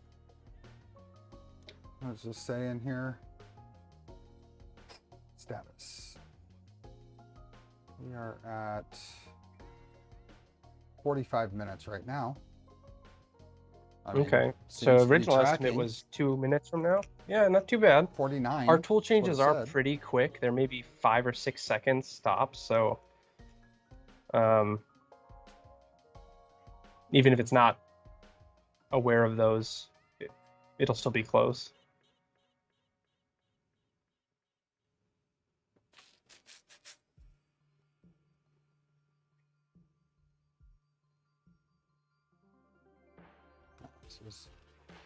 I'm happy. Now I got to get it moved over to the other garage. You'll be less happy when that time comes. Yeah. Right now my plan is to set it right underneath my rep box and have it feed the filament.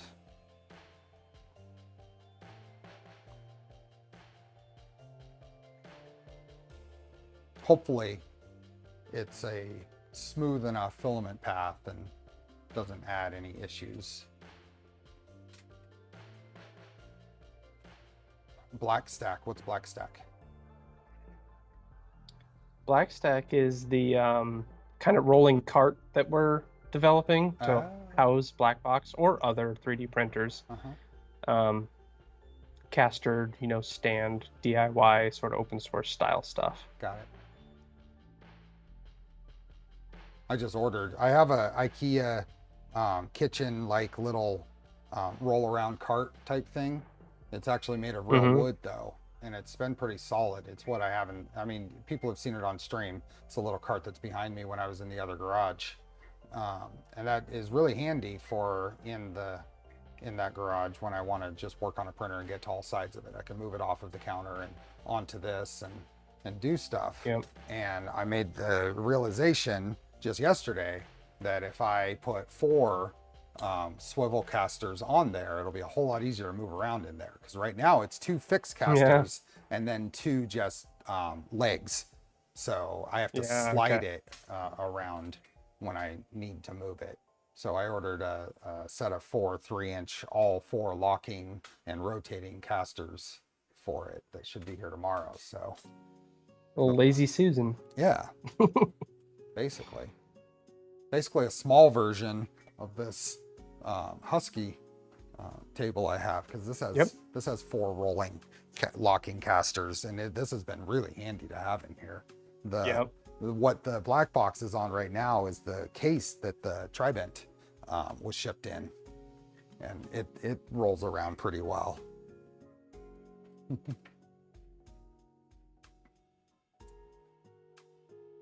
To end this for a second. So I am going to jump off and end the stream very, very shortly after this is done. So giving people a warning that will be the end of the stream, because I do have another call that was scheduled. I didn't think today was going to go quite this long, but that's okay, because we did good.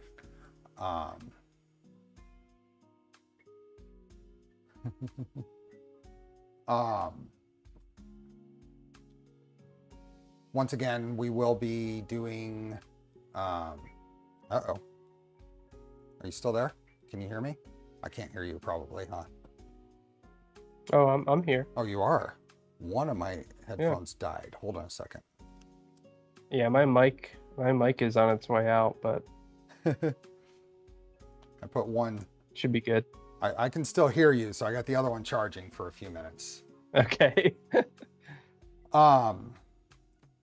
Tuesday, we will be doing more Trident work. we will be doing more configuring and input shaper testing, and just getting closer and closer to doing real prints. It is enclosed now. I did that between streams. And I need to model up a mount for an 80XL so we can do some proper input shaper tuning on it, and see if that particular sensor that's on the orbital board is a problem. So see you, the GPs.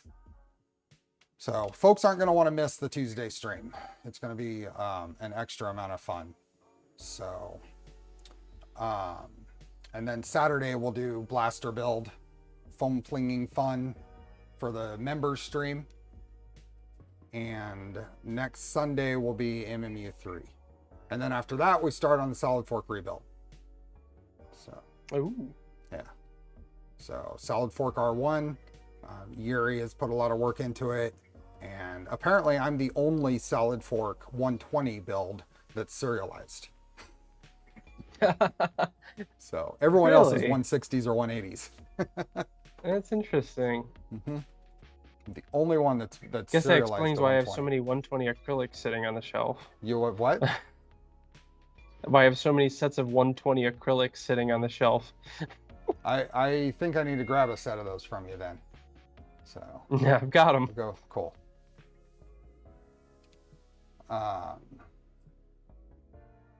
And then do some Milo CNC. I have a couple of projects I need to get done on the Milo CNC. They won't be on a stream, but I'll be showing some pictures and stuff of the process and whatever. So this next few months are just going to be really broken up with events. Yep. So Looks like that QR code recovered pretty darn well, all things considered, Yeah. after looking at that first layer. I agree. This has got to be the last layer, right? Is there a I think a single tool change after this and it's done. 97.5?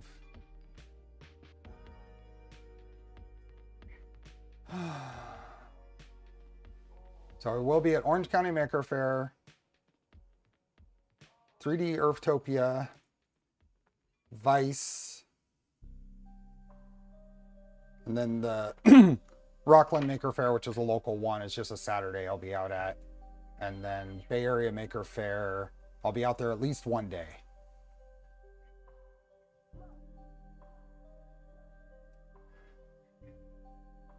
Yep, that's a busy fall. And I have seen the new 3D Sets model. I've already bought it. Bought the files. I bought it when it still said 3+ on the downloads. I want to see it. Yeah. Is this check it their out. first since the Nissan? Huh? Yes. Is this the first since? Okay. I think they've released some mini big rig type stuff. But I haven't been interested in those. This one's like a old rat rod. Oh style. yeah. Yeah. Reaper. Yeah. That's cool. So I already ordered the speed control, the motor. I ordered like 3. Oh, suspension, the shocks. Because those are the things that I tend to have to order per model. I still have belts for the transmission. And I'll need to order bearings and stuff like that. So.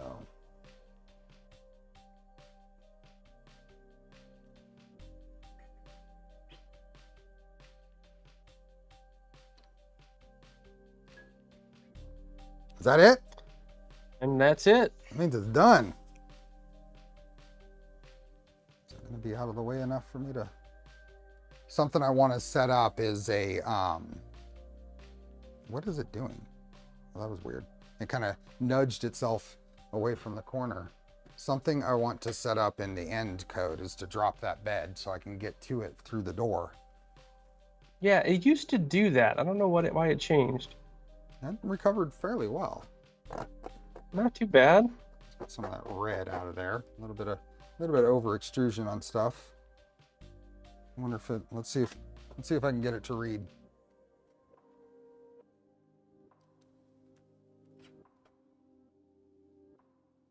It does. It reads. It does? Uh-huh. That's impressive. I didn't Yep. know if that was gonna. There you go.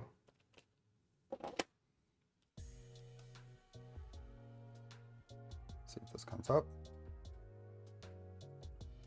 Are you still there? I'm here. Okay. My I keep getting battery warnings on the thing, so here we go. You ready? Ooh, that looks good. That turned out really good. Yeah, well done. That turned out great. And what's cool is, I mean, it's relatively easy to do the camera, and that's such a challenge. Like the challenge I've had with the Tridex is getting tool offsets right, and those look spot on. Yeah. Yeah, they look really good. I can't see any noticeable gaps. I can see where the couple of gray ones dropped off from adhesion, but yeah, if I were printing a bunch of these, I'd slow that first layer way down. Yeah. From where it was. Yep. It looks really good though. Yeah, that is good. Good job, Steve. You did a good job building. Well, thank you. And thank you for enabling this build. It was a Yes, sir. very good time. Slight gap in the orange. There, I don't think that's a gap. I think that's some black filament right there. That's what you're talking about. I think that's some black filament that got in the way. Yeah. So bring some to Rocky Mountain next year. 999 more chips to go. They go fast, man, when you're giving them away and getting them. Yeah. Yeah. So thank you, Chris. I do appreciate it. This was fun. Thanks everyone for hanging out, especially sticking around for this very extended build series. I think the longest one I've done, but there's a lot to it. Yep. But we took our time, and we ended up having, not having to go back and work on things that we might have if we hadn't. So yeah, the proof is in the maker chip in front of you. That the time was taken, and when it comes to any 3D printer build, the more respect you show during building, the more it pays you back. Yep. Small, large, cheap, expensive, it doesn't matter. Yep. So once again, thanks everyone. Thanks for the gifted memberships. Thanks to Polymaker for letting me give away rolls of filament. And I hope to see you on Tuesday. And hope you have a good time between now and then. And take care. Enjoy the build. Bye, everybody. Thanks. Bye.